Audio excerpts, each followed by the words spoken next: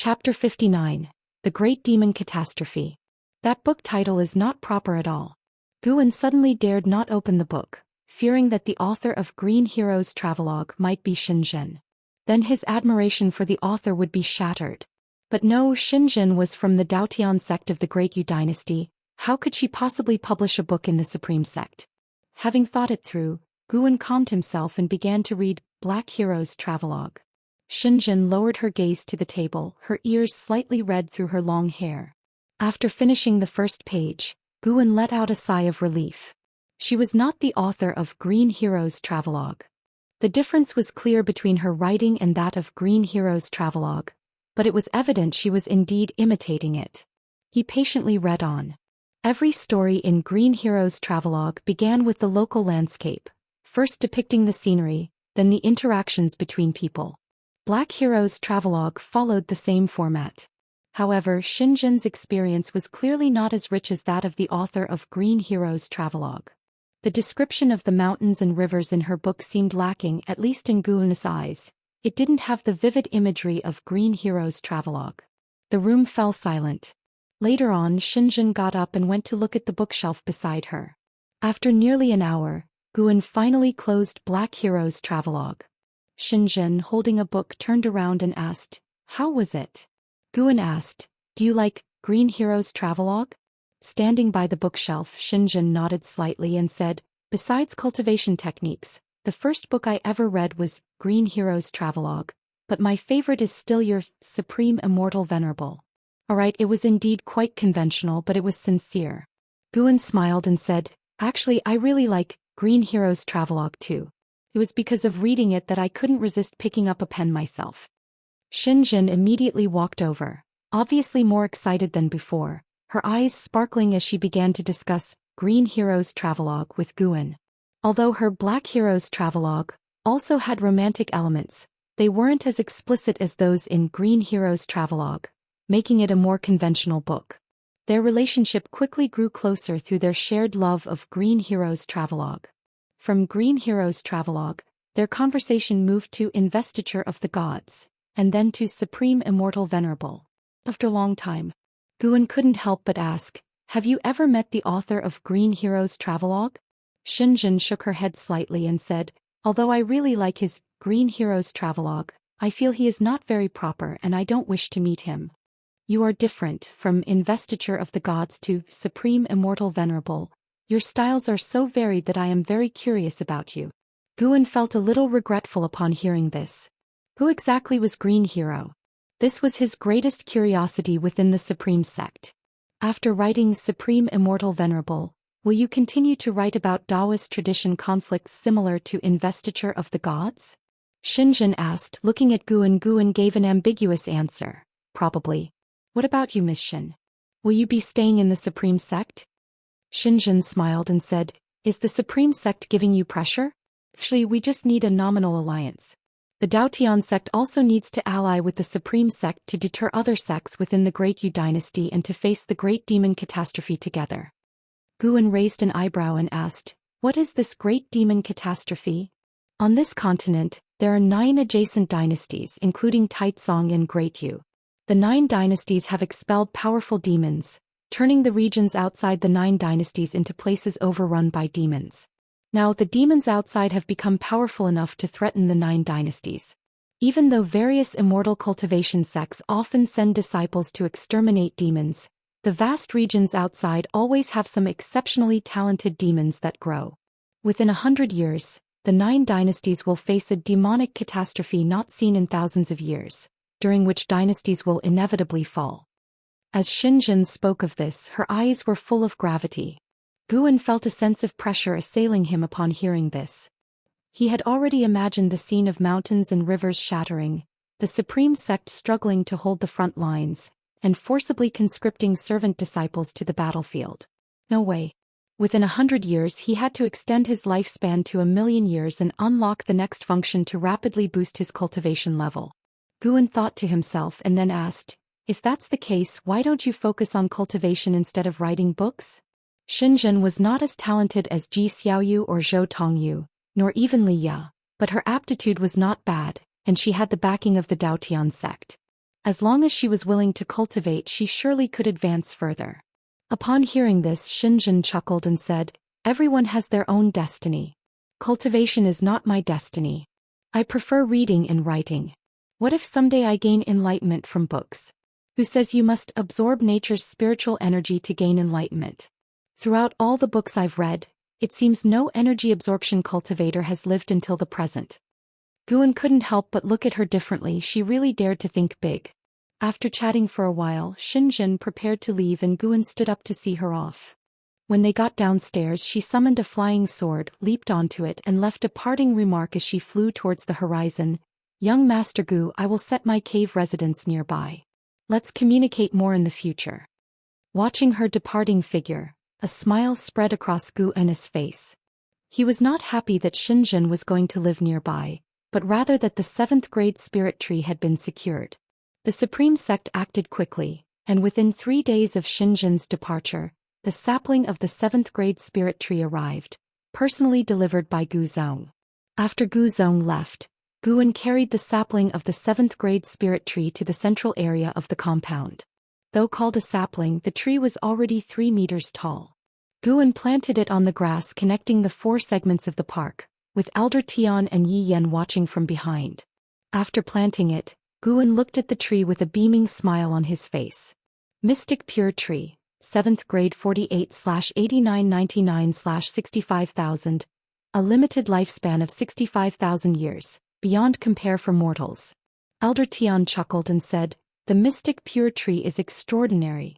Though it doesn't bear fruit, cultivating beneath it can calm the mind and refresh the spirit." Guan's smile grew even brighter upon hearing this.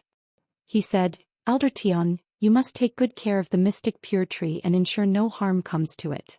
Don't worry, since it's rooted, its life force is stronger than my old bones." Hearing Elder Tian's words, Guan shook his head and laughed. This old man had a bit of humor in himself. Then Guan turned and left.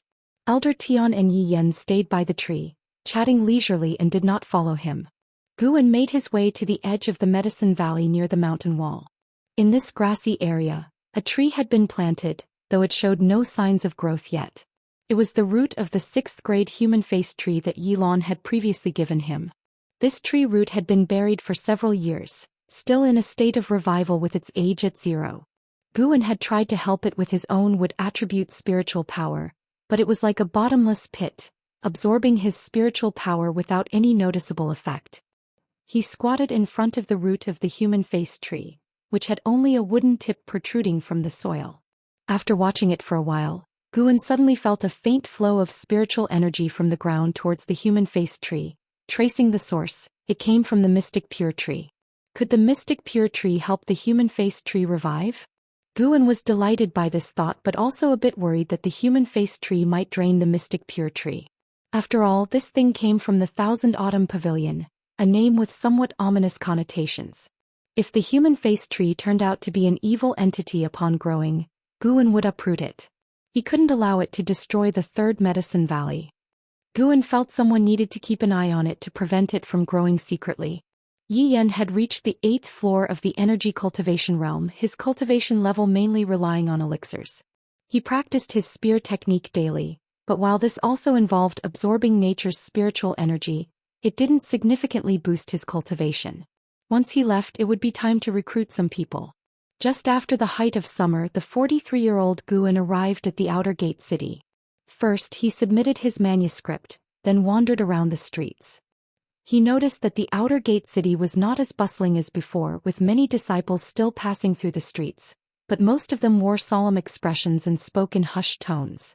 Looking up, Guan saw 4 disciples from the Demon Extermination Hall descend from the sky, landing in front of a pavilion in the distance. They surrounded a disciple who had just exited the building and began questioning him. The disciple appeared quite annoyed and a verbal clash ensued, leading to a fight. When one of the Demon Extermination Hall disciples displayed a token, the disciple backed down and obediently allowed them to take him away. After capturing demonic cultivator spies for so many years, haven't they caught them all yet? Guan frowned, feeling puzzled but having no intention of intervening. As long as they didn't target him, he was fine. He headed towards the Beast Hall, planning to raise a few demon beasts in the third medicine valley so that Elder Tian wouldn't feel lonely. Elder Tian had been diligent and had earned Gu An's favor. He now truly regarded Elder Tian as his own servant disciple. After an hour, Guan walked out of the beast hall's gate, 3 bags hanging from his waist. These were beast control bags, each containing a live creature, but one bag could only hold 1 demon beast.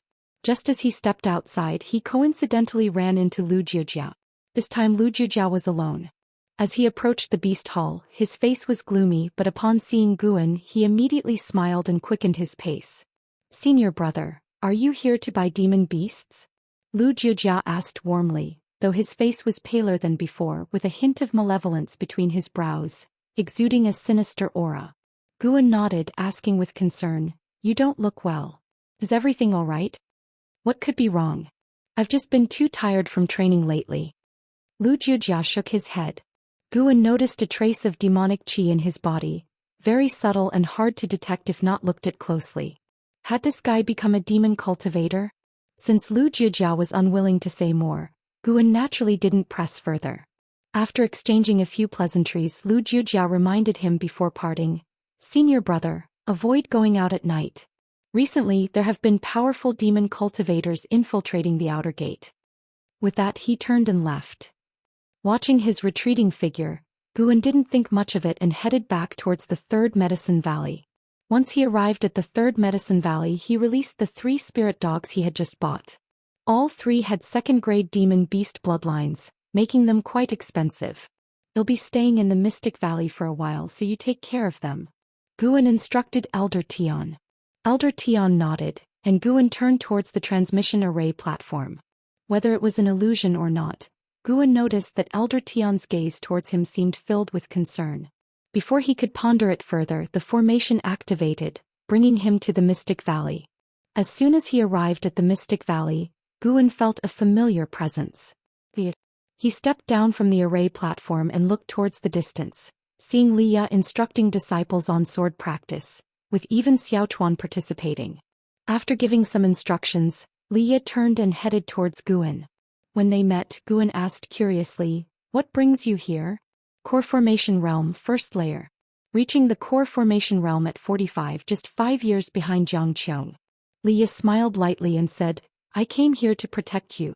I heard that the demon lord from the Heavenly Extinction sect has infiltrated the outer gate and I was worried about you. I plan to go to the inner sect only after this matter is resolved." Chapter 60, Ancestor Save Me. "Can you handle that demon lord?" Guan asked suspiciously. Liya laughed triumphantly. "I have already reached the core formation stage, don't underestimate me. In the Supreme Sect, the core formation realm is just an inner sect disciple. Can you really match up to the demon lord?" "You brat, I came here specifically to protect you and you're still complaining? I'm afraid it'll be like that time when you charged out to deal with the demon of greed and got injured and fell. Can we not bring that up?" The two started bickering, but Guan wasn't really angry. Liya could feel that Guan's concern was out of a good heart, not wanting to burden him. Little did he know that Guan wasn't worried about being a burden, but about being a hindrance. "Brother, if the demon lord comes and you're by my side, I won't be able to act." Guan couldn't express his true thoughts, and since Liya insisted on staying, he had to let it be. "By the way, have you seen junior brother Lu recently?" Guan asked. Liya shook his head. "I haven't seen him. I used to run into him, but he joined the demon extermination hall and I don't get along with the elders there, so we haven't kept in touch." Talking about this, his expression turned indifferent. He didn't care about Lu Jiujia at all. Though he was warm to Guan, he was actually very cold to everyone else. "Let's go upstairs and have a proper chat. I heard you acquired another medicine valley. Tell me all about it." Liya pulled Guan upstairs. They chatted late into the night.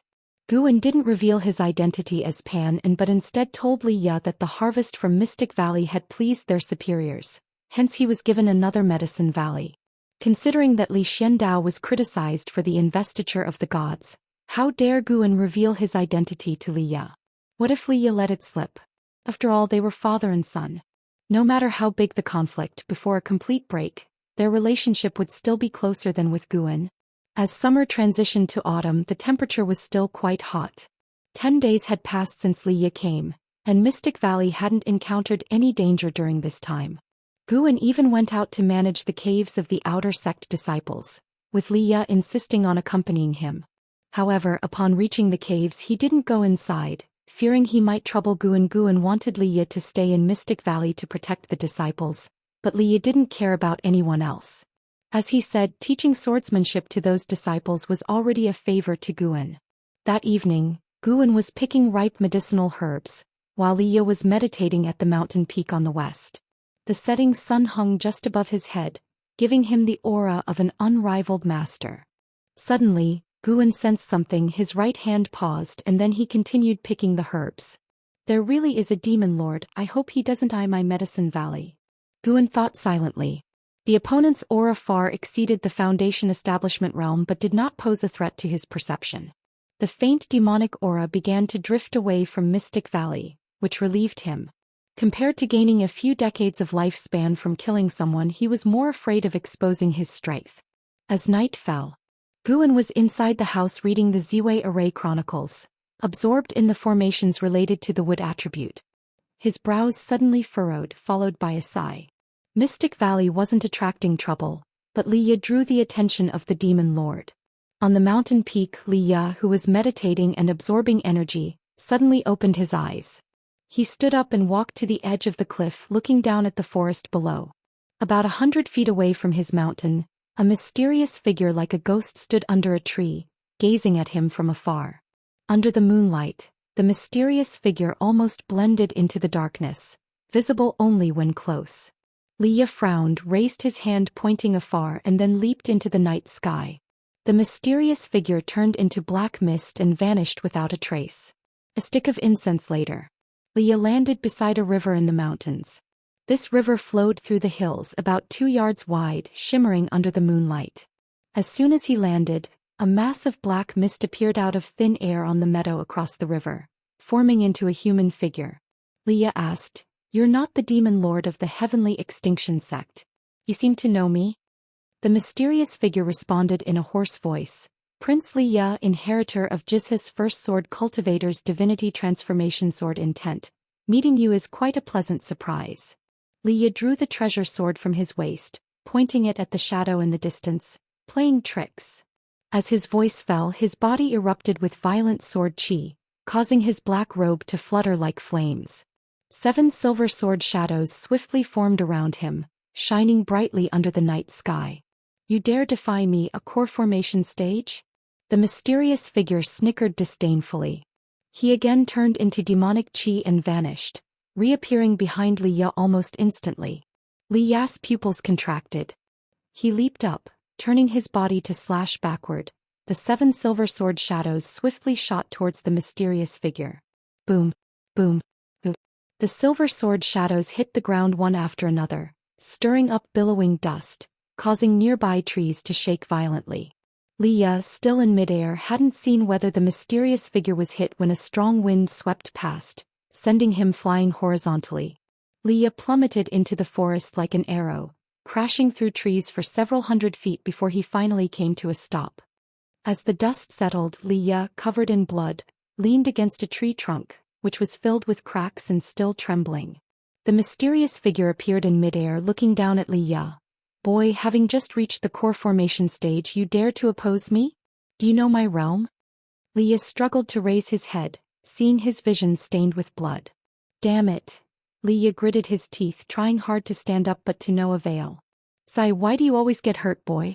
You're not just risking your own life, you're putting your ancestor's life in danger too." An aged voice sounded in Li Ye's mind, full of helplessness.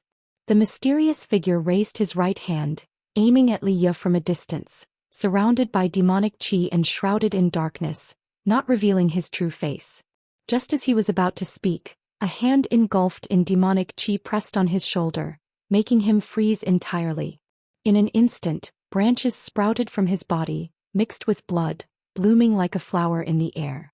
The demonic chi dispersed, revealing a middle-aged man, his outer sect elder robes pierced by branches, his ferocious face showing an expression of disbelief. He turned his head, catching a glimpse of a purple-black figure standing behind him. "Demon Shadow Divine Skill." "Who?"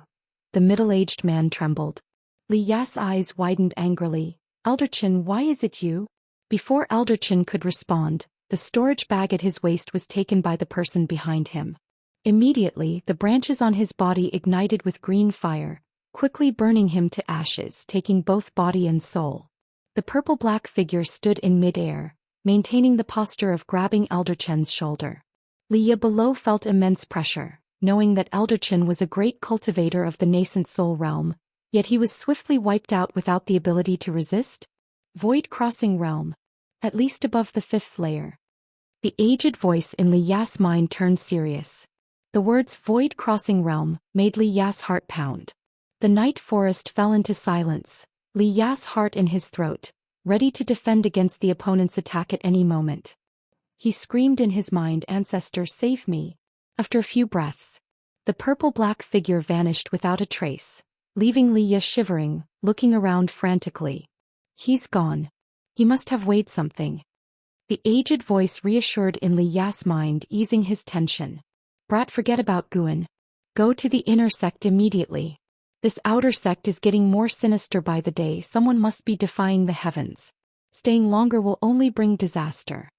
The aged voice turned stern while Li Ya remained silent. In Mystic Valley's pavilion, Guan looked at the storage bag in his hand, sighing softly. Senior brother Li, I'm sorry. If I don't injure you a bit, you'll never leave here. Guan felt guilty. After all, Li Ya came for him.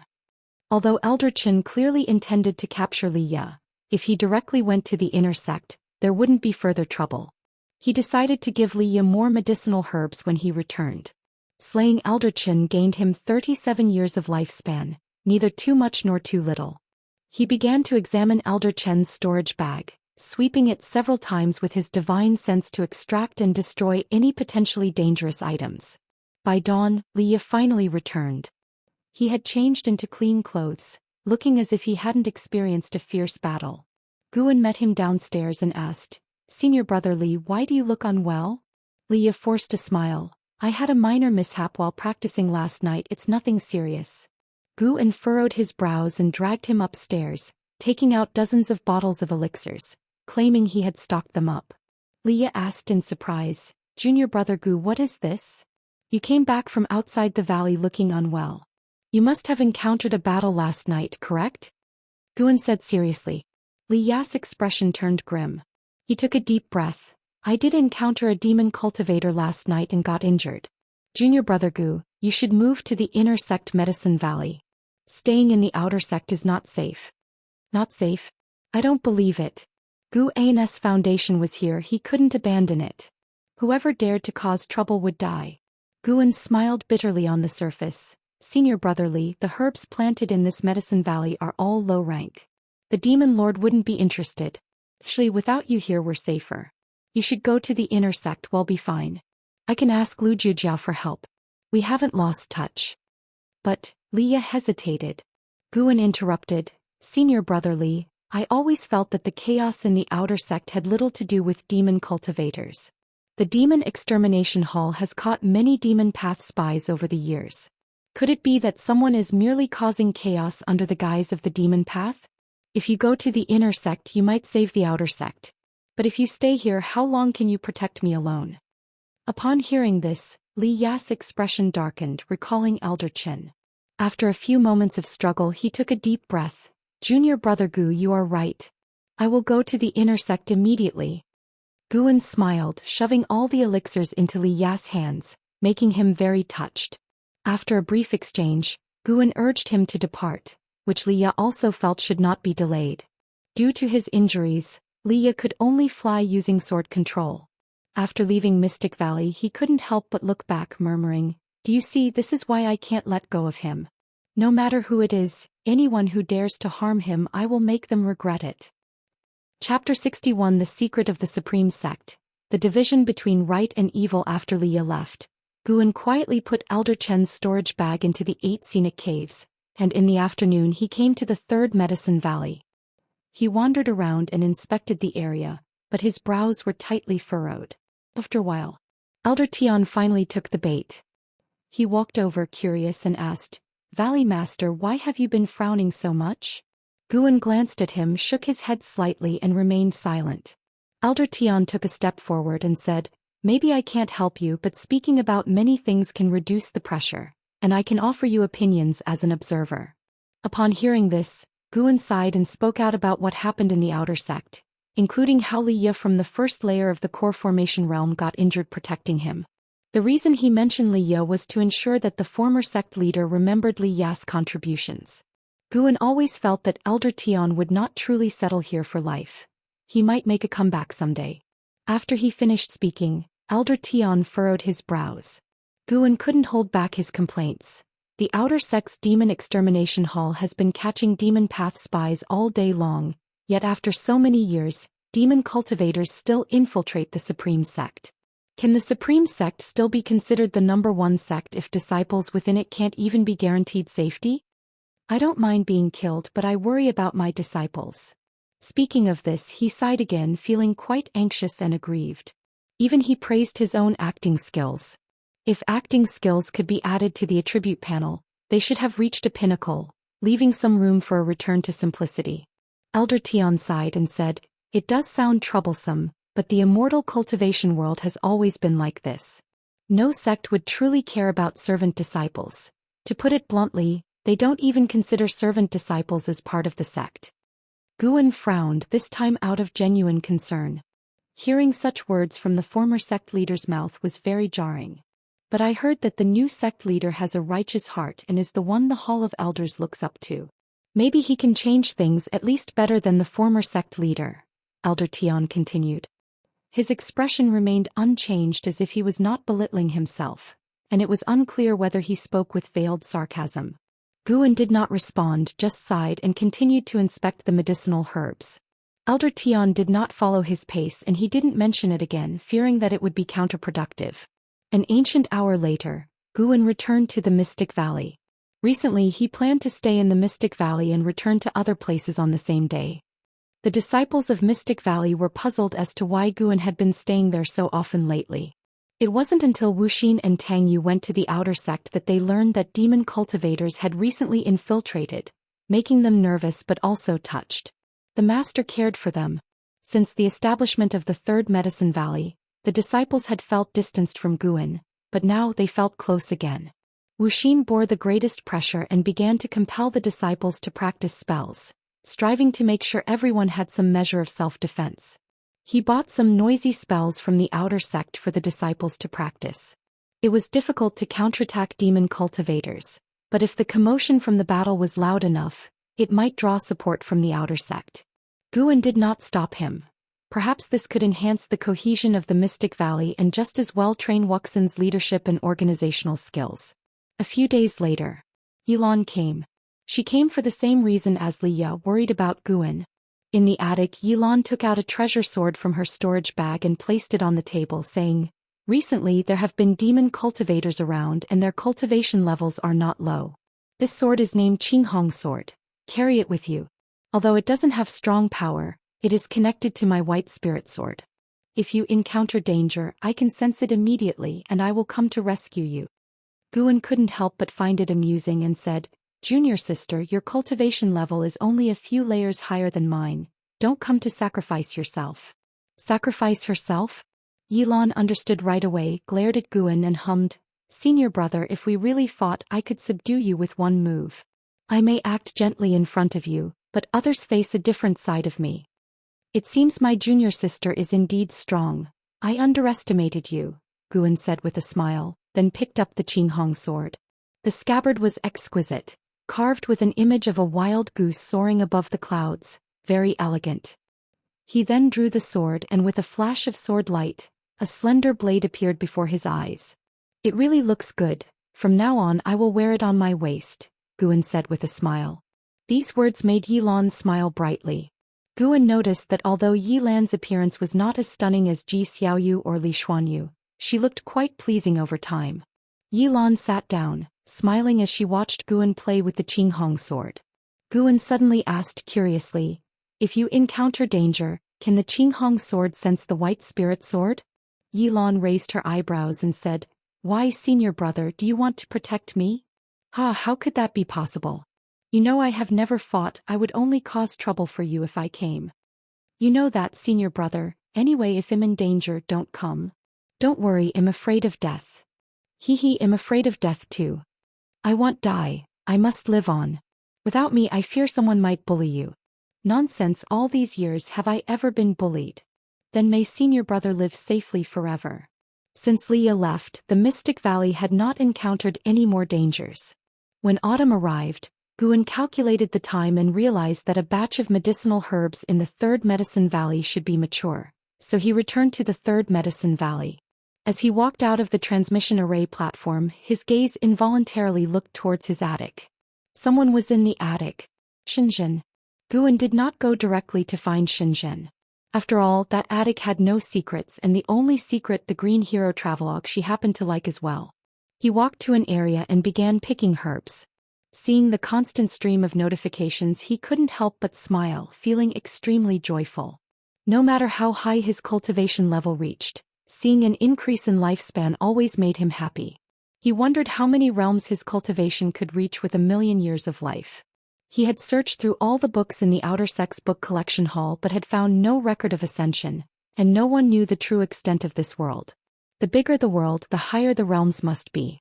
Just the Supreme Sect had great cultivators in the Void Crossing realm. The true inheritor who was traveling might have surpassed the Void Crossing realm, but still couldn't be invincible in the world. The path of immortal cultivation was long and arduous. Guan picked herbs while his mind wandered. After he finished picking, he turned and walked towards the attic. When he passed by Elder Tian said, "Miss Shen has come looking for you several times." Guan nodded slightly, then continued walking. Elder Tian hesitated for a moment and said, "I have told Elder Guzong about what you mentioned. Perhaps the situation in the Outer Sect can be improved." Hearing this, Guan looked back at him with a smile and said, "Elder Tian, see, everyone has their use. You always say you're ready for the grave, yet you can help thousands of disciples in the Outer Sect. Thank you." Guan raised his hand in salute and then turned and left. Elder Tian pondered deeply, murmuring to himself, "Everyone has their use." On the other side, Guan went upstairs and pushed the door open, seeing Xinzhen sitting at the desk, writing. She still wore black clothes, her face covered by a black veil, her long hair coiled into a bun, with 2 strands of hair swaying on either side of her face, giving her eyes a gentle and serene beauty. Xinzhen didn't lift her eyes, as if she didn't see Guan enter. Guan walked over, circling to her side, trying to see what she was writing. At that moment, she calmly set her pen down and put away the paper. But Guan, who had already seen part of the content, had a strange expression, hesitating to speak. Xinzhen stood up, tucked the paper into her sleeve, walked to the side and kept her distance from Guan, smiling. "I came looking for you several times, but you were never here. Is that Outer Sect Medicine Valley so captivating?" Guan responded helplessly, "Recently the Outer Sect is unsafe. I can't bring all my disciples away, so I have to stay and protect them since my cultivation level is higher than theirs." The reason he revealed this was to hope she would pass on the message upwards. The more people spoke, the more strength and hope there would be. With your current achievements, not to mention entering the inner sect, even going to the main city of the Supreme Sect shouldn't be difficult. Why not focus on writing books instead of dealing with these trivial matters? Xinzhen asked curiously. Guan replied, "You are the holy daughter of the Daoist sect, possessing resources unattainable by ordinary people. Why not focus on cultivating, but instead indulge in music, chess, calligraphy and painting?" Xinzhen fell silent. Guan then began tidying up the desk. After a while, Xinzhen sighed. As expected of the person who wrote the Supreme Immortal Venerable. "Indeed, only you can truly understand me in this world. If you die, I will not only lose a book to read but also a confidant." "No, I can't let you die. Let me tell you a secret." She raised her sleeve and the door closed with a wave.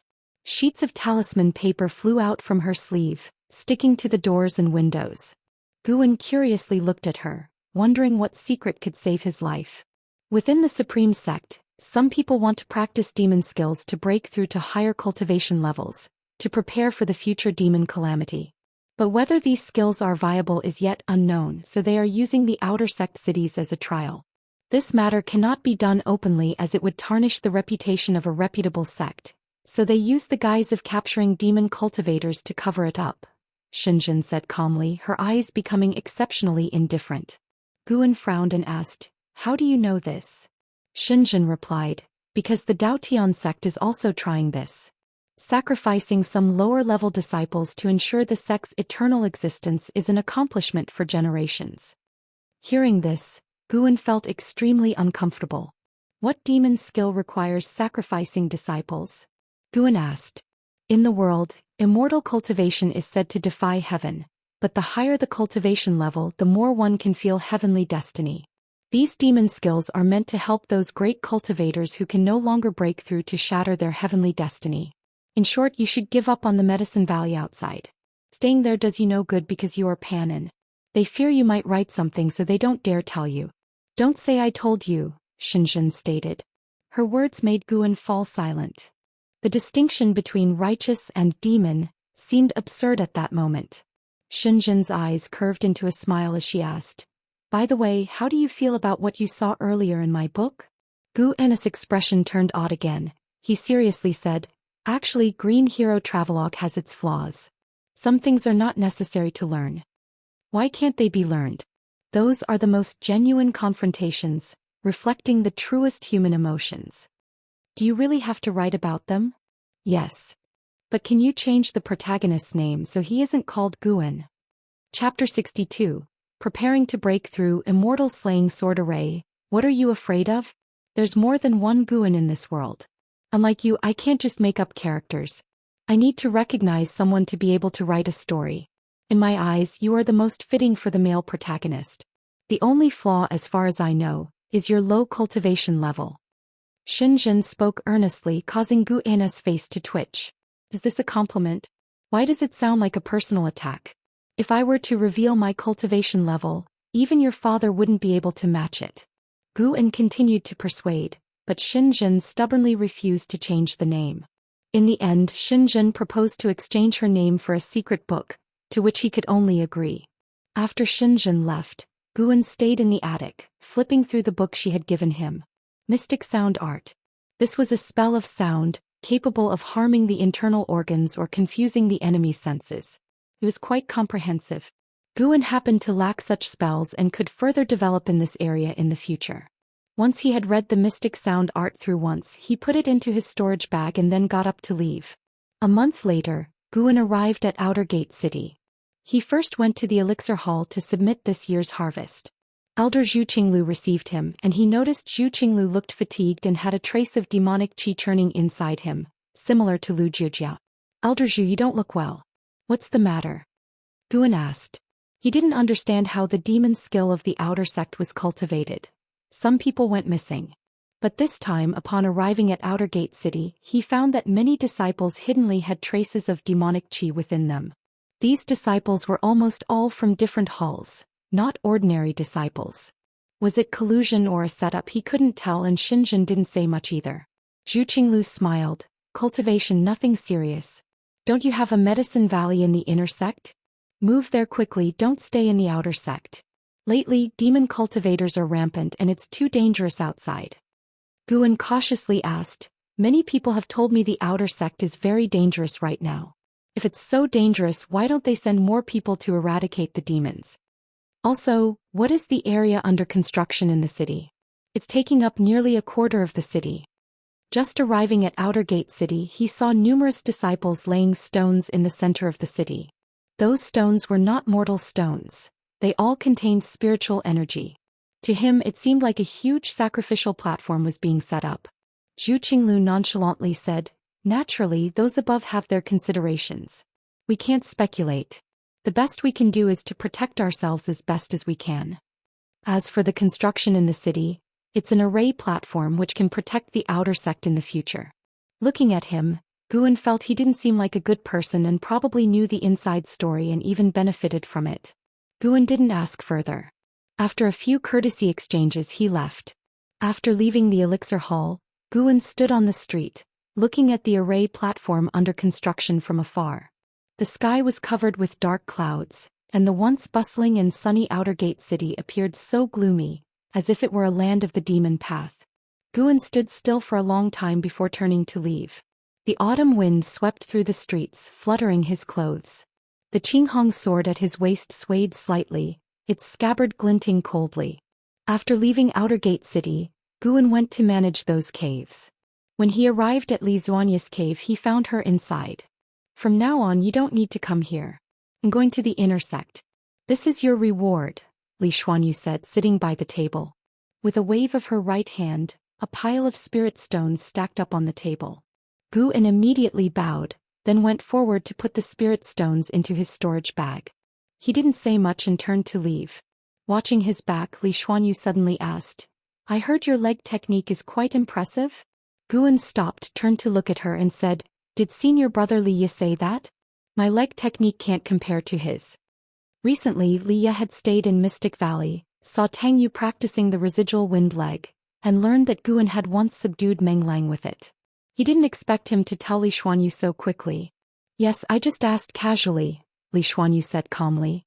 She paused and then said, I look forward to the day you enter the inner sect. Then we can compete. Guan, puzzled, said helplessly, How can I compare with you, senior sister? I can't catch up with you. Go back. Li Xuanyu didn't respond to his words. Instead, she issued an order to leave. Guan could only leave. After leaving her cave, Guan didn't feel much psychological burden. As long as he never admitted it, what could Li Xuanyu do to him?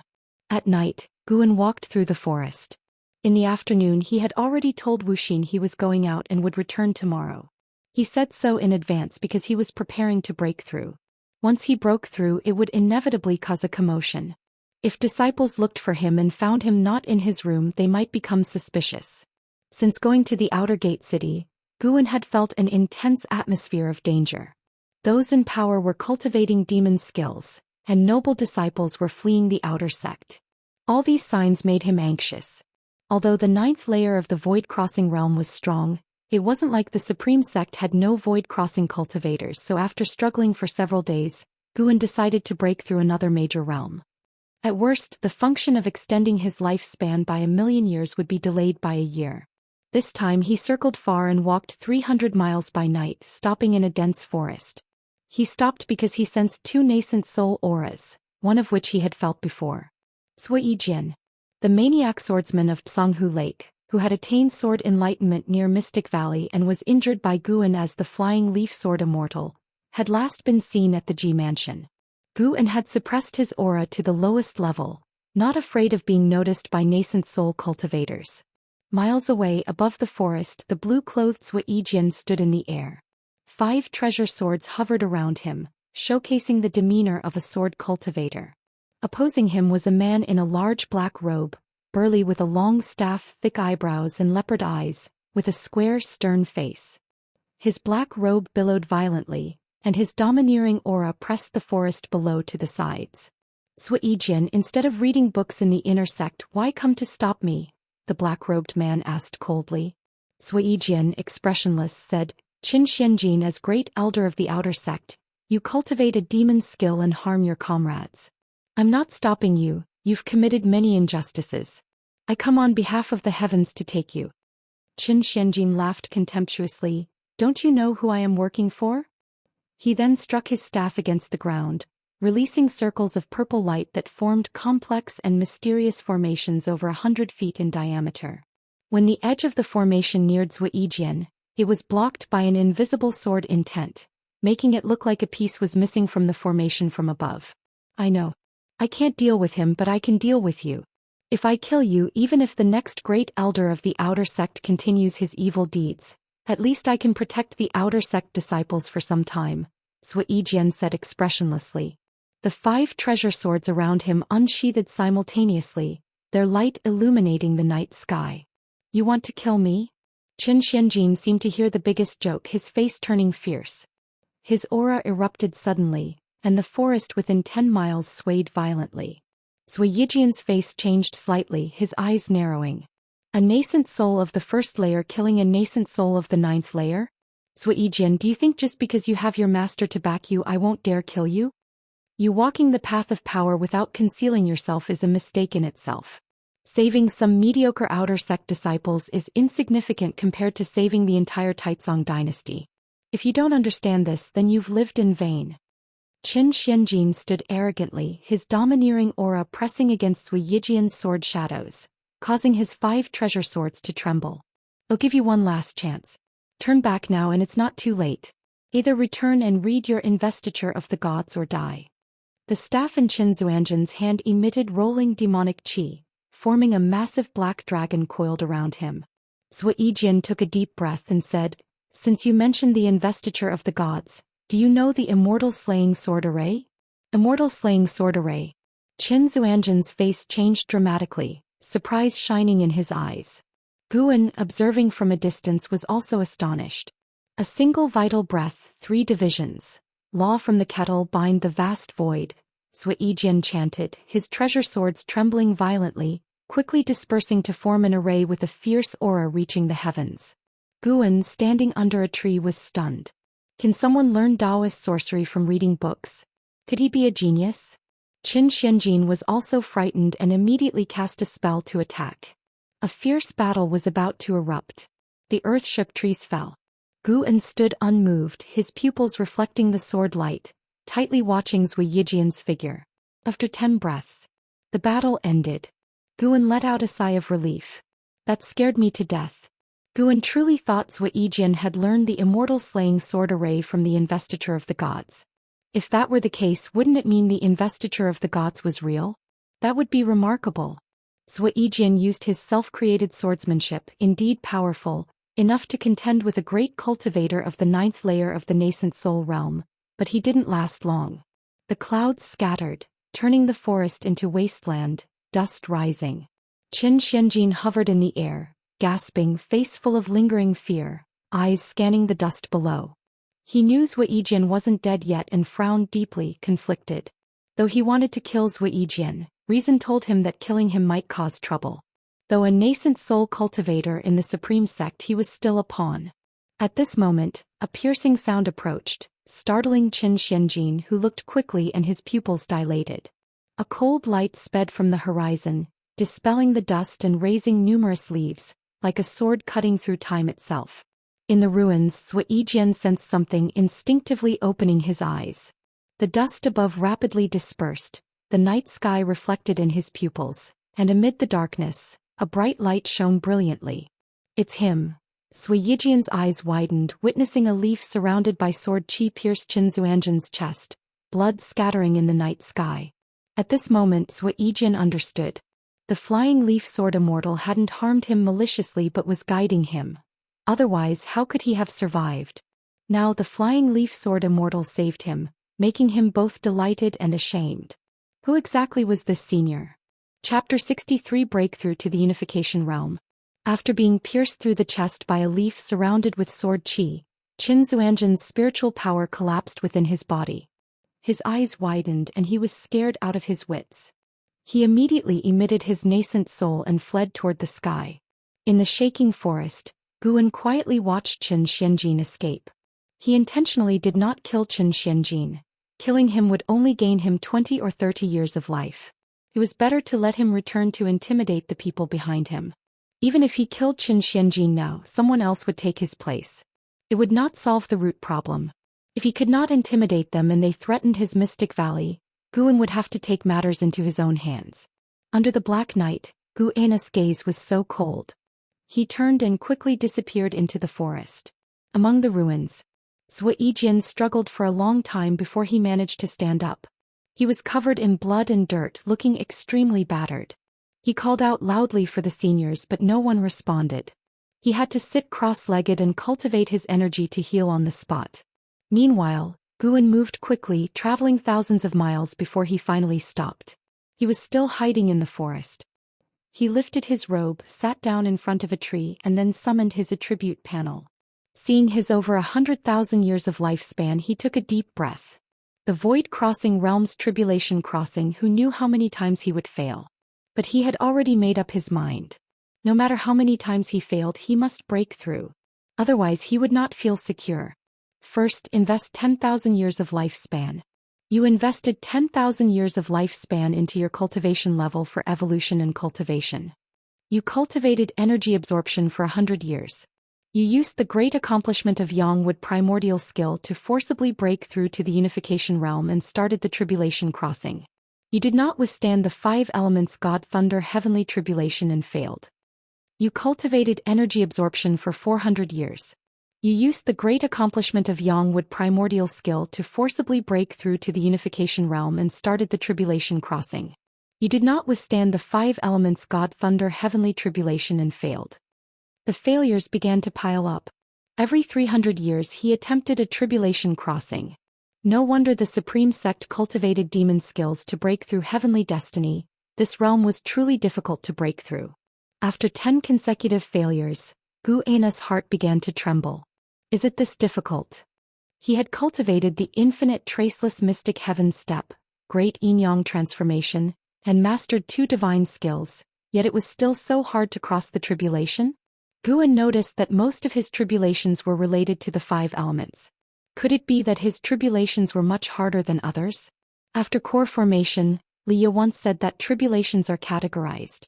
Different cultivators face different tribulations, mainly related to their aptitude and cultivation techniques. Guan's eyes sharpened. No matter how difficult it is, he must succeed. The heavens don't fail those who pay with lifespan. You cultivated energy absorption for 5,400 years. You used the great accomplishment of Yangwood primordial skill to forcibly break through to the unification realm and started the tribulation crossing. You did not withstand the 5 elements God Thunder heavenly tribulation and failed. You cultivated energy absorption for 5,700 years. You used the great accomplishment of Yangwood primordial skill to forcibly break through to the unification realm and started the tribulation crossing. You did not withstand the 5 elements God Thunder heavenly tribulation and failed. The failure prompts kept coming. Guan hurriedly checked his attribute panel, looking at his lifespan. He felt a bit relieved. He still had confidence. However, even after 10,000 years had passed, he had not succeeded. His mentality almost broke. He hurriedly invested another 1,200 years. Failure. Failure. Failure. Failure. Guan's eyes turned red. He invested another 1,200 years. Failure. Failure. Success. You cultivated energy absorption for 900 years. You used the great accomplishment of Yangwood primordial skill to forcibly break through to the unification realm and started the tribulation crossing. You withstood the 5 elements God Thunder heavenly tribulation and succeeded. You broke through to the first layer of the unification realm. You cultivated energy absorption for 1,200 years. Your cultivation level has increased. It was a success. Guan let out a long breath. Took him 12,400 years to succeed. Although the lifespan consumed by the evolution of lifespan surpassed real-world cultivation, he still felt the pressure. The unification realm was already like this, what about the realms afterward? But then he thought, considering his initial aptitude, reaching the unification realm before 50 was incredible. It was not lifespan being consumed, just numbers. Guan adjusted his mindset, activated the lifespan barrier, and prepared to enjoy the improvement in his cultivation level. Spiritual energy began to seep out of the ground, appearing at a visible speed. In less than 3 breaths, the ground appeared in a cyan wave, which was what attributes spiritual energy. Spiritual energy surged into his body, stirring up a whirlwind around him. The momentum began to grow larger. Guan felt that this time's commotion would surpass previous ones. Although it seemed like only breaking through one realm, the spiritual energy required for this one realm was incomparable to previous realms. As spiritual energy entered his body, Guan's cultivation level began to rise, and at the same time, insights into the unification realm emerged in his mind, as if he had truly experienced years of cultivation. In the outer gate city, in a mansion, Qin Zuanjin's nascent soul floated in front of a table. His face was gloomy, and he stared intensely at the ancient bronze mirror in front of him. Soon, a blurry face reflected in the mirror and a cold voice emerged. "So late, what do you want to see me about?" "I was almost killed by the flying leaf sword Immortal, and Zhou Xian, he stopped our grand plan." Qin Xianjin gritted his teeth, his tone filled with unwillingness and a trace of fear. Being pierced by that flying leaf gave Qin Xianjin a feeling of facing death. He was extremely scared now. He felt that if he had reacted even a little slower, he would have perished completely. The person in the mirror fell silent upon hearing this. Qin Xianjin did not disturb him, quietly waiting. After a while, Qin Xianjin seemed to sense something and his face changed dramatically. "The spiritual energy is sinking again," Qin Xianjin quickly said, looking toward the door as if afraid the flying leaf sword Immortal would come for him.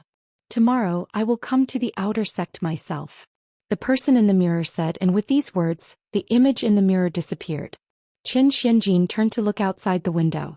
The clouds in the sky gradually covered the bright moon, as if doom was descending, making his heart even more fearful. Not only did he feel the sinking of spiritual energy, but the entire outer gate city was also alarmed. More and more disciples flew into the sky. Recently, demon cultivators ran rampant, with disciples disappearing from time to time. Tonight, with the sudden sinking of spiritual energy, who would not panic? Yilan flew toward the law enforcement hall. Along the way, she encountered Lu Jujiao flying on his sword from the opposite direction. Both stopped simultaneously. Lu Jujia's face was stern. Seeing Yilan, he hesitated. Yilan's expression remained cold. Is this your doing again? Lu Jujia shook his head. No, the demon extermination hall has already ordered a state of vigilance. This time it might really be a demon cultivator invasion. Really? Yilan asked in a sarcastic tone. Lu Jujiao frowned. Yilan continued, Senior Brother Lu, do you really think this path is right?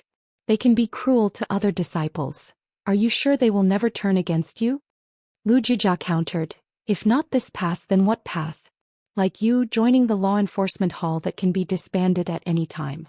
The two looked into each other's eyes, full of conflict. Eventually they brushed past each other without saying more harsh words. Dark clouds swirled and a huge inverted vortex appeared in the night sky, vast and wide. The forest below undulated like waves, extremely oppressive. In a forest, in a hidden spot where no one could see, Guan was still sitting in meditation.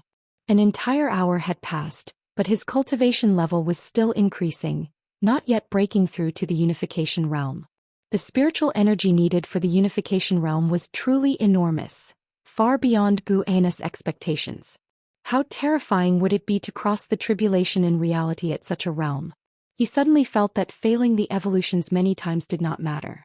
After all, in real life, failing once could mean death. Guan felt the surging spiritual power within him, unable to remain calm. Having such massive spiritual power at the unification realm, what kind of power would a true immortal possess? He fell into infinite reverie. Earth spirit energy frantically poured into his body, and green waves of spiritual energy emerged from the ground. It felt as if he was in an ocean. Outside the lifespan barrier, the forest shook violently. More and more cultivators flew over Guan's head, but no one noticed his presence. The effects he caused were not limited to this. Accurately, the whole supreme sect was affected. The forests outside all outer cities were shaking, causing the cultivators of supreme sect to feel anxious. This was not the first time Guan had experienced this, so he was not panicking.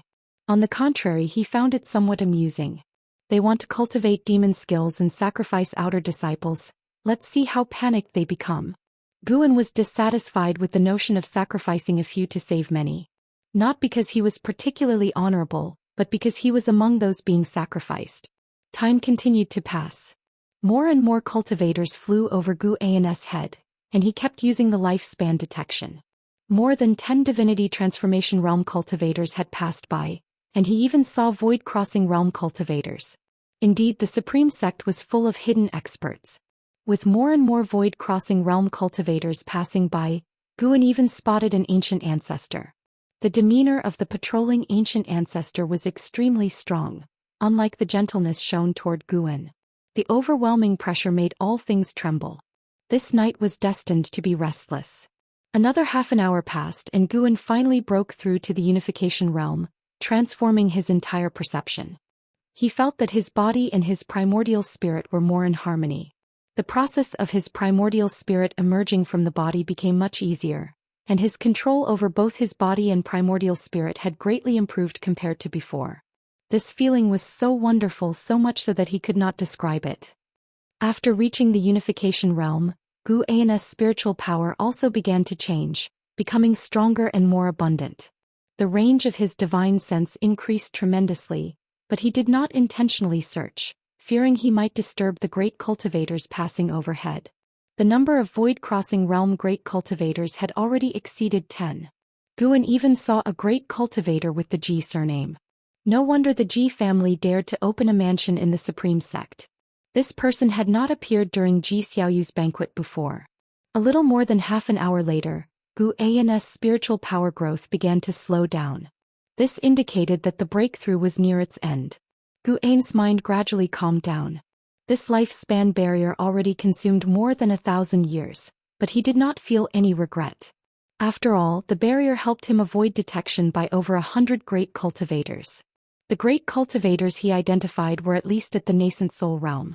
And this was just one direction of the supreme sect.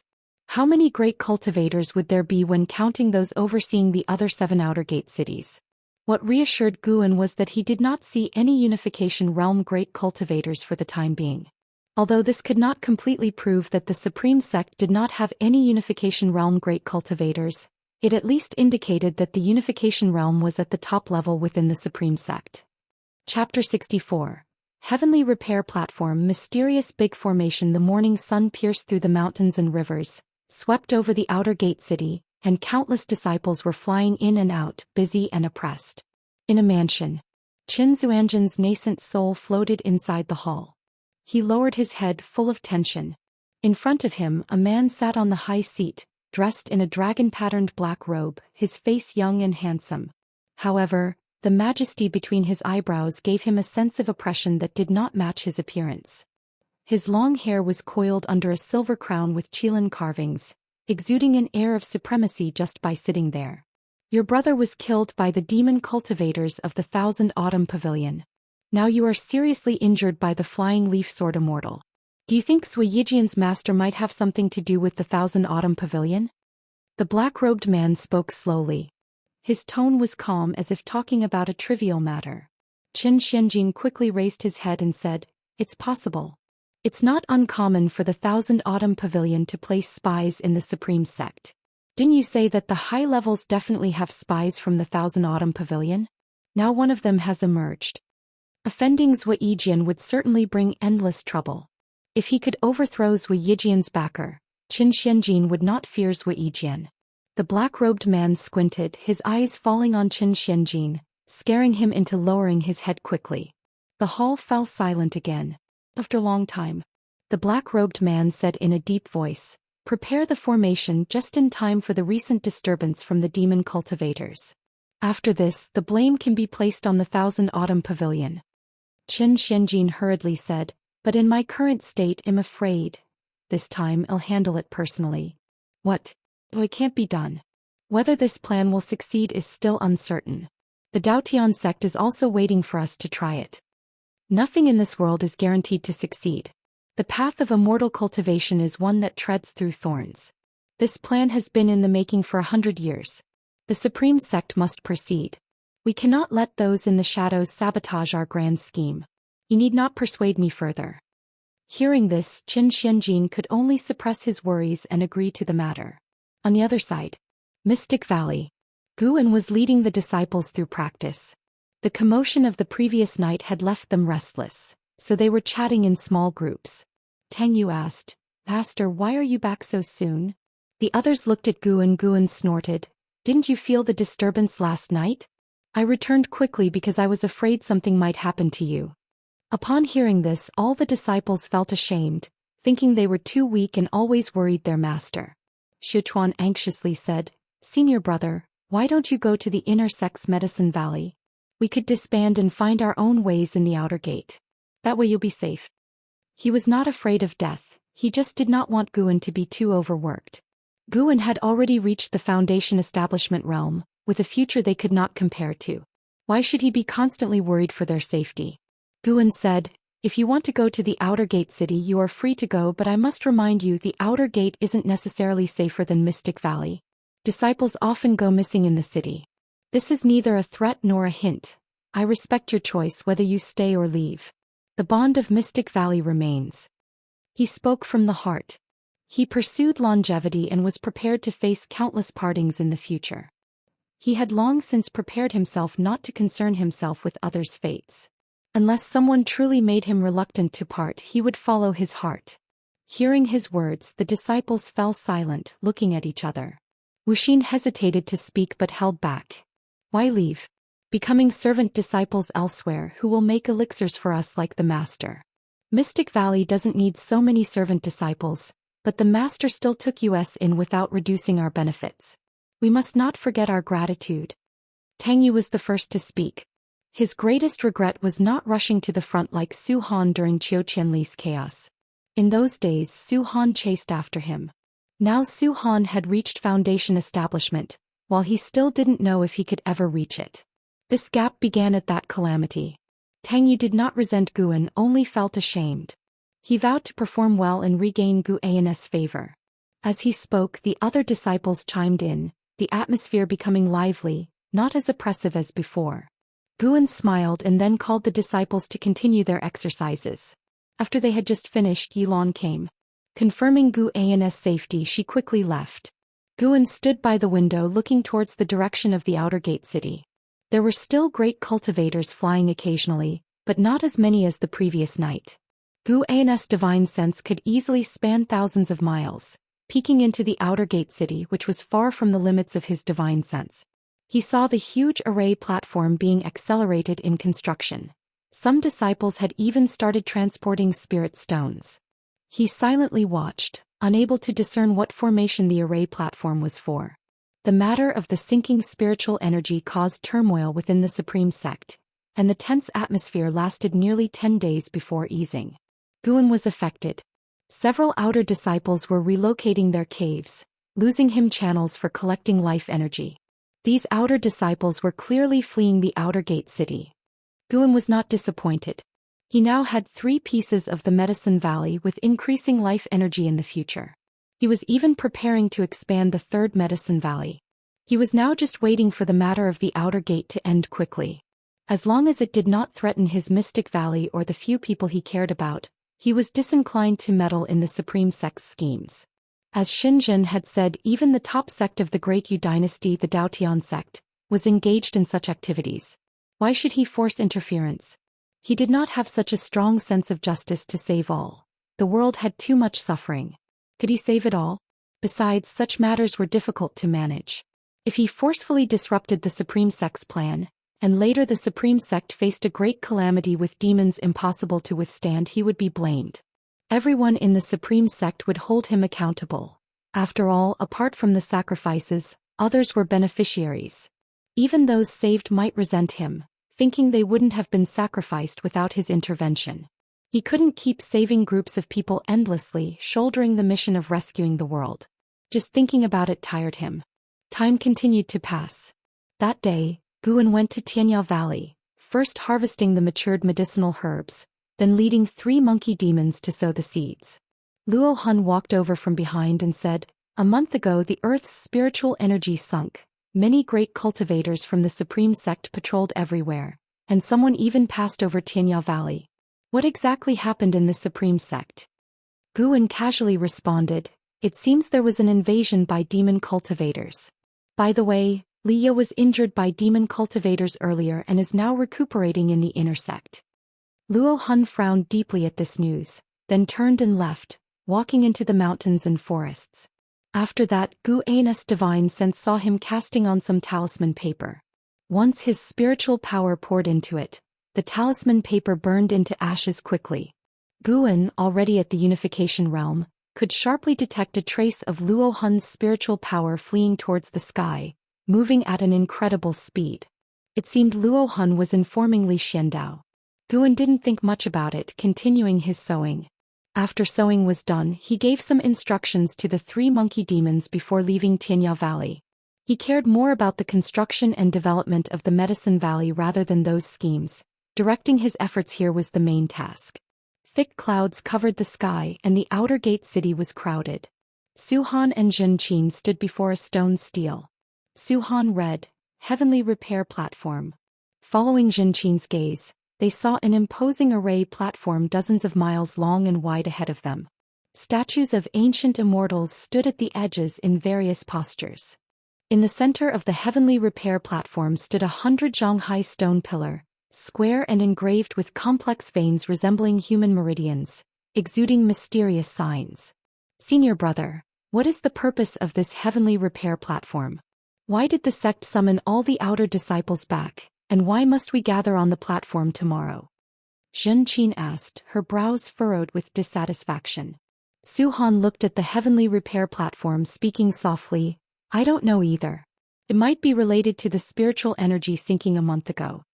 The streets behind them were bustling with people. Many disciples stopped to discuss the heavenly repair platform, equally perplexed. Many disciples witnessing it for the first time were amazed by the size of the platform. How strong would the formation be if such a large array platform were activated? Unable to get an answer, Zhou turned her head in another direction and briefly saw a familiar figure. But upon closer inspection she saw no one, as if she had mistaken. Strange, Zhou muttered. Not far away in a crowd of people, Xianxia walked forward in a blue dress, her eyes sideways towards the heavenly repair platform, expressionless. A hunchbacked old man walked beside her, leaning on a cane only reaching her shoulder. Miss, this array platform is not simple. There might be a major event tomorrow. Should we stay? The hunchbacked old man asked. He was not the only one. Many disciples around were worried with various speculations. Xianxia remained expressionless and replied, Indeed, it is not simple. The restrictions within the array platform are exceptionally complex. It would take decades to deduce. But since we are here, we must see it tomorrow. The hunchbacked old man looked at her, sighing, Miss, you have changed a lot. Do you not have any attachments in this supreme sect? I do, hence why I asked you to come. Looks like these old bones of mine will be tested again. They chatted casually without mentioning the Thousand Autumn Pavilion, so no one suspected their identities. Meanwhile, on the other side of the heavenly repair platform in a 9-story pavilion, 2 figures stood by the building edge, both appearing young. One of them was the black-robed man, Qin Zuanjin's backer. The black-robed man looked down at the heavenly repair platform, eyes deep, lost in thought. The young man beside him asked, Master, most of the outer gate disciples in this city should have returned. Should we also gather servant disciples from nearby medicine valleys, beast fields and mines?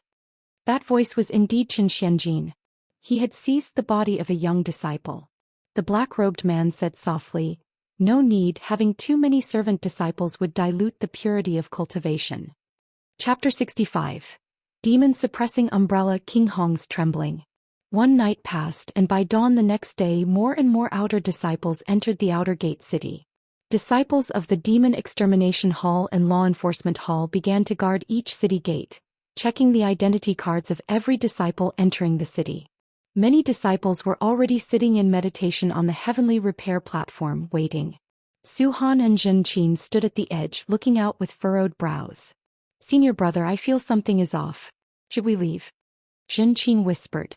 She had been cultivating a technique taught by Xianxia, making her keenly perceptive. The Demon Extermination Hall disciples standing at the edge of the heavenly repair platform made her uncomfortable, triggering a primal urge to flee. Su Han also sensed something was wrong, so he nodded and led his junior sister away. The two moved against the flow. It wasn't just them. Some other disciples also sensed something amiss and wanted to leave the outer gate city, but most chose to trust the supreme sect. They made their way to the city gates, only to be stopped by the Demon Extermination Hall disciples. Today entry was allowed but exit was not.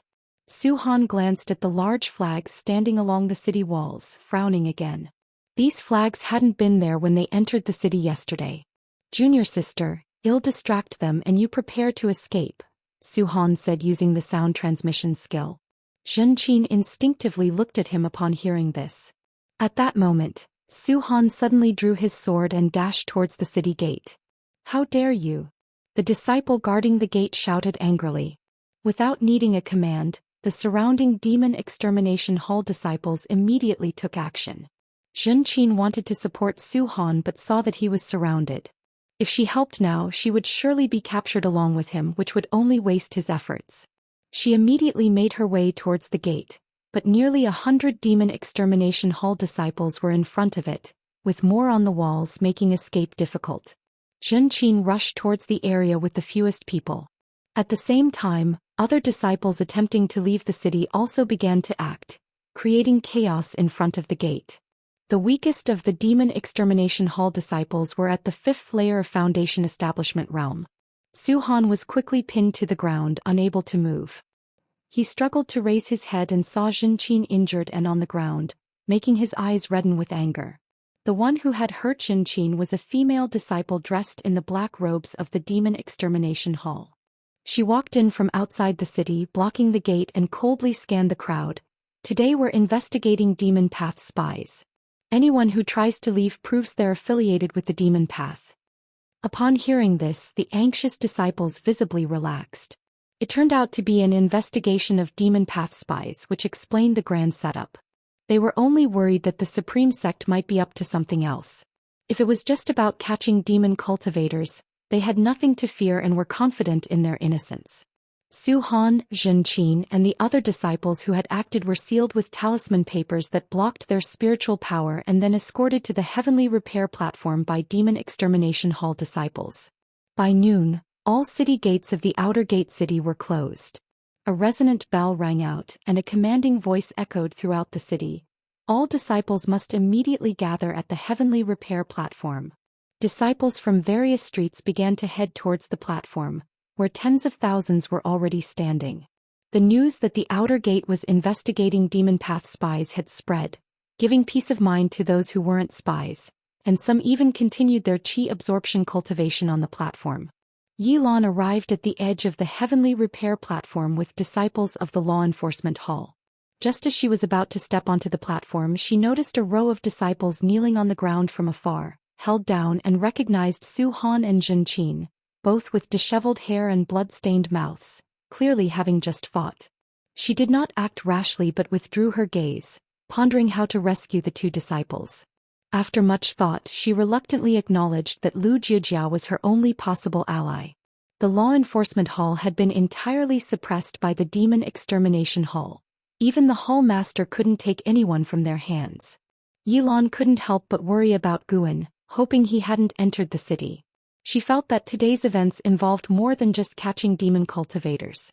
As a law enforcement hall disciple, she couldn't simply flee due to suspicion. Deep down, she still held some trust in the Supreme Sect, believing that such actions by the Demon Extermination Hall could only occur in secret.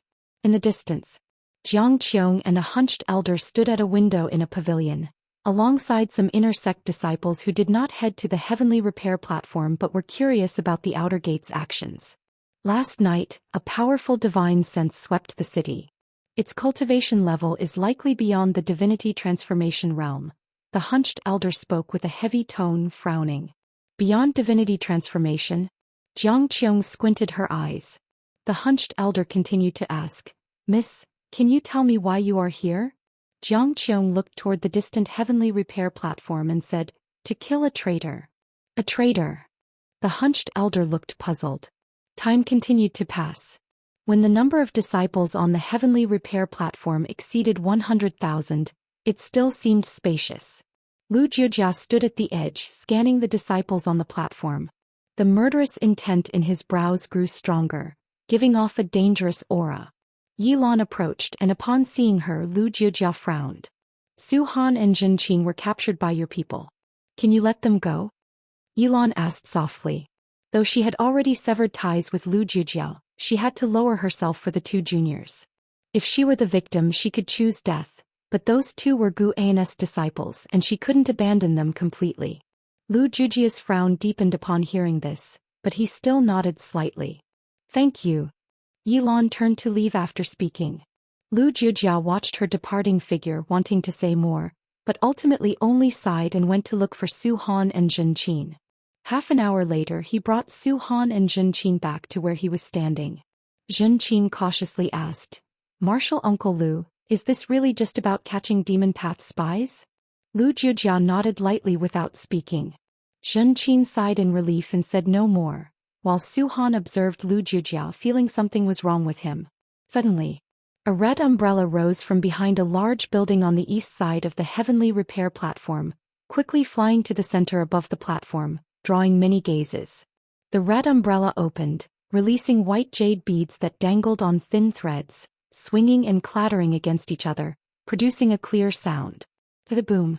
The red umbrella erupted with powerful spiritual power, a faint golden light spreading and quickly covering the entire outer gate city, connecting with the flags on the city walls. Everyone in the city looked up, some curious, others fearful. A figure appeared out of thin air beneath the red umbrella, a man in black robes. I am Zhou Xian, an elder of the Supreme Sect's main city. I am here to cleanse the outer gate of Demon Path spies, the black-robed man named Zhou Xian announced. As his words fell, the vast void-crossing realm aura enveloped the entire outer gate, letting everyone feel his immense power. Yilan looked up at the high and mighty Zhou Xian from the crowd, her eyes full of shock. What kind of cultivation could produce such a presence? Not only her but Lu Jijia, Su Han and Jin Qin were also stunned. Most outer disciples looked at Zhou Xian as if he were an immortal, awestruck and reverent. The Demon Extermination Hall has captured many Demon Path spies over the years, but there are still demon cultivators causing harm. We will first investigate the Demon Extermination Hall. Zhou Xian's voice was cold and indifferent. As his words ended, the red umbrella above him shook, emitting an eerie sound that echoed throughout the city. Lu Jujia's expression changed drastically. Clutching his chest with both hands, he fell to his knees with a thud. Not only him but all the surrounding Demon Extermination Hall disciples did the same. Some even screamed in agony. "Martial Uncle Lu, what's wrong?" Jin Qin asked urgently, extremely nervous. Lu Jijia felt as if countless bugs were biting him all over, the pain excruciating. He couldn't respond, only signaling Jin Qin and Su Han to stay away with his hand. The outer disciples on the platform looked towards the outer edge where the Demon Extermination Hall disciples were, murmuring in alarm. "The magic artifact above me is the demon-suppressing umbrella. Under its light, demonic chi is cleansed, and anyone practicing demon skills will turn to blood." Zhou Xian's voice echoed once more. The heavenly repair platform erupted. Could the Demon Extermination Hall really be full of demon cultivators? The Demon Extermination Hall had captured countless people over the years, making many despise them. Now, knowing they were demon cultivators, how could anyone not be furious? Shouts and curses rang out. Lu Jijia was in unbearable pain, his forehead pressing against the ground, his body trembling. "Damn it. I knew it." Lu Jijia gritted his teeth, his face twisted in agony. He couldn't mobilize his inner spiritual power, and his heart plunged into unprecedented fear. Black chi emanated from him, rising into the air. It wasn't just him. Other Demon Extermination Hall disciples also emitted black chi that quickly ascended, converging towards the demon-suppressing umbrella. Yilan stepped out from the crowd, seeing Lu Jujia's painful state. She hurriedly approached, taking out an elixir from her storage bag and feeding it to Lu Jijia. This sight caused other disciples to start cursing her, but she remained unfazed. However, her elixir proved ineffective. Can your sister run?" Lu Jijia spoke with immense effort, each word seeming to drain him completely. After the word "run," he spat out a large mouthful of black blood. "What's going on?" Yilan asked sternly, pausing briefly before quickly saying, "I can't escape now. Unless the truth is revealed and we fight with the whole sect, there's only a slim chance of survival." Lu Jijia couldn't respond, his hand trembling as he raised his right hand, pointing towards the sky. Yilan turned her head and saw that he was pointing at Zhou Xian in the sky. "Next we will inspect the Demon Path spies on the platform," Zhou Xian's voice sounded, causing the noisy platform to fall silent. At that moment, even disciples confident in their innocence felt a bit of panic. The demon-suppressing umbrella swayed again, and its eerie sound made everyone's hearts tremble. Yilan seemed to feel something, quickly looking down. The ground of the heavenly repair platform was covered in dense blood patterns resembling some strange script. Her feet were right on a blood pattern, an evil force drilling into her body and forcibly sealing her spiritual power, leaving her immobile. She trembled all over and her white spirit sword at her waist rang out as well. All the disciples on the platform knelt in unison, like rising and falling waves. They too were on top of dense blood patterns. I never expected the demon path to infiltrate so deeply. Given that, this outer gate has no reason to exist. Zhou Xian's voice descended from the sky, icy cold, plunging everyone into an abyss. In Mystic Valley inside a pavilion, Guan was writing a book when the desk suddenly trembled, causing him to stop. His gaze shifted to the Qinghong sword placed on the desk beside him. The Qinghong sword was vibrating violently, the blade seemingly trying to leap out of its sheath, accompanied by faint bird-like chirps. Looking at the Qinghong sword, Gu An's expression changed. Chapter 66. The Sword That Fell from the Sky. On the heavenly repair platform, tens of thousands of disciples knelt, blood runes surged beneath their feet, transforming into wisps of blood energy that coiled around their bodies. Elder, I am not a demonic infiltrator. You are the demon. Traitor. You will die a horrible death. Ridiculous, so many demon spies, what a grand joke. I never thought the supreme sect could be so dark, and they claim to be the #1 righteous sect of Taizong. Haha, it won't be long before the Taizong dynasty is annihilated too. Zhou Xian, even if I die, I won't let you go even as a ghost. Such actions, do you not fear the wrath of gods and men and the retribution that follows? Crying, begging, cursing, all kinds of sounds filled the outer gate city. In the center of the heavenly repair platform within the stone pillars, grooves began to fill with blood from the bottom up, as if veins were flooding, a scene of eerie horror. Rolling dark clouds surged in from all directions, rapidly covering the sky above the outer gate city, plunging the city into darkness. A faint golden light shield emitted from the demon-suppressing umbrella began to manifest, enveloping the entire city. Those disciples not on the heavenly repair platform tried to flee but could not break through. Yilan trembled trying to stand up but she couldn't. Feeling her spiritual power being drained away, her eyes were full of terror and despair. Su Han and Zhenqin beside her were in the same state, unable to speak, only able to wait in hopelessness for death to come. In the distance, inside the pavilion, a hunchbacked old man gazed at the figure of Zhou Xian, his face heavy, saying, I never expected him to become this powerful. The talent of the supreme sect is truly extraordinary. How many years has it been? Jiang Qiong's eyes also showed signs of fear. Merely facing the pressure from Zhou Xian, she dared not act rashly, the gap was too vast. I see the legendary heaven and earth nirvana array, Jiang Qiong muttered to herself. Hearing this, the hunchbacked old man looked at her, saying, Mistress, this array is likely to threaten us. We should withdraw immediately. Jiang Qiong nodded. Her target was not Zhou Xian. His appearance was unexpected, especially the heaven and earth nirvana array, which had a great impact on her. The two immediately turned around, preparing to leave the outer gate city. Boom! Thunder rolled through the dark clouds in the sky, like a roaring heavenly god, oppressive and loud. Zhou Xian looked up, his expression calm. After just a glance, his gaze returned to the city.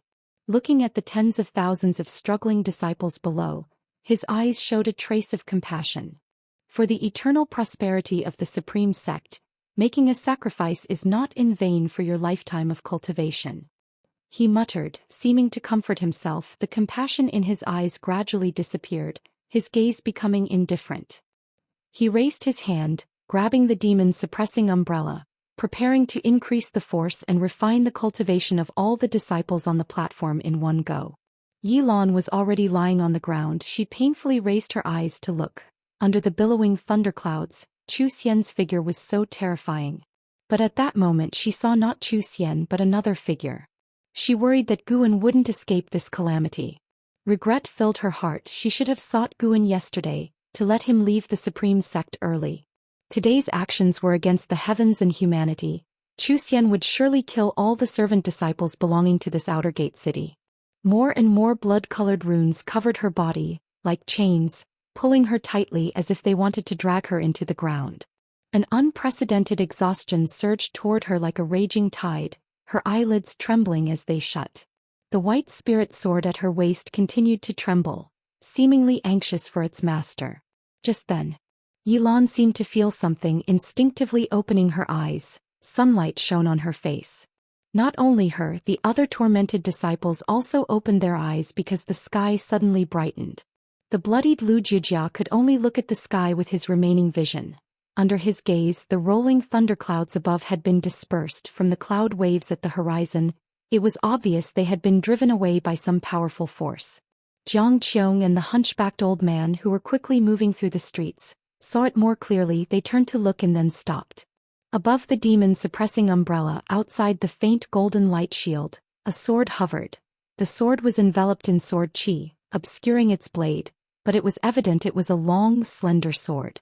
Zhou Xian raised his head, moving the demon-suppressing umbrella, his brows furrowed. Who? His voice echoed with a hint of tension.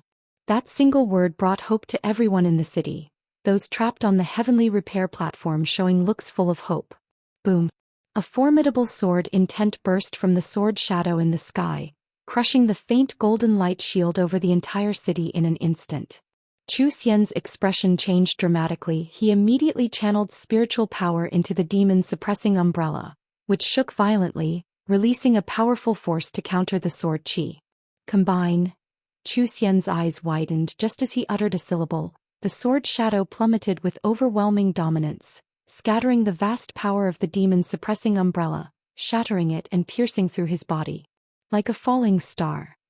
The sword shadow descended, landing on the heavenly repair platform, its blade embedding in the stone, vibrating incessantly.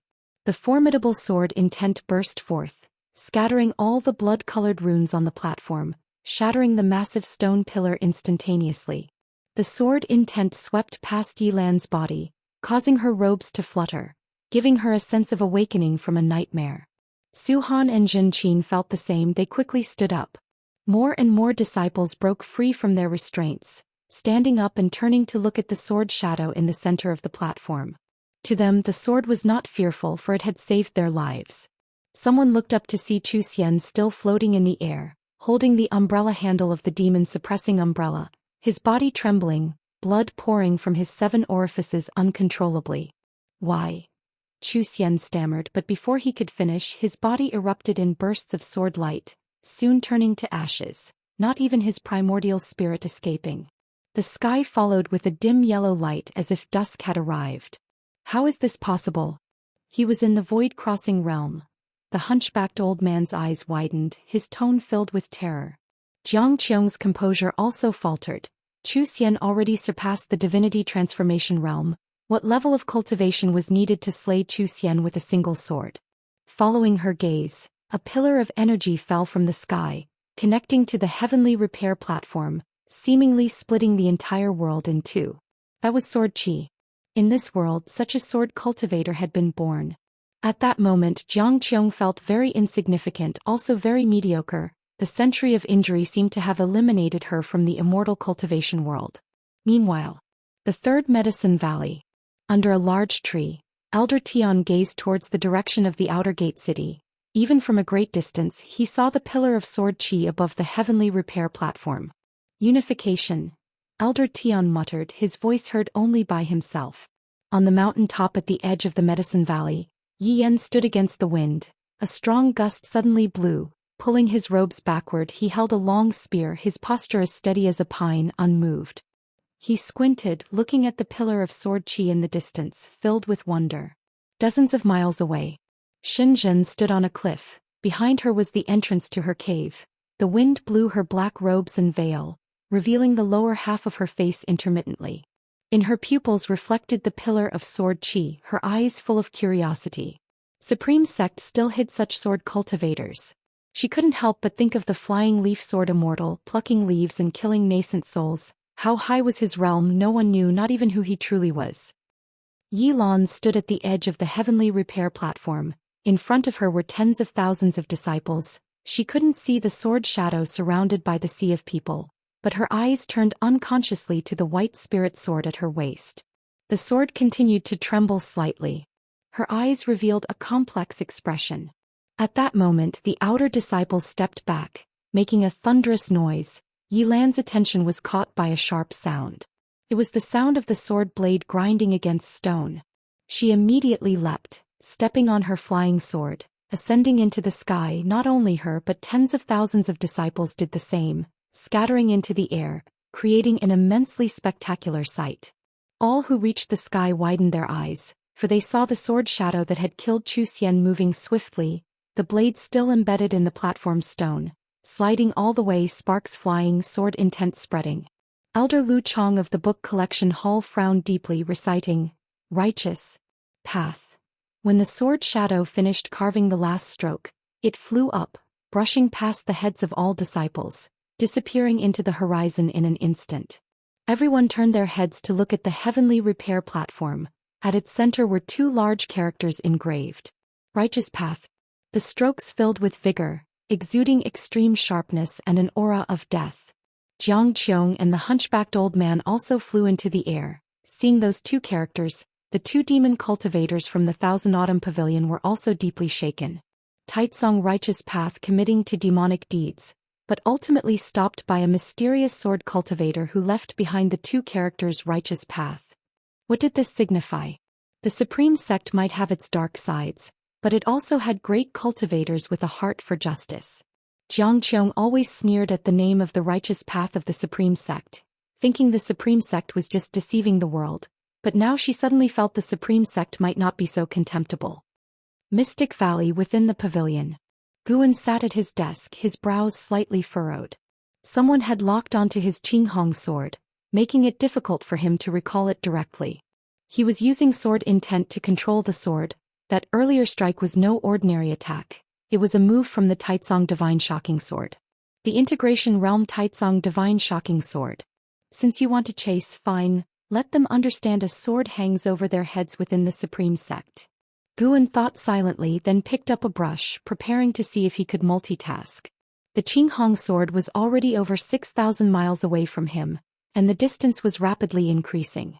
Above the sea of clouds, the Qinghong sword wove rapidly, leaving a long trail of energy waves that extended to the edge of the sky. Suddenly, the Qinghong sword stopped, suspended above the clouds. In less than 3 breaths, a golden light shot from the horizon, quickly arriving in front of the Qinghong sword, within less than 100 meters. The golden light dispersed, revealing a man in a blue Daoist robe, holding a horsetail whisk, appearing immortal-like, only his expression was somewhat solemn. Who are you exactly? A Unification Realm sword cultivator unheard of within the Taitsong dynasty? The Daoist-robed man asked, his tone grave. Chapter 67. The angry vice sect leader. The voice of the man in the Taoist robe echoed above the sea of clouds, his gaze constantly fixed on the Qinghong sword. He couldn't discern the true form of this sword because his divine sense couldn't penetrate the sword qi on its surface, which made him quite alarmed. This person's sword Dao accomplishment was absolutely the strongest he had ever encountered. However, he didn't get a response. The entire world seemed to be left with only him and this sword, with no second person present. But he could sense a trace of divine sense fluctuation on the Qinghong sword, indicating that it was being controlled by someone, which made him highly alert and on guard. At this moment, the Qinghong sword burst out with powerful sword intent. In an instant, rolling thunderclouds poured in from all directions, dimming the entire sky and earth. The terrifying sword intent locked onto the man in the Taoist robe, causing him to be moved. Thousands of lightning bolts intertwined in the thunderclouds above. Each bolt was like a group of dragons thrashing in the sea of clouds. The sword qi on the Qinghong sword surged wildly, burning like raging flames. The man in the Taoist robe immediately wielded his horsetail whisk, and streams of gang qi were released, gathering around him into a gigantic golden light mountain. On the mountain rose numerous statues as if silently shouting. Suddenly, torrential rain arrived and strong winds howled through the clouds. Under the flashing lightning, the Qinghong sword, wreathed in sword qi, seemed like an unparalleled demon sword, giving the man in the Taoist robe immense pressure. The Qinghong sword flew up, its tip pointing toward the man in the Taoist robe. The man in the Taoist robe immediately struck out with his palm, and the giant golden light mountain on his body burst into dazzling brilliance. All the statues simultaneously struck with their palms, spiritual power transforming into a grand light mass towards the Qinghong sword, resembling a river of stars crossing the sky. The Qinghong sword moved. Bang! With a single sword strike, it targeted the man in the Taoist robe. The sword moved, the wind and thunder roared, and the heavens and earth trembled. A cold light radiated across the sky, and the Qinghong sword was like the fastest light, the fiercest thunder, shattering all obstructing objects with unstoppable force. The river of stars was directly driven away, and the giant golden light mountain on the man in the Taoist robe shattered instantly. He immediately dodged and jumped away, but the next second, the Qinghong sword had already reached before him, relentlessly pursuing. He struck out with his palm and the space in front of him seemed to solidify. An invisible barrier forcibly halted the Qinghong sword. Ripples spread around, giving the barrier a shape. Suddenly, the face of the man in the Taoist robe changed, darkly thinking something was wrong. Crash! The sound of shattering glass rang out, and the man in the Taoist robe instinctively retreated. Time seemed to slow down, and in his pupils, the tip of the Qinghong sword was getting closer and closer to him. The sword qi blossomed like a flower, so brilliant and magnificent. Bang! A strong wind came at the man in the Taoist robe, blowing off his hair crown. His black hair floated freely and his Taoist robe was fiercely pulled backward. The sea of clouds behind him scattered, the thunderclouds above tore apart, and the sunlight poured down as if a giant crack had been cut through the sky, extending to the horizon. The man in the Taoist robe widened his eyes, looking at the sword suspended in front of him, unable to calm his emotions. This sword could completely harm him but stopped at a point he couldn't defend against. Under his gaze he saw the Qinghong sword slowly descending. He seemed to understand something, neither dodging nor striking back. The Qinghong sword gently tapped his chest 3 times, then turned and left, its speed even faster than when he had chased. This time the man in the Taoist robe didn't pursue because he knew it was pointless. He was simply not the opponent of the other party.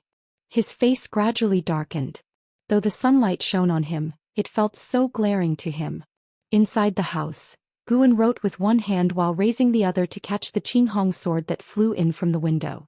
He had sent the Qinghong sword in several circles and only retrieved it when the disciples in the valley were not paying attention. After the earlier duel, Guan suddenly felt confident in his own sword Dao accomplishment. Killing Zhou Xian in the Void Crossing realm granted him 93 years of lifespan, and the Taoist-robed man he encountered later was also at the Unification realm. Judging by his aura, he was probably at the initial Unification realm like Guan, at most not above the 2nd layer, but he was still not a match for Guan's Taizong Divine Shocking Sword. He had always thought his actual combat ability in the same realm was weak, but now he realized he might have underestimated himself. Even without much combat experience, his cultivation in spells and ultimate skills was solid and genuine, not mere fantasies. Not everyone could spend thousands of years cultivating spells, while the vast majority of cultivators dedicated most of their time to qi absorption cultivation. Of course, fighting with a higher realm against a lower realm was always more stable. Guan sheathed the Qinghong sword and placed it on the table. He turned his head to look at the outer gate city, where many great cultivators from the Supreme Sect had already gone. Tens of thousands of outer disciples survived, and Zhou Xian's crimes could not be concealed. Yilan and the others were safe. He believed that the Supreme Sect wouldn't practice that demon skill again in the short term. The 2 big characters Guan carved at the heavenly repair platform became the focus of attention for cultivators, with great cultivators marveling at his sword intent, and outer disciples indignantly cursing Zhou Xian, demanding a thorough investigation from the higher-ups. Because Zhou Xian had used a formation to isolate the outer gate city in advance, the servant disciples of Mystic Valley didn't hear the commotion, but some disciples outside saw the turbulent sea of clouds and took notice. An hour later, more cultivators started flying over Mystic Valley, causing the disciples in the valley to talk incessantly. Guan didn't go downstairs, pretending to be unaware of the matter. Today the Supreme Sect was destined not to be peaceful. After a night, in the early morning, Yilan, Su Han and Zhenqin returned. Guan welcomed them in the attic and Wuxin and Xiaochuan insisted on joining the fun, so Guan let them in as well. Zhenqin began recounting the events of the previous day, her voice full of surprises, making Wuxin and Xiaochuan experience emotional ups and downs. Yilan was uncharacteristically silent, no longer staring at Guan all the time. Guan roughly guessed the reason and pretended not to notice her unusual behavior. After Zhenqin and Su Han finished speaking, Wuxin sneered, "I knew long ago that the Supreme Sect wasn't as righteous as it's rumored to be outside. I didn't expect it could be so shameless, sacrificing tens of thousands of fellow disciples. Even the Thousand Autumn Pavilion hasn't done something so heinous." Feeling vexed, Xiaochuan gritted his teeth and said, "Brother, why don't we switch to another sect? Planting herbs elsewhere is still planting." Guan glared at him and said, "Nonsense, don't say such things in the future. In any case, this matter has been interrupted. There are still righteous people in the Supreme Sect." He was reluctant to give up his foundation, especially the 8 scenic caves.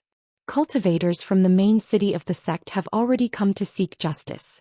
They said they would give an explanation to the outer disciples. Let's see how the sect handles this. The commotion yesterday was too big to be hidden, and word will surely spread to the Immortal cultivation world. Yilan said, still not looking at Guan while speaking. Su Han, thinking of something, hurriedly said, Master, Martial Uncle Lu is severely injured. Even if he survives, I'm afraid. Guan had noticed Lu Jujia's tragic condition the day before but was powerless to help. Lu Jujia's cultivation had been completely drained, and even if he survived he would be a cripple, unlikely to cultivate immortality again. He wondered if Wuxian's Daoist expansion skill could help him. Tell him that if he doesn't mind he can come to Mystic Valley to find me, and we can plant flowers and herbs together, living a peaceful life, Guan sighed. Mentioning Lu Jujia's fate cast a heavy atmosphere over the room. Alright, everyone go now. I need to talk to junior sister Yi. Guan waved his sleeve. The others quickly saluted and then turned to leave. Zhenqin, being thoughtful, closed the door. As the door was about to shut, she gave Guan a playful glance, leaving him somewhat amused and exasperated. The room fell into silence. Guan could sense Yilan's unsettled aura. He smiled and said, Junior sister, you must be frightened. How about staying in Mystic Valley for a few days to rest? Yilan took a deep breath and turned to look at him, saying, Indeed, I was frightened but not scared. Senior brother, I suddenly understand your previous words. I truly was foolish. The path of immortal cultivation should primarily be about cultivating. If you and I were to hide in the mountains and encounter such evil people like yesterday with no ability to fight back, it would be the most tragic thing for us. Hearing her speak this way, Guan instead worried she was under too much pressure. Junior sister, don't overthink. It's good to work hard on cultivation, but dangers like yesterday's are rare to encounter. Guan spoke earnestly. Yilan nodded and said, Although I don't know who the great cultivator who acted yesterday was, I will learn from him. When I become as strong as him, I will stand by your side, senior brother. She smiled and raised an eyebrow at Guan, seeing her return to her usual self. Guan also smiled. Then Yilan talked about the situation in the demon extermination hall. Almost all disciples there were crippled, but the main city of the sect intended to thoroughly investigate the hall. According to her information, this incident might affect the Hall of Elders in the main city. In the Supreme Sect, it was never a one-person's rule. Everyone had opponents, and Zhou Xian's opponents were no exception. They would certainly seize this opportunity to act. Guan also looked forward to changes in the Supreme Sect. If the situation remained this vile, he might one day grow tired, and once strong enough, let the Supreme Sect hear a different voice. 2 days later. In the Third Medicine Valley. Guan was inspecting medicinal herbs when he suddenly sensed 2 auras. His brow furrowed slightly, but he didn't turn around. Soon Guzong landed with someone. This person was none other than the man in the Taoist robe who had earlier battled the Qinghong sword. Guan, come over, Guzong called out from afar. Guan immediately turned and walked over, casting a lifespan detection on the man in the Taoist robe. Divine sense could detect a person, but lifespan detection had to be done through the naked eye. Jihan Unification Realm First Layer 780/3300/3500. Indeed, it was the Unification Realm First Layer. And his surname was Ji. Previously he had seen a great cultivator in the Void Crossing Realm surnamed Ji, but he hadn't expected there to be a Ji named cultivator in the Unification Realm hidden in the Supreme Sect. The foundation of the Ji family was truly terrifying. Guan walked up to Guzong and saluted. Guzong smiled and said, Guan, this is the vice sect leader, and he's also from the Ji family. Upon hearing this, Guan immediately saluted Jihan. Jihan nodded, smiled, and said, No need for formalities. After all, you also come from the Ji family. Come, let's talk upstairs. Guan immediately led the way. After entering the room upstairs, Guan closed the door and Guzong set up a restriction. Jihan suddenly slapped the table and angrily said, Outrageous. Simply lawless. Panan, you must write this down and expose the Supreme Sect's sins to the whole world. Chapter 68. Status promotion. Searching for Panan, you want me to write it? Guan didn't dare to respond. He had no idea why Jihan was so angry. If Jihan wanted Guan to defame himself, he certainly wouldn't do it. Why are you yelling so loudly? Guzong said discontentedly. He then sat down, gesturing for Guan to sit beside him. Guan nodded and sat down on the stool next to him. Jihan, trying to calm his emotions, said, Using tens of thousands of disciples to refine a formation, is this truly the righteous path? If not for that mysterious sword cultivator intervening, I would still be in the dark. He was truly upset. At that time he was in seclusion when he sensed a strong sword intent, which startled him into coming out of seclusion. Traveling tens of thousands of miles, he arrived only to find that Zhou Xian was beyond saving, but he heard the curses of the outer sect disciples, making him both angry and curious about the identity of that sword cultivator, so he pursued. He ended up being easily defeated by the other party. Ever since reaching the unification realm, Xianxia felt he could walk unchallenged in the Taizong dynasty, with few able to match him. Most who could were ancient monsters in long seclusion. He hadn't tasted defeat in a long time. The most crucial thing was, the other party not only defeated him but also helped him. If that person hadn't intervened when I came out of seclusion, wouldn't the hatred for the outer sect's destruction be pinned on the demonic sect? Xianxia asked Guzong, staring intently. Guzong smiled bitterly, not answering directly, but his answer was obvious. Xianxia then looked at Guan and said, "You need to write down everything that happened 3 days ago. This includes the disgraceful activities of the Demon Extermination Hall and the sword cultivator who prevented the outer sect calamity. Since he acted, it shows he is also part of the Supreme Sect, just very low-key. Promoting his deeds can help maintain the Supreme Sect's image, so it won't instantly be seen as demonic." Hearing that he could flatter himself, Guan felt relieved. However, he couldn't agree too easily. Guan put on a difficult expression, hesitating to speak. Xianxia frowned and asked, "What? You don't want to do it?" Guzong said annoyedly, "Such a big matter, if he dares to write it he will surely offend a lot of people. You just give him a huge problem with one word. How dare you?" Xianxia felt a bit embarrassed when he heard this. Guan took a deep breath and said, "I'm willing to work for the Supreme Sect, but..." Guzong smiled and said, "What do you want? Just say it." Xianxia frowned but did not say more. "I want to expand my medicine valley, making it the 3rd medicine valley in the inner sect, controlling a 100-mile radius area for planting more medicinal herbs. I will still turn in herbs to the sect as usual and not take more," Guan said seriously. Xianxia couldn't help but ask, "Just that? You could ask for more and higher requirements." He thought Guan would make a big demand, but it turned out to be just this. Guan nodded and said, "I only want this.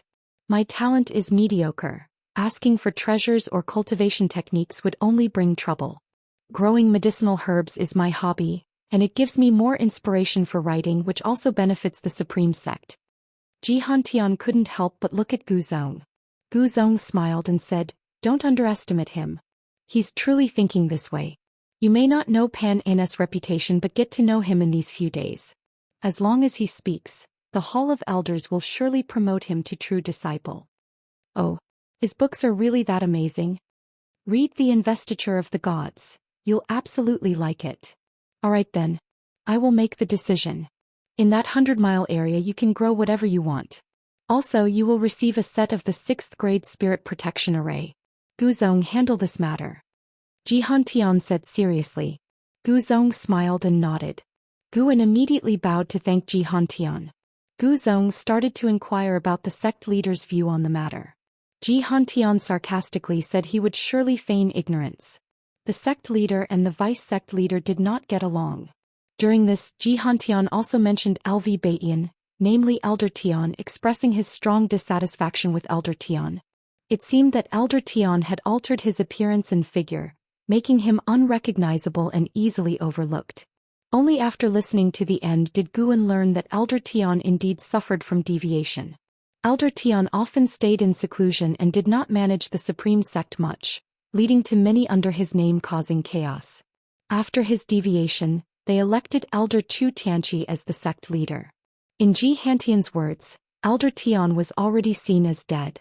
This made Guan have more conjectures about the relationship between Guzong and Xianxia. Only after half an hour did Xianxia and Guzong leave. Guan stood on the grass watching them go. Suddenly, Elder Tian came over curiously and asked, "Is something happening with the outer sect?" Guan nodded and briefly explained the situation, making Elder Tian frown. "Elder Tian, what do you think? Do you believe the Supreme Sect is righteous or evil?" Guan asked casually, squatting down to look at a medicinal herb ahead. Elder Tian responded, "The line between righteousness and evil isn't easy to define. It shouldn't be judged by the present but by future generations. These words. No wonder the supreme sect is so crooked. Guan stopped inquiring, not bothering with Elder Tian. He began planning how to fully utilize the 100-mile area, with Gu Zong promising that except for Xinzhen, he would move the nearby inner sect disciples' cave residences away to avoid future conflicts. Inner sect disciples were different from outer sect disciples, having both high talent and complex connections. To say the least, any random inner sect disciple would have a significant background. Through this incident, Guan came to understand that the Taizong dynasty wasn't ruled by the emperor or the sects but by the aristocratic families. The Ji family alone could have a vice-sect leader in the supreme sect and place family members in every sect under the Taizong dynasty. Let alone the Gu family or Zhou family. Guan believed Chu Jingfeng and sect leader Chu Tianqi also came from the same family, and the Chu family wasn't simple. However, it didn't matter to him. He wouldn't establish his own family and didn't want too many ties. Follow the path first, then act as desired. Gu Zong moved quickly. In less than 7 days the procedures were completed, and the nearby inner sect disciples were relocated. He also brought a set of 6th grade Big Spirit Protection Array. The Spirit Protection Array was specifically used to enhance and contain spiritual energy. Though the world is vast, spiritual energy flows. Each great sect searches for spirit lineages to establish, then seals the spiritual energy, resulting in rich spiritual energy within the sect. This makes the spiritual energy in the secular world scarce. With the array and plenty of medicinal herb resources, he could reach the core formation realm, nascent soul realm, and even divinity transformation realm, while claiming he had poor talent and relied on resources. This way others wouldn't see him as a threat.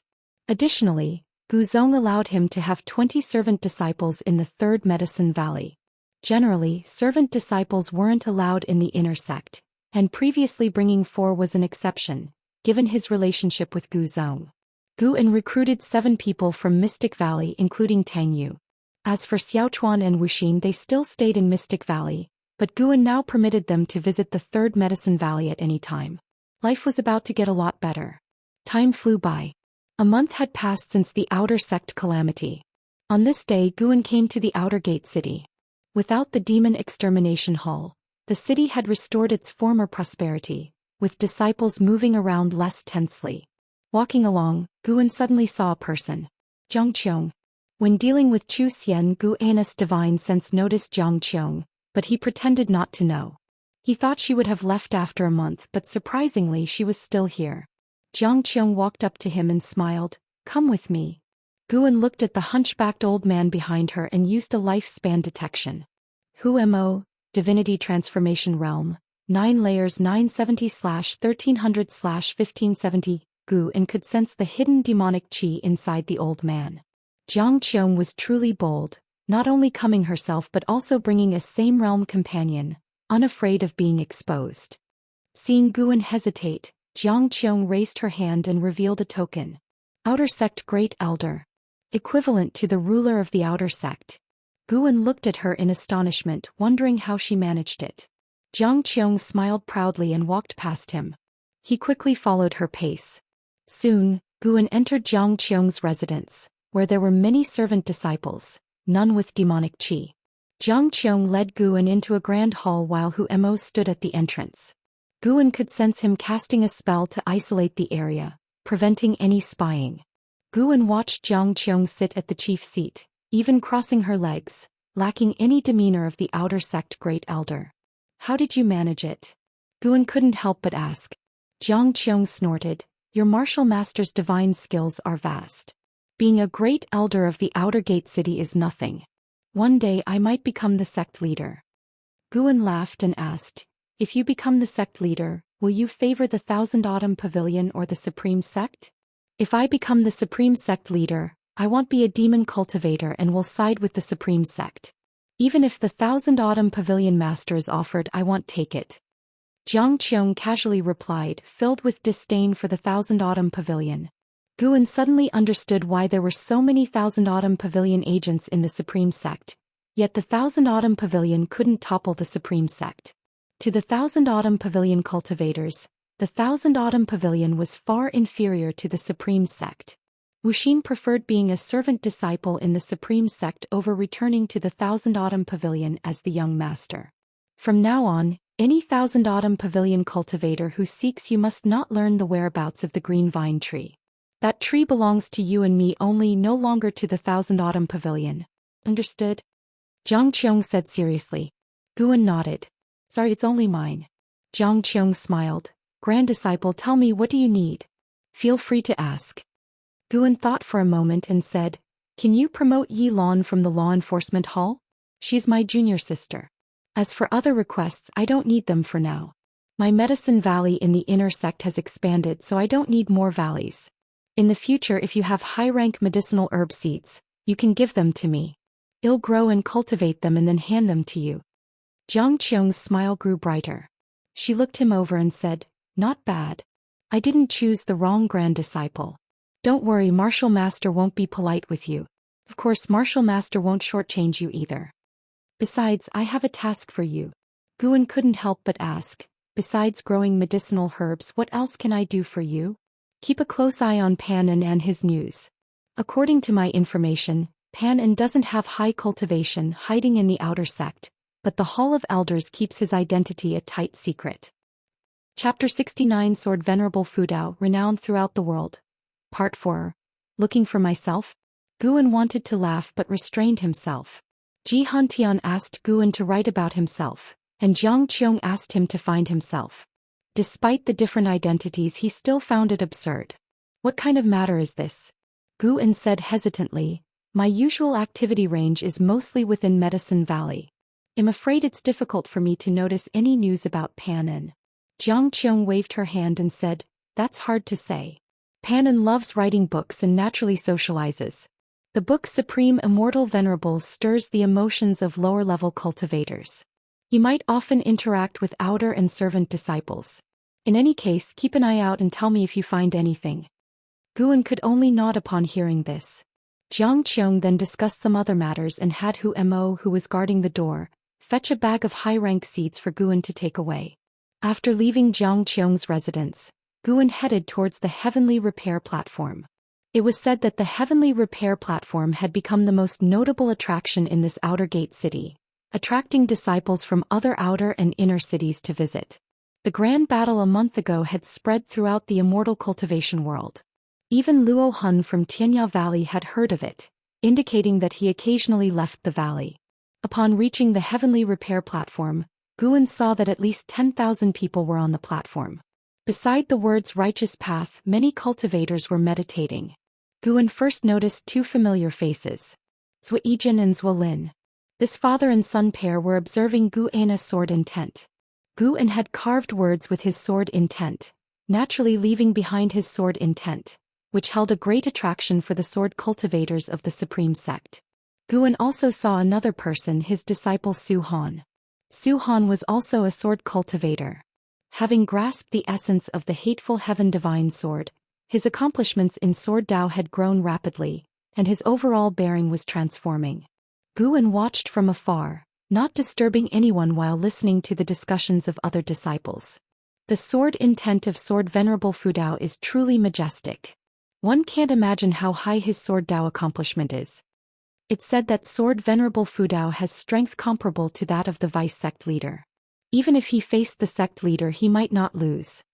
Perhaps Sword Venerable Fudao is actually the sect leader? That's impossible. The sect leader himself stated that he has no idea what Zhou Xian did. He also said there will be a thorough investigation of everyone associated with Zhou Xian, regardless of status. Anyone who goes against the ethics of the Supreme Sect will be severely punished. Looking at these words righteous path, they truly stir my heart. I heard Pan wants to write about Sword Venerable Fudao in his book. I wonder what kind of story it will be. Sword Venerable Fudao. This was the title given to Guan by Chu Tianqi, the sect leader of the Supreme Sect. More precisely, it was conferred upon the mysterious sword cultivator who killed Zhou Xian. Sword Venerable Fudao, upholding the righteous path. If any unjust matters or people reappeared in the Supreme Sect, the Sword Venerable could act in the sect leader's stead to uphold justice, cutting down unjust sect leaders and vanquishing evil within the sect. This sounded imposing, but Guan thought it was useless. Zhou Tianqi's proclamation protected himself. Ever since he conferred the title Sword Venerable Fudao, the criticism against him within the sect had significantly reduced. Instead, people praised him for his actions, believing he had the magnanimity to face responsibility.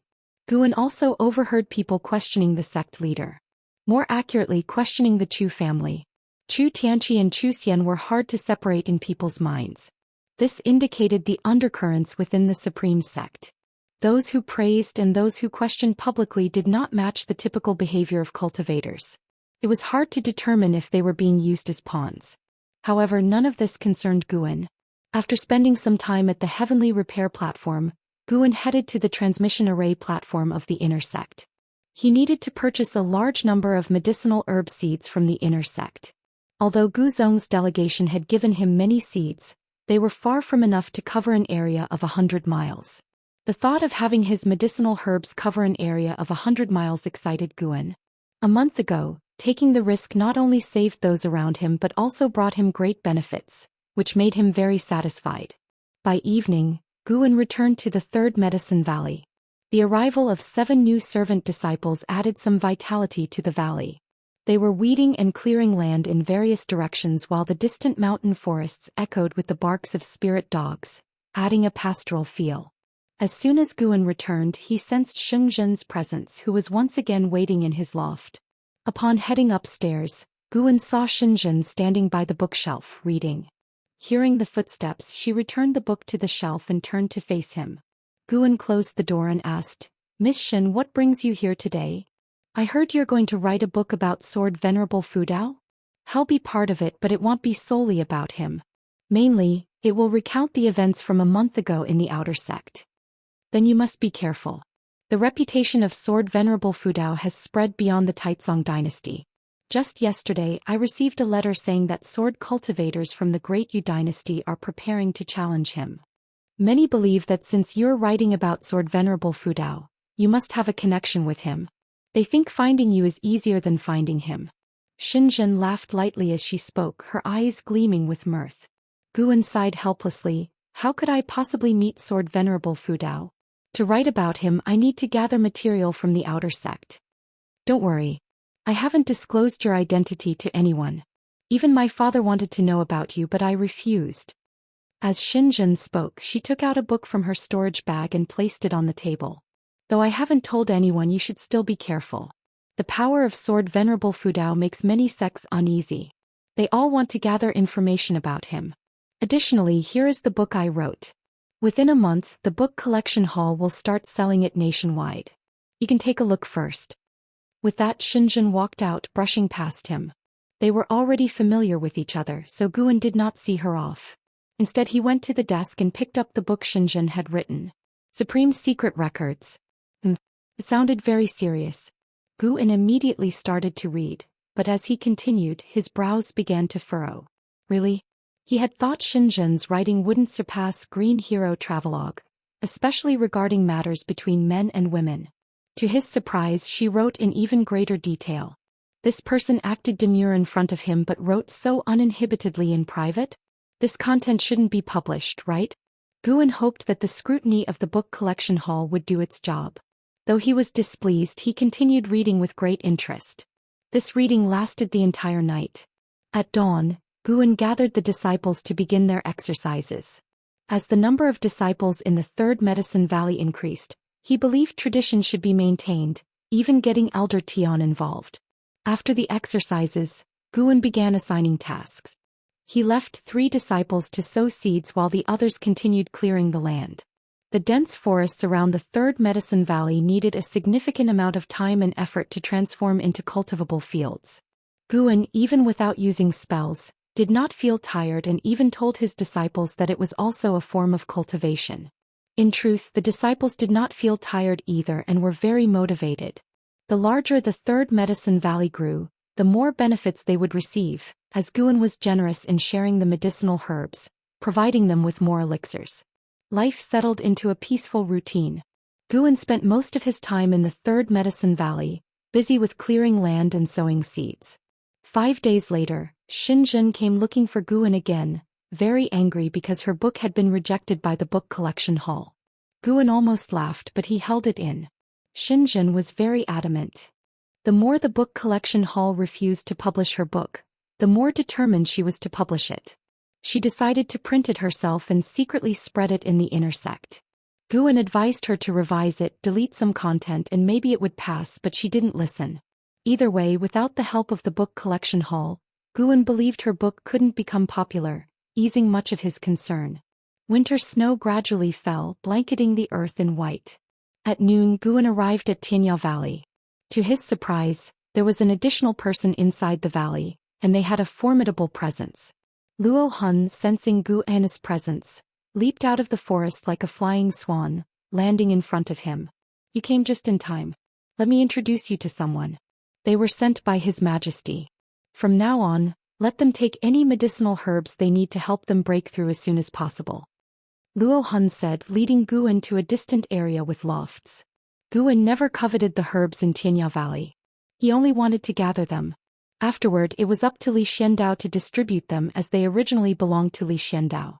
When they reached the loft, the door of a nearby house opened and a white-robed man stepped out. Iluyun, Divinity Transformation Realm, 9 layers 466/1208/2850 Divinity Transformation Realm, 9 layers. His Majesty's forces were not weak either. Iluyun looked to be in his early 40s with an elegant and refined demeanor. His white robe highlighted the charming and reserved temperament typical of a swordsman. From across the wall, Iluyun cupped his hands and said, "I am Iluyun, a pleasure to meet you, Valley Master." Luo Hun introduced, Senior E is the first sword servant by His Majesty's side. His sword Dao accomplishment is among the best in the Taizong dynasty. Only a few in the world can compare in sword Dao, countable on one's fingers. Guan raised his hand in greeting to Iluyun. Iluyun stared at Guan and asked, "Valley Master, you are also a disciple of the Supreme Sect. Do you know anything about Sword Venerable Fudao? What exactly is his cultivation level?" Sword Venerable Fudao was famed throughout the land, but everyone only knew he had slain Zhou Xian of the Void Crossing realm. Few were aware he had also fought Vice Sect leader Jihantian. Jihantian himself had not mentioned it, as if it had never occurred. "I am merely an outer disciple of the Supreme Sect with limited knowledge. However, there is a remnant of his sword intent on the heavenly repair platform in the outer sect. Senior could take a look." Guessing that this sword cultivator sought a challenge with Sword Venerable Fudao, Guan suggested the platform to make him realize the gap between himself and the Sword Venerable. Indeed, upon learning of Sword Venerable Fudao's sword intent at the Supreme Sect, Iluyun's eyes brightened, and he immediately leaped out of the valley, flying through the air. Guan looked at Luo Hun and asked, "Can he go directly to the Supreme Sect?"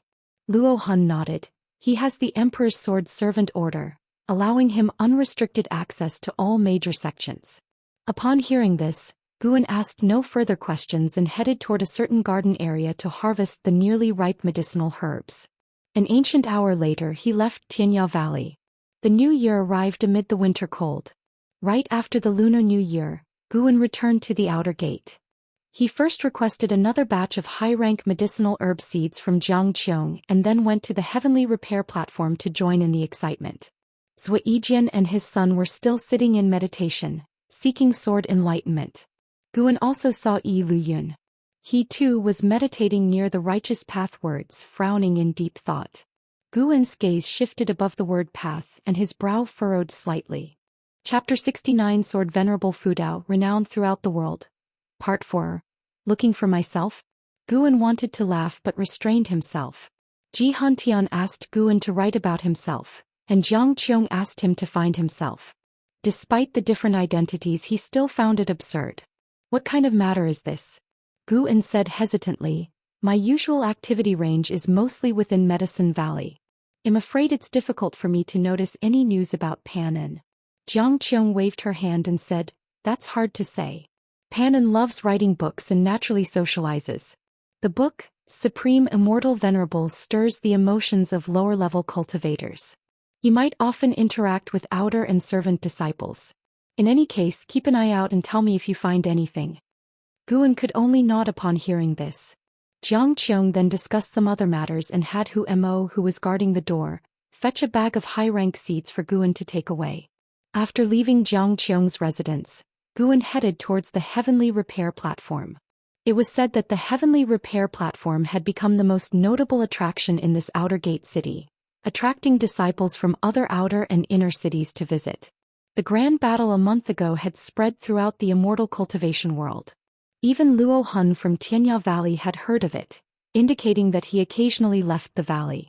Upon reaching the Heavenly Repair Platform, Guan saw that at least 10,000 people were on the platform. Beside the words righteous path, many cultivators were meditating. Guan first noticed two familiar faces. Zhou Xian and Zhou Lin. This father and son pair were observing Guan's sword intent. Guan had carved words with his sword intent, naturally leaving behind his sword intent, which held a great attraction for the sword cultivators of the Supreme Sect. Guan also saw another person, his disciple Su Han. Su Han was also a sword cultivator.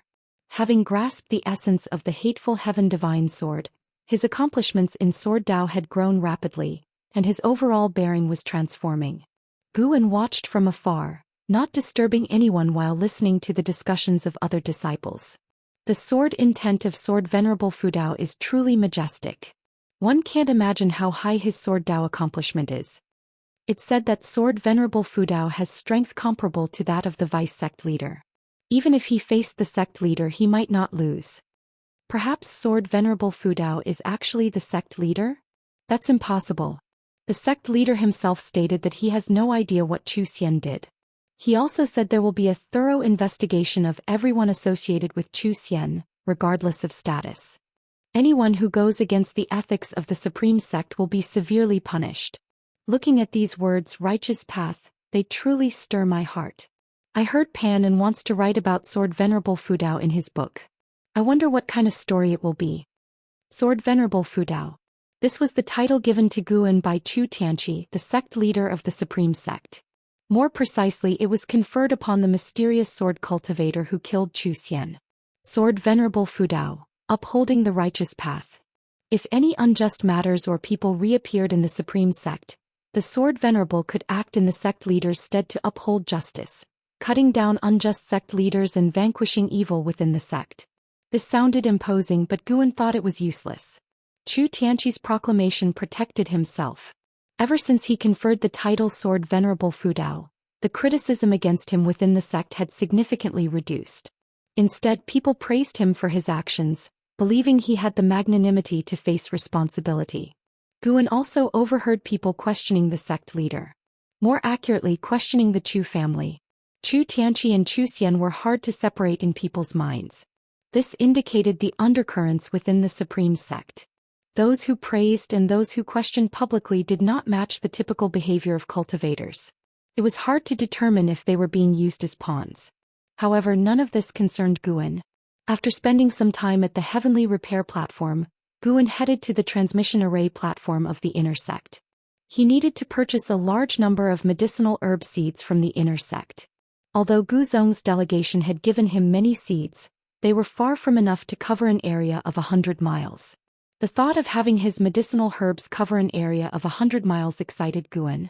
A month ago, taking the risk not only saved those around him but also brought him great benefits, which made him very satisfied.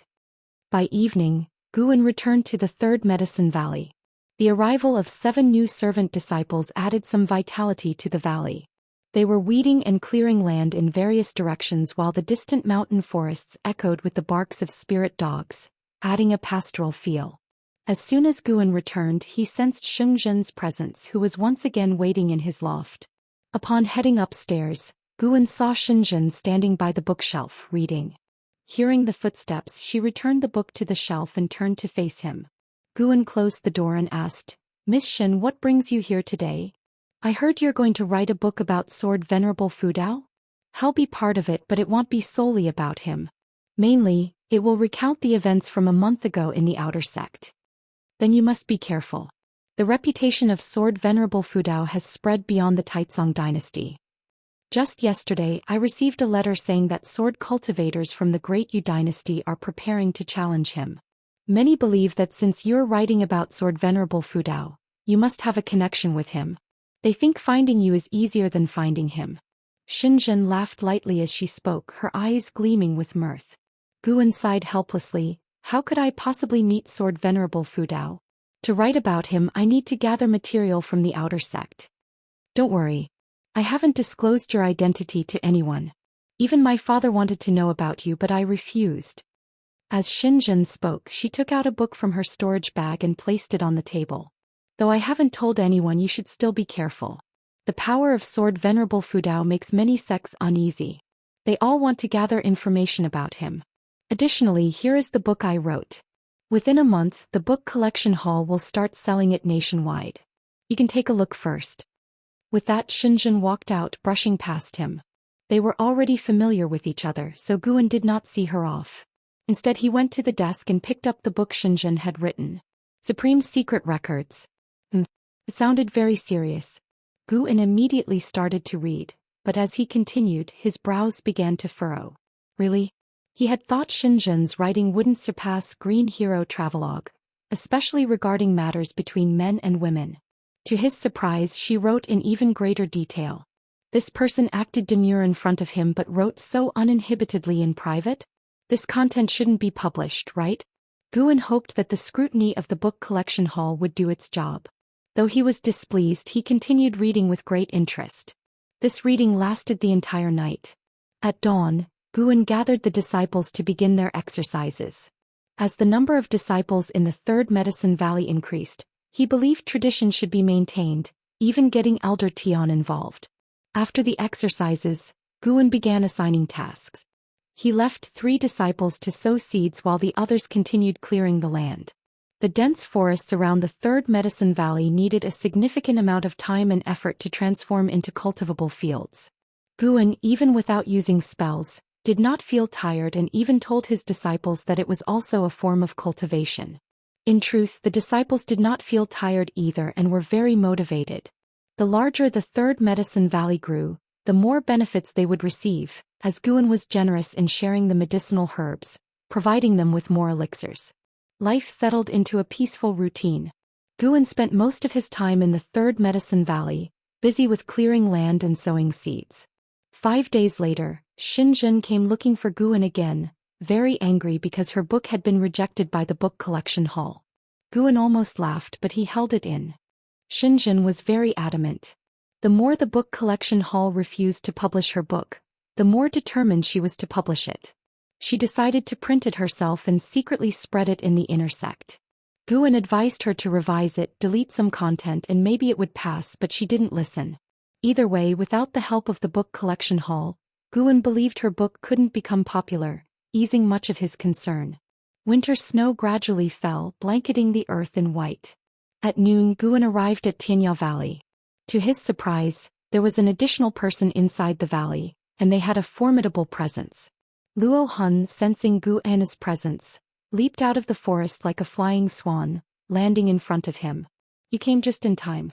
Let me introduce you to someone. They were sent by His Majesty. From now on, let them take any medicinal herbs they need to help them break through as soon as possible. Luo Hun said, leading Guan to a distant area with lofts. Guan never coveted the herbs in Tianya Valley. He only wanted to gather them. Afterward, it was up to Li Xiandao to distribute them as they originally belonged to Li Xiandao. When they reached the loft, the door of a nearby house opened and a white-robed man stepped out. Iluyan, Divinity Transformation Realm, 9 layers 466/1208/2850 Divinity Transformation Realm, 9 layers. His Majesty's forces were not weak either. Iluyan looked to be in his early 40s with an elegant and refined demeanor. His white robe highlighted the charming and reserved temperament typical of a swordsman. From across the wall, Iluyan cupped his hands and said, I am Iluyan, a pleasure to meet you, Valley Master. Luo Hun introduced, Senior E is the first sword servant by His Majesty's side. His sword Dao accomplishment is among the best in the Taizong dynasty. Only a few in the world can compare in sword Dao, countable on one's fingers. Guan raised his hand in greeting to Iluyan. Iluyan stared at Guan and asked, Valley Master, you are also a disciple of the Supreme Sect. Do you know anything about Sword Venerable Fudao? What exactly is his cultivation level? Sword Venerable Fudao was famed throughout the land, but everyone only knew he had slain Zhou Xian of the Void Crossing realm. Few were aware he had also fought Vice Sect leader Jihan Tian. Xianxia himself had not mentioned it as if it had never occurred. I am merely an outer disciple of the supreme sect with limited knowledge. However, there is a remnant of his sword intent on the heavenly repair platform in the outer sect. Senior could take a look. Guessing that this sword cultivator sought a challenge with sword Venerable Fudao, Guan suggested the platform to make him realize the gap between himself and the sword Venerable. Indeed, upon learning of sword Venerable Fudao's sword intent at the supreme sect, Yi Lian's eyes brightened, and he immediately leaped out of the valley, flying through the air. Guan looked at Luo Hun and asked, "Can he go directly to the supreme sect?" Luo Hun nodded. He has the Emperor's sword servant order, allowing him unrestricted access to all major sections. Upon hearing this, Guan asked no further questions and headed toward a certain garden area to harvest the nearly ripe medicinal herbs. An ancient hour later he left Tianya Valley. The new year arrived amid the winter cold. Right after the Lunar New Year, Guan returned to the outer gate. He first requested another batch of high-rank medicinal herb seeds from Jiang Qiong and then went to the heavenly repair platform to join in the excitement. Zhou Xian and his son were still sitting in meditation, seeking sword enlightenment. Guan also saw Yi Luyun. He too was meditating near the righteous path words, frowning in deep thought. Guan's gaze shifted above the word path and his brow furrowed slightly. Source: Web Novel. Com updated on Envgo. Po. Chapter 70. Righteousness and Demons. I read Fengshen, 5th update. Following Guan's gaze, he saw a man in plain clothes sitting cross-legged above the Dao character.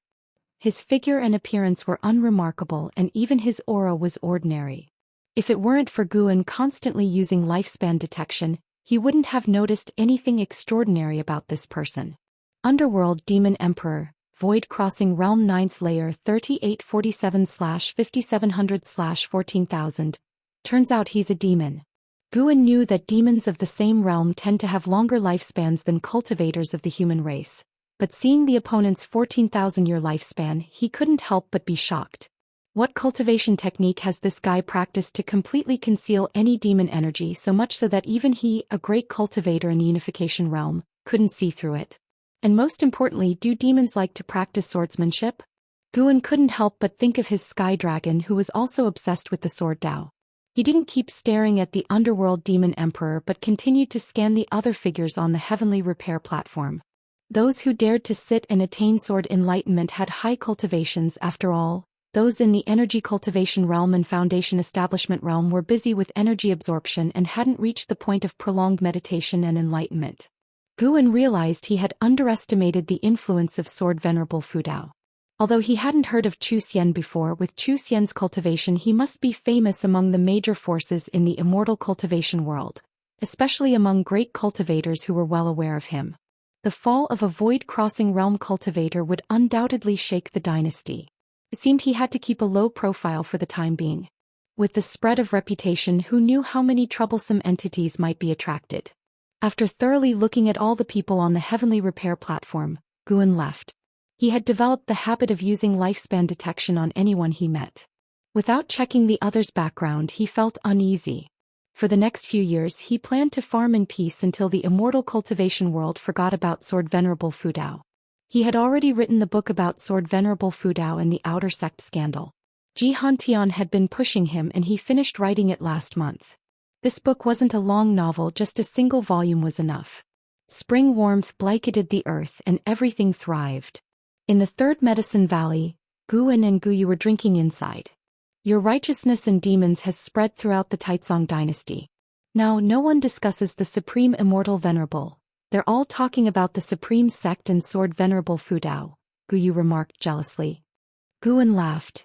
After all, the supreme sect is the #1 righteous sect. With such an incident, anyone would be curious. Don't worry, in a few years the immortal cultivation world will lose interest. By then, people will still chase after your legendary battle against the demon emperor of the exotic realm. Hearing this, Guyu's expression brightened instantly, and he started praising how well Guan had written it while eagerly asking about the next part of the plot. Guan wouldn't reveal anything, making Guyu itch with curiosity. By the way, I've recently gotten hold of a book and the protagonist is named Guan. It's quite interesting, Guyu suddenly said, taking a book out of his storage bag. The Supreme Secret Records. Seeing the title, Gu An's heart skipped a beat. Darn it. It actually made its way out. My reputation is ruined. Gu Yu shook the supreme secret records in his hand, snickering. Brother Gu, have you read this book? Gu An curiously asked. What's this book about? It's a good book. Be honest, did you write it? Gu Yu asked with a smile. How could that be possible? Let me take a look. Is it really that good? Gu An snatched the supreme secret records from his hand and began flipping through it. Gu Yu raised an eyebrow and asked, Are you sure you didn't write it? Or did someone close to you write it? After reading the first page, Gu An frowned as if he was genuinely seeing it for the first time. Seeing him frown, Gu Yu refrained from teasing him and instead poured himself a drink. As Gu An's expression grew increasingly unpleasant, Gu Yu thought for a while and said, This book started circulating in the inner sect. You don't seem to know many inner sect disciples, so it must be a coincidence. After all, the name Gu An isn't uncommon. Gu An closed the supreme secret records, took a deep breath and asked, Does the book collection hall allow such a book to circulate? This book didn't go through the book collection hall. It's being passed around privately by the disciples, Gu Yu replied helplessly. Gu An remained silent. Seeing the atmosphere turn awkward, Gu Yu got up to leave, consoling Gu An a few more times before departing. After he left, Gu An began to ponder the supreme secret records. He had to admit that Xinjian had indeed studied the Green Hero Travelogue thoroughly. At least this book, in his opinion, surpassed the original. Although some content was unsightly, the character of Gu An in the book was full of a chivalrous spirit, with a carefree and unfettered personality, which was quite endearing and did not tarnish his name. After reading for an hour, Gu An finally closed the supreme secret records and then stepped out of the pavilion to continue his work. His goal was to plant medicinal herbs over an area of 100 miles as soon as possible. Today he planned to fence off the area to prevent inner sect disciples from trespassing. Inner sect city Ji Mansion. Ji Xiaoyu sat upright at the table holding a book. Across from her sat Ji Hantian. How is it? How is this righteousness and demons written? Ji Hantian asked, putting down his teacup. Ji Xiaoyu flipped through the pages as she replied, It's quite good. The narration is immersive and doesn't cover up the supreme sect's sins, depicting Zhou Xian's hideous face in great detail. But the outer sect disciples' unity is also very moving. At least after reading it, I don't think the supreme sect is utterly rotten. I can still feel the foundation and spirit of Taikang's #1 orthodox sect. Ji Hantian's lips curled into a smile. Do you know who Panan is? Ji Xiaoyu remained silent. It's the house servant under your command, Gu An. Unexpected, isn't it? Ji Hantian asked with a smile. Ji Xiaoyu said quietly, Actually, I already knew, but I didn't expect you to know as well. Grandfather, you didn't make him write this book, did you? It will cause him a lot of trouble. Ji Hantian feigned a cough and said, No worries, I will protect him. Thanks to this book, my influence in the Hall of Elders has increased. Overturning Chu Tianqi might not be impossible in the future. Ji Xiaoyu turned her attention back to the book in her hand, absent-mindedly saying, I actually think the Ji family shouldn't covet the position of sect leader. Things are quite good as they are, dispersed among various sects, not becoming a target. That's because you don't understand how hard it was for me under LV Baishan's pressure before. Otherwise, why would I let you join the supreme sect? It's to use your talent to gain face for me, Ji Hantian grumbled, getting agitated at the mention of LV Baishan. You've caused Gu An so much trouble. Do you have any compensation for him? Of course I do. I've expanded his medicine valley to 100 miles. Also, you can bring Ji family's high-rank medicinal herbs to him for planting. I've investigated. This kid indeed has a knack for managing the valley. Moreover, if you get closer to him, he might beautify the Ji family in the future. I've read The Investiture of the Gods. His portrayal of GFA shows he holds the Ji family in his heart. Ji Hantian spoke earnestly, causing Ji Xiaoyu to frown. Ji Xiaoyu showed a look of dissatisfaction and said, Grandfather, dealing with people and matters shouldn't be overly calculative. Silly child, this isn't being calculative. It's a win-win situation. Why not? Ji Xiaoyu lowered her head, continuing to read, which made Ji Hantian shake his head. Ji Hantian stood up and said, The 100 Tribes Conference is approaching. You should prepare to secure the top spot on the Hidden Dragon list. After saying that, he took a step and disappeared into thin air within the room. Ji Xiaoyu didn't get up and kept staring at the book in her hand. March. The spring breeze was cool.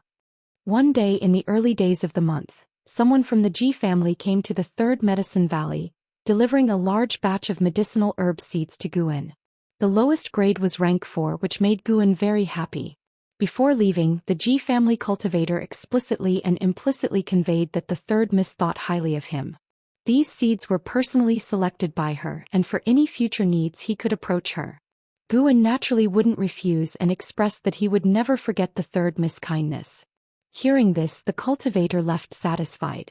The Ji family, Guzong and Jiangqiong were all giving him seeds, which saved Guan quite a bit in costs. He planned to recruit more servant disciples, filling up at least 20 positions, providing each with a demon beast and top-notch treatment. That day Guan took Elder Tian to the outer sect city. Elder Tian had volunteered to come, saying he wanted to see the Righteous Path characters on the Heavenly Repair platform. Upon arriving at the outer sect city, the two parted ways. As Guan approached the entrance of the Chores Hall, a male disciple came up to him, whispering, "Daoist friend, I have a treasure here, just 2 low-grade spirit stones." 2? Why don't you just go rob someone? Guan said irritably, bypassing him directly. That disciple blocked him again, then took a book out of his storage bag, saying mysteriously, "Take a good look. Do you recognize this book? Many inner sect disciples read it after exiting seclusion. It holds great opportunities within." Guan glanced at it and saw 4 words. "The Supreme Secret Records." He directly pushed the other aside, leaving with a word, "Sorry, I read the Investiture of the Gods." The disciple looked at his departing figure, cursing quietly, then sought other people to sell to. An hour later, Guan emerged from the Chores Hall with 11 people in tow, both men and women, all young and looking excited.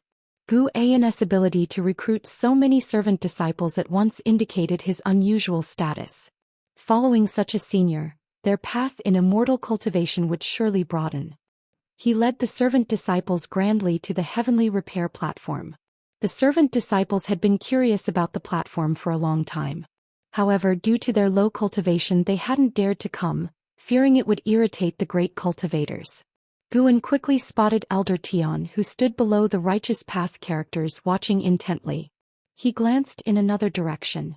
The underworld demon emperor in the 9th layer of the Void Crossing realm was still there, currently making some gestures with his right hand. Guan watched for 2 breaths and thought to himself, "This isn't the sword move of the Taizong Divine Shocking Sword? This guy can comprehend sword moves just with sword intent? Too monstrous. No, I need to deepen my connection with the Taizong Divine Shocking Sword. Next time, I'll invest 1 or 2,000 years of lifespan to maintain my standing in the Sword Dao." Guan withdrew his gaze and walked towards Elder Tian. "Haha, I've comprehended it. I've comprehended it." Suddenly, a loud laugh resounded from the Heavenly Repair platform, drawing the attention of the tens of thousands on the platform. The speaker was an old man wearing a Taoist robe, although his white hair was a bit messy. He then leaped into the sky, reaching out with 2 fingers pointing at the Righteous Path characters on the platform. Chapter 71. Sword Dao Holy Land Restart the Plan. 6th update. Seeing the old man trying to destroy his writing, Guan's expression changed. "What's the meaning of this? Comprehend my sword intent and still want to smash my writing?" Guan nearly made a move, but fortunately there was no need for him to do so. "Presumptuous." A thunderous shout echoed. The speaker was none other than Li Xuando's first sword servant, Yi Luyun. The 9th layer of the Divinity Transformation realm, Yi Luyun still had an imposing aura. A single shout made the whole city jump in fear. Not only Yi Luyun but numerous great cultivators around the words Righteous Path also stood up. Even the 9th layer of the Void Crossing realm underworld demon emperor raised his eyes to look at the old man in the sky, showing dissatisfaction in his eyes. Guan immediately cast a lifespan detection. Peng Yu, 2nd layer of the Void Crossing realm 1279/1720/1770, already close to the limit. No wonder he's so deranged. Peng Yu in the sky glanced at Yi Luyun, sneering contemptuously. "A mere divinity transformation, dare to stop me?" Divinity transformation? The disciples on the Heavenly Repair platform were in an uproar and retreated, fearing to be caught in the combat of the great cultivators. "Does Your Excellency look down on divinity transformation?" but honor void crossing? A cold voice came from another cultivator, not the underworld demon emperor. Guan had already noticed him, a great cultivator of the 5th level of the void crossing realm, dressed in the Supreme Sect's elder robe. Pang Ye's face changed slightly as he pulled back his hand, flicked his sleeve and snorted. Fine, you Supreme Sect have many people and great forces, truly remarkable. Believe. Saying this, he turned and flew out of the city gates in the blink of an eye. Trying to destroy my Supreme Sect's path enlightenment place, you think you can just leave? A cold snort sounded. The voice was familiar to Guan. It came from Gu Zhong. Guan sensed Gu Zhong swiftly moving through the sky to chase Pang Yu. The great cultivator of the 5th level of the void crossing realm also disappeared from the spot. The tense atmosphere of the heavenly repair platform eased. Cultivators on the platform started discussing the recent person and marveling at the strength of the Supreme Sect. Guan felt that this outer gate city owed him a great debt. In the past there were never so many great cultivators here. Now there were always 2 void crossing realm great cultivators watching over the city, giving an immense sense of security. All thanks to the 2 words righteous path he left behind. Then Guan led the servant disciples toward Elder Tian. The servant disciples were very excited. Today they were promoted to servant disciples and witnessed the great cultivators' confrontation. The mere names of divinity transformation and void crossing made their hearts yearn. Let's go, it's time to return. Guan patted Elder Tian's shoulder and said. Elder Tian came back to his senses and stood up. As they exchanged glances, Guan felt that Elder Tian had some changes. He instinctively cast a lifespan detection. 8th layer of the energy cultivation realm? How did he suddenly jump 2 layers? How long has it been? Guan felt astonished in his heart but showed no emotions on his face. He had long premonition that Elder Tian would make a comeback. After all, Elder Tian didn't step down due to defeat, but due to his own mistake. Such a person was likely to return to the peak. An ancient hour later, Guan and others returned to the 3rd Medicine Valley. He asked Xiaochuan to help arrange these disciples. After Xiaochuan visited the 3rd Medicine Valley a few times, he didn't want to leave. He transferred all the demon creatures he raised there. Guan cared for him greatly and naturally did not refuse. Among the peers, only Xiaochuan stayed with him. Although Wuxia was his junior disciple, he came late and was not as important as Xiaochuan in his heart. Xiaochuan had been following Guan since childhood, always obeying. Such a junior disciple he naturally cherished dearly. Guan knew that in 200 years after the old friends passed away, it would be hard for him to build such relationships with others, so he treasured it very much. After returning to the valley, Elder Tian went alone to meditate under a big tree, contemplating something unknown. The setting sun cast a glow on the mountain top, as Yi Yan waved his spear before the sunset, creating a unique scene that sparked discussions among the new servant disciples. Seasons alternated and more than 2 years passed quickly. That summer, at the age of 46, Guan stood at the mountain top, overlooking the mountains and rivers. As far as the eye could see, medicinal fields were everywhere, and one could vaguely see the estate amidst the woods. After spending more than 2 years, Guan finally managed to plant medicinal herbs across hundreds of miles. As he looked out, his heart was filled with a sense of accomplishment. A figure approached him. It was Xiaochuan. Senior brother Yi Yan has left for months. When will we recruit a new servant disciple to fill the vacancy? Our medicine valley is too big with one less person, others need to walk a little more. Xiaochuan asked. Guan took out the valley master token and handed it to Xiaochuan. You go recruit, let's see your judgment. Upon hearing this, Xiaochuan was thrilled, thanked Guan and then hurried down the mountain. Guan looked towards the outer gate city, sensing a strong sword intent. Someone else succeeded in comprehending sword intent at the heavenly repair platform. In these 2 years, 4 people enhanced their sword intent at the heavenly repair platform, increasing the fame of the platform and sword Venerable Fudao. The heavenly repair platform even became a holy land for sword cultivators under the Taizong dynasty. Sword cultivators from various sects would visit, and the Supreme Sect also showed the demeanor of being the #1 orthodox sect, allowing disciples of other sects to comprehend sword intent. This attitude, along with the spread of righteousness and demons, not only did not harm the Supreme Sect's reputation, but it also rose further. Guan admired the Hall of Elders every time he thought of this. These people truly had skills both in power struggles and crisis management. It's no wonder they could become elders. After standing on the mountain top for a while, Guan turned and descended. 2 years had passed, most medicinal herbs were still in the growth stage, but his lifespan's growth rate was not slow. He planned to restart his daily routine. Every midnight, invest 5 years of lifespan into cultivation, slowly enhancing cultivation level. The first layer of the unification realm felt somewhat insecure, with more great cultivators at the heavenly repair platform. Who knows when an old monster of the unification realm might appear? As he walked down the mountain, there were more than 20 miles to his pavilion. He strolled daily to appreciate his foundation and never felt tired. Just like now, he enjoyed the scenery along the way, feeling joyful. Half an hour later, Guan walked along the riverside. A figure descended from the sky, landing behind him. Long time no see. Leah patted Guan's shoulder, trying to scare him. Guan pretended to shiver as Leah practiced some energy-concealing method, landing silently. Why are you here? How have you been these years? Guan looked at Leah and asked joyfully. Leah proudly said, naturally good. After being severely injured by a demon cultivator last time, I started to cultivate diligently. Now I'm not the same as before. Really, I don't believe it. Wanna compete? Forget it, the gap between our realms is too big, it's unfair. You know it. Hee hee. Guan smiled, thinking to himself, brother, it would be unfair to you. They chatted while walking. Leah talked about his experience in the inner sect. Upon entering, he immediately sought the Hall of Elders, but before he got any results, chaos broke out in the outer sect. He was then worried about Guan's safety. He took a day to visit the Mystic Valley to see Guan, but Guan was not there. After confirming Guan's safety, he returned to the inner sect to focus on cultivation. He didn't want to lose again nor always fight across realms. Why visit me today? Guan curiously asked. Leah laughed. My father asked Li Xuanyu and me to attend the 100 Clans Grand Meeting.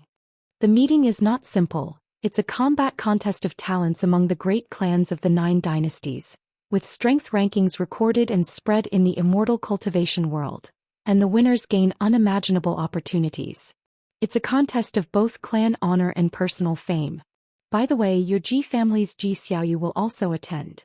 Hearing this, Guan's mind filled with various scenes, feeling quite interested. But he had no qualifications to participate. Even if he did, he wouldn't go. Just hearing about it was enough. Can you defeat our third miss? Guan teasingly asked. Couldn't before, now I'm not sure. Leah said confidently, making Guan glance at him. This guy's chi blood didn't seem normal. Why did he feel like demon beast chi blood? They continued chatting on their way back to the valley and drank late into the night, with other disciples gathered to hear Leah talk about the 100 Clans Grand Meeting. Even Elder Tian joined in the fun. By the way, former sect leader LV Baiyin once won the top of the Hidden Dragon list, Dragon and Phoenix list, and Immortal Fate list. He was invincible at every stage. It said he was the strongest sect leader in Supreme Sect's 3,000 years, but unfortunately he deviated and perished. Leah sighed. Guan raised his eyebrows. Elder Tian was that formidable? He didn't look at Elder Tian to avoid revealing he knew Elder Tian's true identity. Tang Yu couldn't help asking, Martial Uncle Leah, can Zhou Tongyu win this Hidden Dragon list top position? The Hidden Dragon list ranked talents under 100 years old among various clans. Zhou Tongyu was already the number 1 of the younger generation. The book Supreme Immortal Venerable boosted his reputation. Many felt the Zhou Tongyu in the book was him. He had also visited Supreme Sect, sweeping the younger generation before leaving proudly. Leah glared at him, saying, What are you talking about? That top position is naturally your martial uncle's. What Zhou Tongyu watched this time, your martial uncle will make him taste defeat. Upon hearing this, all the disciples admired Leah. Such confidence was inspiring. Elder Tian chuckled. Actually, Zhou Tongyu isn't your biggest opponent. Supreme Sect hides someone stronger with greater talent, but remains in seclusion. Leah asked, Who? LV Xian, who formed his core at 30. What? Leah's expression changed, others were also shocked. Most present were over 30, they couldn't imagine forming a core at 30. Guan's expression became peculiar. In these 2 years, Tianya Valley had a newcomer, LV Xian. He hadn't linked LV Xian to LV Baiyin before, now it seemed, were they blood related? Li Xiandao was truly capable, even digging out Supreme Sect's hidden genius, quite outrageous. Chapter 72. Reincarnation of the Great Power. The name of Guan. 7th update. Elder Tian mentioned Zhou Xian, prompting the disciples to ask questions, wanting to know what kind of person this top genius was. Li Yi secretly noted down the name, determined to defeat Zhou Xian in the upcoming competition and prove his own talent. That night, the Third Medicine Valley was lively. Even Elder Tian became talkative, laughing frequently. At dawn, Li Yi bid farewell to Guan. "I'm leaving, wait for me to become famous." Watching Li Yi's departing figure, Guan suddenly felt a bit envious.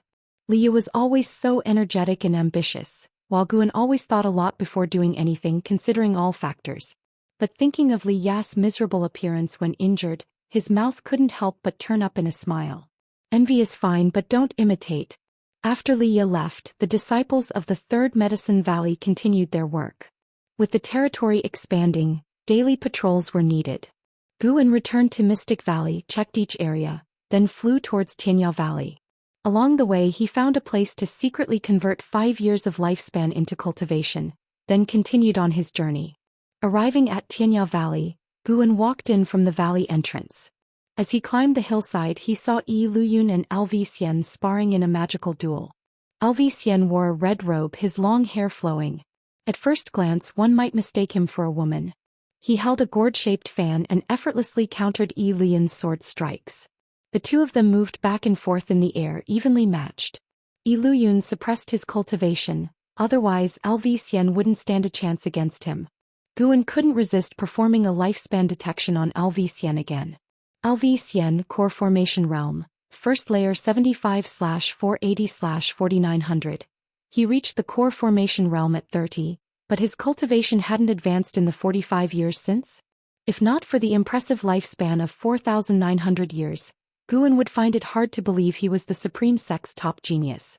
Except for Ji Xiaoyu, who possessed a primordial Daoist talisman, Zhou Xian's 4,900-year lifespan was the most impressive talent Guan had seen among the human race. Zhou Xian didn't seem injured, perhaps he cultivated some miraculous skill like Wuxia? Sun Da, Sun Air and Sun San rushed to Guan, very happy because Guan always brought them tasty treats. Although they were demons captured by Luo Han, Guan never belittled them, so they had a good relationship. "These are 5th-tier spirit fruits, you can only eat one each, don't fight over them." Guan took out 3 large crimson fruits the size of watermelons and placed them on the ground for the 3 monkey demons to pick. He then walked towards an area of the valley. Today was another harvesting day. With his medicine valley expanding, he now had the opportunity to pick herbs daily, which he thoroughly enjoyed. After he finished harvesting, Yi Luyun and Zhou Xian also stopped sparring and landed. Yi Luyun began evaluating Zhou Xian's performance and Zhou Xian remained humble. "Senior Yi, when are you going to undergo tribulation?" "I'm waiting for you to challenge Sword Venerable Fudao," Zhou Xian asked expectantly. He spoke seriously as if he truly believed Yi Luyun could defeat the Sword Venerable. Yi Luyun hesitated and said, "At most half a year. When the time comes, I will go to the Tribulation Crossing Valley of the Supreme Sect to undergo tribulation. As for challenging the Sword Venerable Fudao, let's talk about it later." Ever since he visited the Heavenly Repair Platform he had given up the idea of competing with Sword Venerable Fudao. The gap was too great. Facing such sword intent he couldn't muster any fighting spirit. Zhou Xian raised his eyebrows, his delicate face showing anticipation. He continued to persuade, "Give it a try, what if you win? Once you reach the Void Crossing Realm, your sword intent will naturally transform. You might have the strength to fight, and being the first to challenge Sword Venerable Fudao, even if you lose you'll become famous." Passing by, Guan wanted to retort. Zhou Xian really had a problem. Ever since he came to Tianya Valley he had been persuading Luo Han to challenge the Supreme Sect's top gun, and urging the 3 monkey demons to challenge the nearby 3rd-tier Great Demon. It wasn't occasionally, whenever he encountered someone he would persuade them. If this guy truly loved fighting, Liu would have heard of him long ago. "I'll think about it." Yi Luyun frowned. Zhou Xian saw Guan and immediately approached, warmly putting his arm around Guan's shoulder, smiling, "Valley Master, I feel you're not ordinary either. Do you want to strive for the position of National Master? I can teach you spells, just say what you want to learn." Guan replied, I've said many times I don't want to strive for anything, I just want to grow flowers and plants. How is that possible? As long as you're human you have something you want to strive for. Then what do you want to strive for? Naturally, to be the number one in the world. Then why not spend the time you used to persuade others on cultivating? I don't need to cultivate. Sooner or later I'll be invincible. You're impressive then. What a bragger. Daring to claim invincibility in front of me? Guan suddenly had an idea and smiled. I heard you want to participate in the 100 races competition. If you can win the championship, you'll learn your spells. Really? Really? I didn't originally plan to participate, but since you said that, wait and see. I'll leave tomorrow. Zhou Xian finished speaking and walked towards his house. Guan watched his back, finding him hard to figure out. Elian walked over and transmitted his voice. Don't provoke him. Ever since he formed his core he easily falls into dreams during cultivation. Sometimes he dreams of being an emperor, sometimes a sword emperor rampaging the mortal world, and even sometimes a demon emperor. According to him he can reach the peak of the mortal world in every lifetime. What's wrong with him? Could he be a reincarnated great power? Guan immediately stopped underestimating Zhou Xian. Better safe than sorry. This person might indeed have a remarkable background. The next morning, before Guan left, Zhou Xian had already departed, making Guan more eager for the 100 races competition. The Hidden Dragon List was a competition for geniuses under 100 years old. Who would be the top among Zhou Tongyu, Ji Xiaoyu, Li Ya and Zhou Xian? Before Zhou Xian returned, Guan decided to elevate his cultivation level to the 9th layer of the unification realm, secretly competing with these geniuses' growth speed. By the time Guan returned to Mystic Valley, it was already noon. He sensed a familiar aura waiting in his loft. Along the way he greeted Wuxia and then went upstairs. Entering the house, Guan saw Yilan sitting at his desk holding a book. Oh no. Guan closed the door and walked to the desk to take the book from her hand. He said seriously, how can a lady read this kind of book? Ever since the outer sex disaster, Yilan rarely visited him, spending most of her time training outside. Now she had been promoted to a deacon in the law enforcement hall, holding a certain position and power. Yilan looked at Guan and smiled. I heard from Zhenqin that you usually love reading this Green Hero travelogue, so I wanted to see what kind of book you like. I don't know about that Supreme Secret Records. But don't listen to Zhenqin's nonsense. It's a slander. The Green Hero travelogue was left by my master. I haven't read it nor destroyed it, just kept it as a memento. Really? When has your senior brother ever lied to you? Humph. Yilan took out a book from her storage bag and threw it on the table. Guan glanced at it and his eyelid twitched wildly. Supreme Secret Records. Oh no, how did this book become so popular? Yilan looked at Guan and said softly, Senior brother, I used to think it was a coincidence when I saw the protagonist named Guan. But now, after flipping through the Green Hero travelogue, I feel it's not a coincidence. Tell me honestly, did you write the Supreme Secret Records? How is that possible? I don't write books. I only love growing flowers and plants. Do you think I'll believe you now? Senior brother, it's not that I'm telling you off, but if you want to read, couldn't you read something like Investiture of the Gods or Supreme Immortal Venerable? They're better than these kinds of books that disturb your Daoist heart. I really didn't write it. Guan felt so wronged it was all Xinzhen's fault. Yilan suddenly stood up, scaring him into taking a step back. She circled around the table, approached him and raised her right hand. Going to hit me? Guan felt a headache. Luckily Yilan didn't intend to hit him but to straighten his robe. She slightly lowered her head and said softly, Senior brother, if you do like this kind of thing, I can find the dual cultivation method and accompany you. Guan saw her ears turning red. He quickly stepped back and shook off her hand, saying seriously, Junior sister, don't joke around. If you keep joking Yilan looked up at him, burst out laughing and covered her mouth. Look at you acting like I'm a flood or beast. Alright, no more joking. I came because of another matter concerning your disciple Su Han. Yilan said seriously, her smile fading. Guan frowned and asked, what's wrong with him? Do you know his ancestral swordsmanship called Hateful Heaven Divine Sword? I'm somewhat familiar. Is there a problem with this swordsmanship? Yes, it's not his ancestral swordsmanship but a forbidden swordsmanship of the sword sect of the Great Yu dynasty, not to be passed on. Zhou Xian frequently used the hateful Heaven Divine Sword to kill enemies during his training outside. Eventually, someone recognized this swordsmanship, causing quite a stir. It's said that the sword sect is preparing to capture Zhou Xian. That bad? Guan was shocked. Could Zhou Xian, with his talent, cause such a commotion like a novel's protagonist? Yilan nodded and said, I've hidden Zhou Xian in the law enforcement hall, but if the sword sect comes, the law enforcement hall won't be able to protect him. After all, they are also a great sect and the supreme sect won't offend the sword sect for an outer disciple.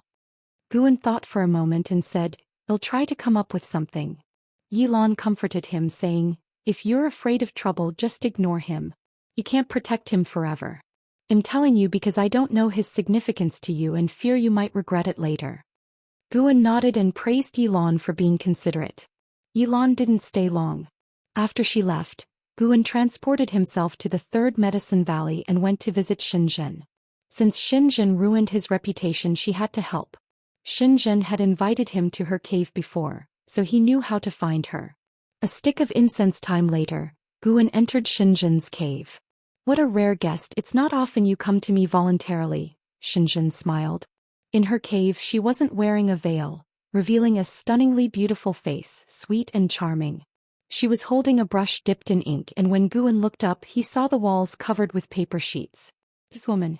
Was she drawing? Guan quickly looked away and said, my disciple has encountered a problem involving the sword sect of the Great Yu dynasty. Can you help? Sword sect?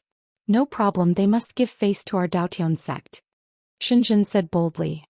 Guan then recounted the situation in detail. Xinzhen frowned and hesitated, saying, it seems there's a bit of an issue. Chapter 73. Perhaps you are a genius. Mad swordsman wants to pass on magic. Is there a problem? Guan couldn't help but roll his eyes and said helplessly, next time wait until I finish speaking before making a decision. Aren't you giving me hope only to extinguish it with your own hands? Xinzhen shook her head and said, the problem doesn't come from the sword sect but from the Daotian sect. The hateful Heaven Divine Sword is not just a forbidden swordsmanship of the sword sect. It is a forbidden technique throughout the Great Yu dynasty. Every time the hateful Heaven Divine Sword appears, there will be a bloody storm. 100 years ago, someone mastered the hateful Heaven Divine Sword and killed tens of thousands of people.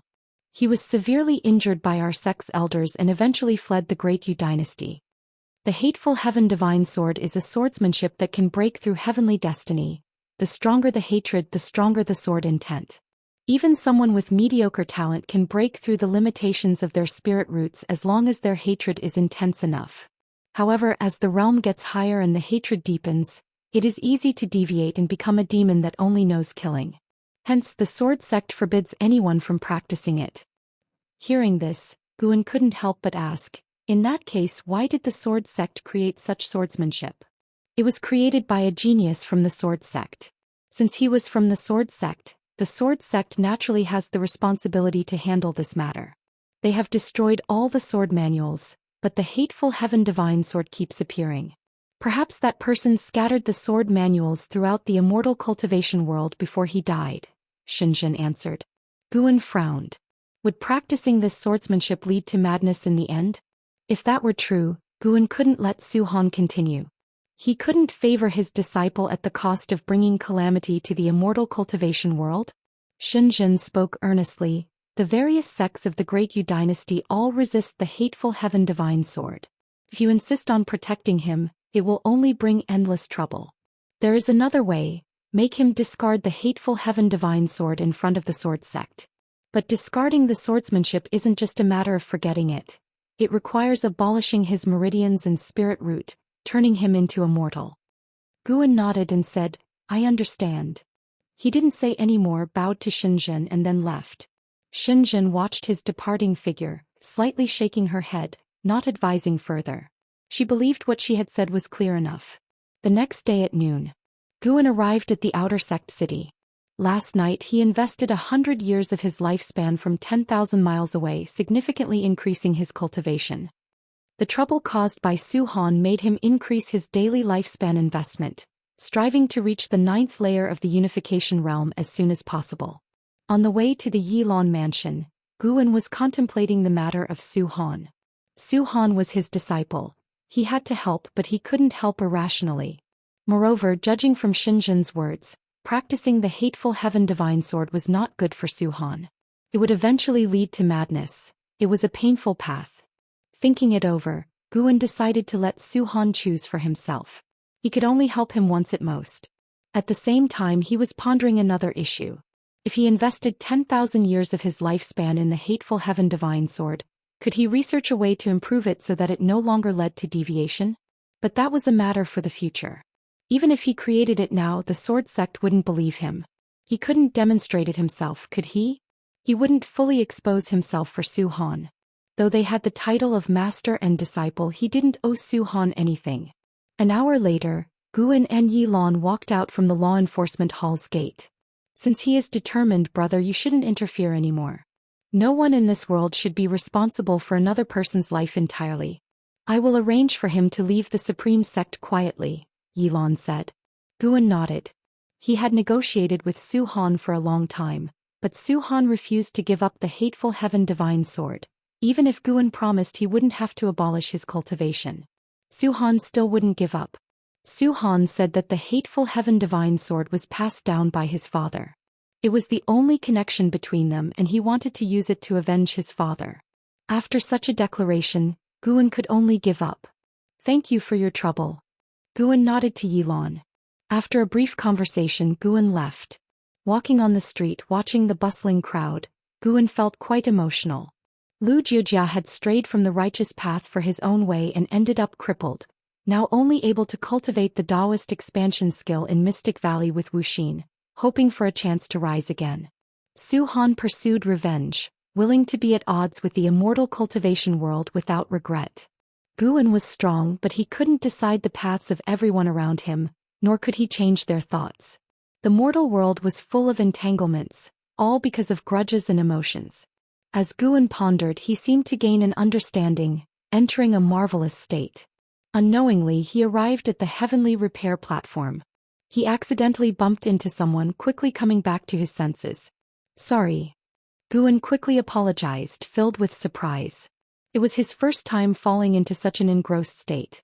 He hadn't encountered such a state when inheriting cultivation techniques or spells before. Recalling it, he couldn't explain it clearly, but he felt a slight change within himself. Were you comprehending the path just now?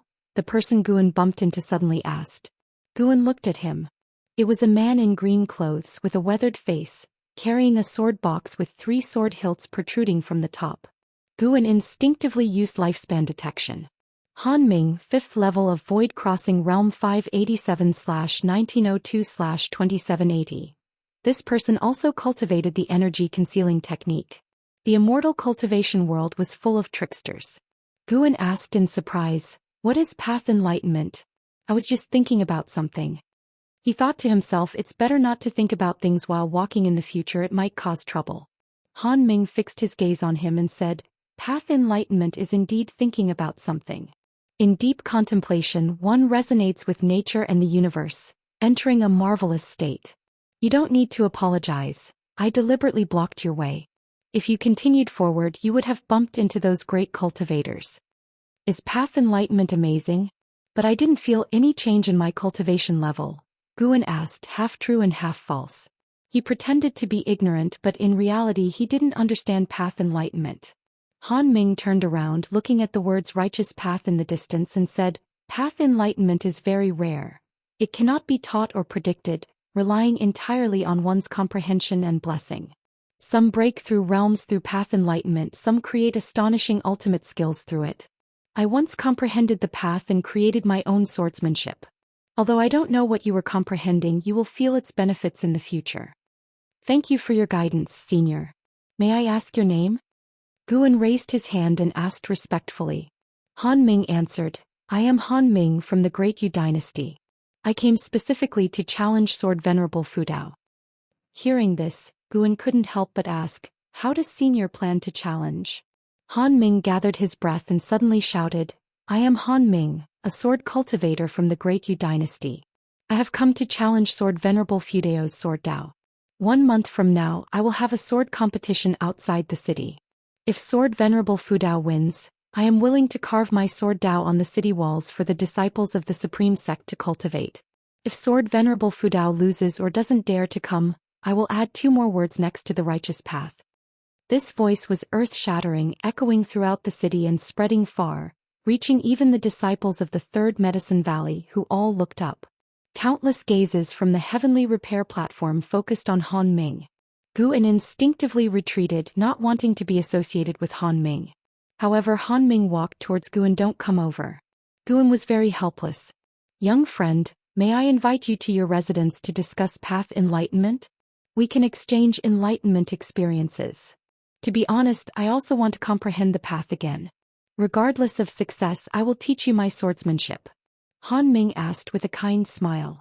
In the distance, Zhou Xian, meditating beside Zhou Xian, saw Guan and his eyes lit up. With his cultivation level, he could naturally hear Han Ming's words. Indeed, this kid is not simple. My previous intuition was correct. Zhou Xian wanted to get up but was held back by Zhou Xian. Don't go looking for trouble. That Han Ming is not simple. He once killed a great cultivator in the divinity transformation realm with the cultivation of the nascent soul realm, shaking the world, and is known as the Mad Swordsman, Zhou Xian said in a deep voice, staring at Han Ming with sharp eyes. Zhou Xian was stunned upon hearing this.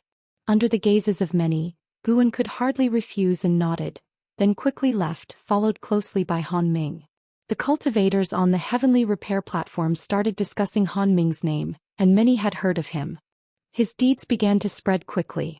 The elders in the void crossing realm on the platform just glanced at Han Ming without stopping him. Guan thought for a moment and decided to take Han Ming to the Third Medicine Valley. Curious to see what would happen when Han Ming met Elder Tian.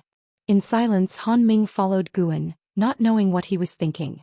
When they reached the Third Medicine Valley, Han Ming couldn't help but ask, "Does this 100-mile area belong to you?" "Yes, why?" Guan asked back. Han Ming was silent for a moment, then said emotionally, "I wanted to take you as my disciple, but seeing such a vast medicine garden means the Supreme Sect values you highly. I can't help but feel a bit disappointed." "You just challenged me and now want to take me as a disciple?" Guan complained in his heart but smiled and said, "Thank you for your kindness, senior. I don't like fighting and killing or pursuing high cultivation levels, so I won't be your disciple." As they landed, attracting the attention of many disciples. In the distance, Elder Tian, napping under a tree, opened his eyes. Seeing Han Ming, his expression changed slightly, clearly recognizing him. Han Ming, however, didn't recognize him. They went upstairs and sat down. Han Ming began to talk about his path enlightenment process, and Guan listened attentively. Han Ming comprehended the path at the age of 200. At that time he couldn't break through to the 9th layer of the core formation realm and thought his life would end there. He sat under a waterfall in a low mood for 7 days and nights, then he enlightened the path. After one night, his sword heart enlightened and his sword intent transformed. Listening to his words, Guan thought about the extreme lifespan concept. He wondered if path enlightenment could change the extreme lifespan.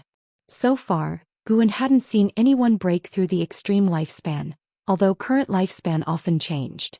Cultivators of different realms had their current lifespan increase with higher realms, but each major realm didn't have a standard lifespan limit, since lifespan was related to state, cultivation techniques, natural treasures and so on.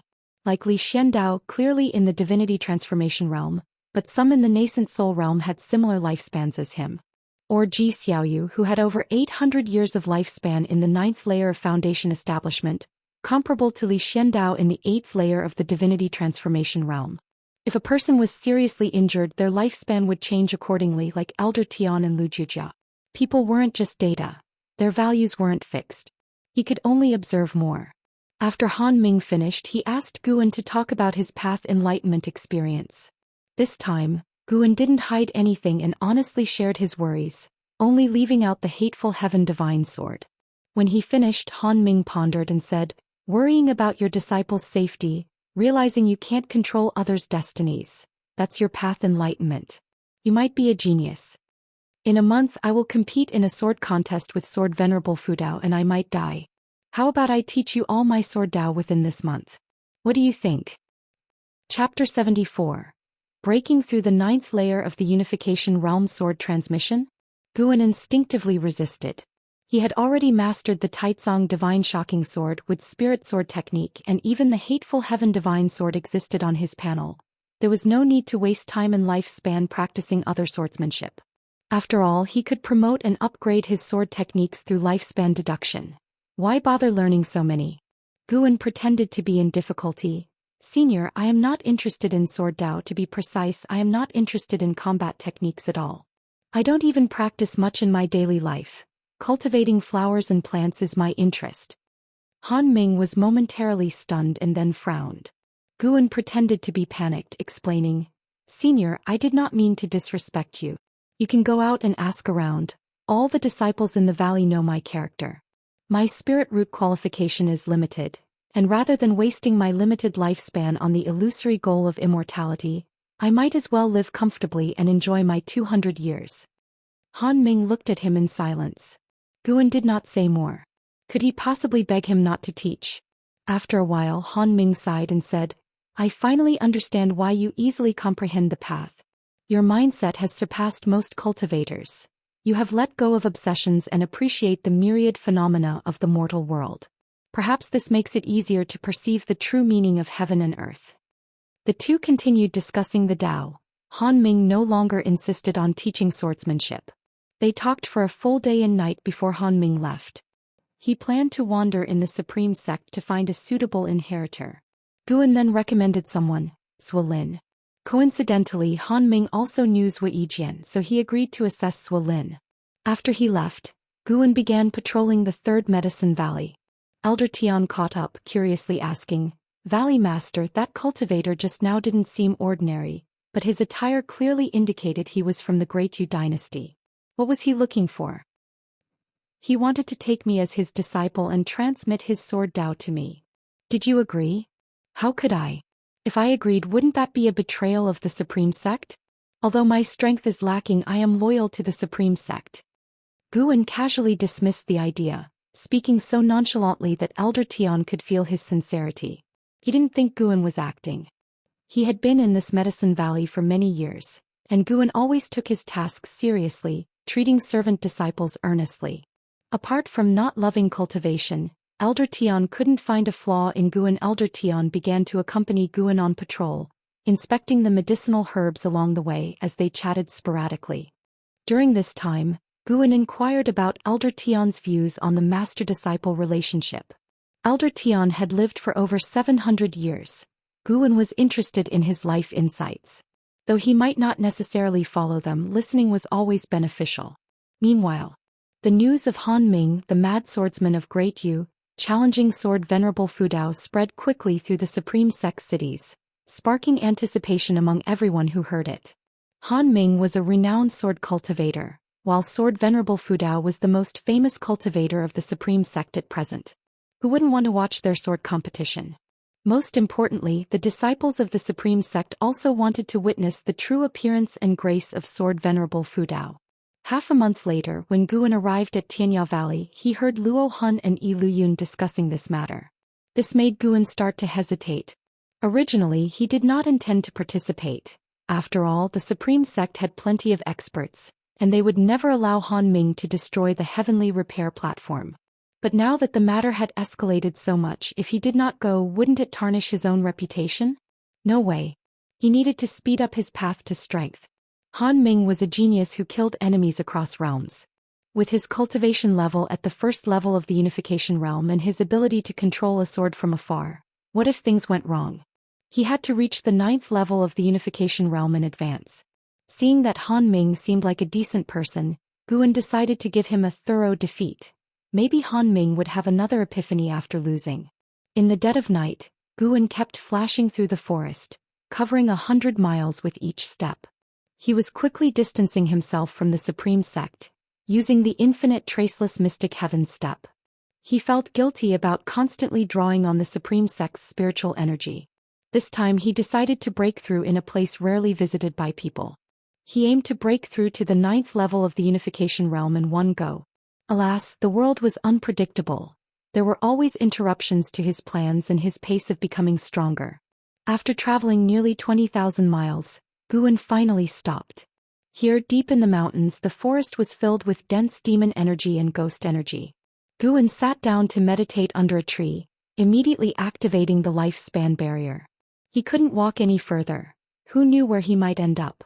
Guan began investing 1,000 years of lifespan into his cultivation, successfully reaching the second level of the unification realm, with Earth's spirit energy pouring into him. After that, he continued to invest another 1,000 years of lifespan. 1,000 years after another.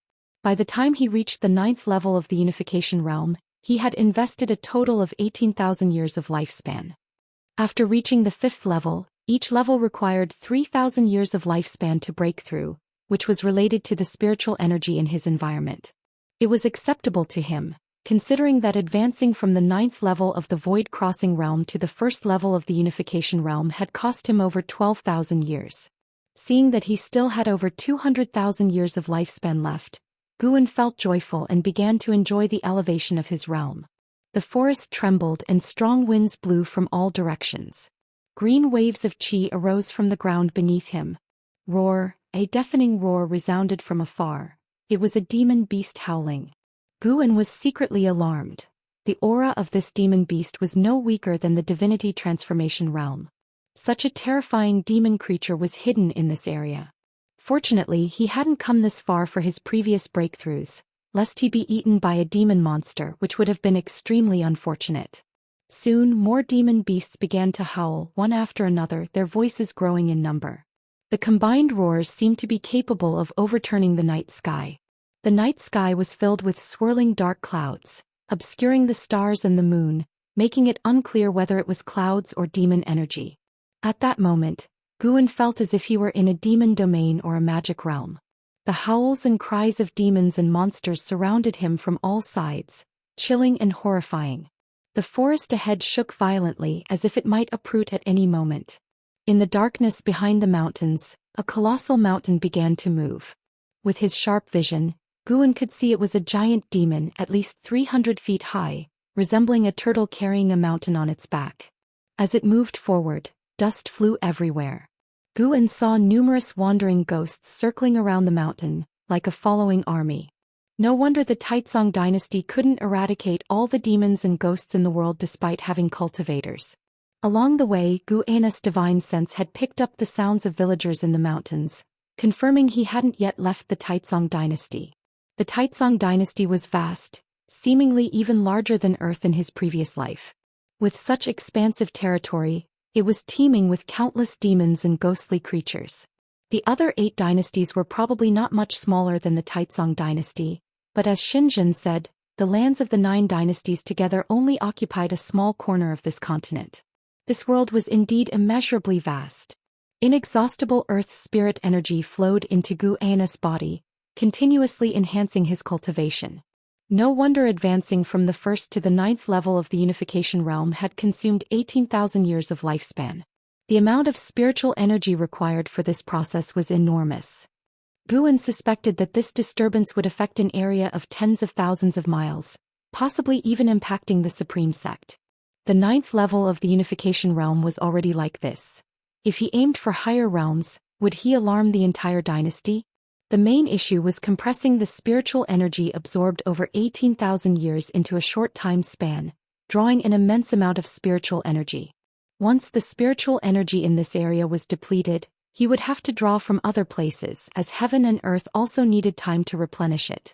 Whatever. He thought he would break through first and talk later. Nobody could stop him from becoming stronger. Guan closed his eyes, ignoring the disturbances around him.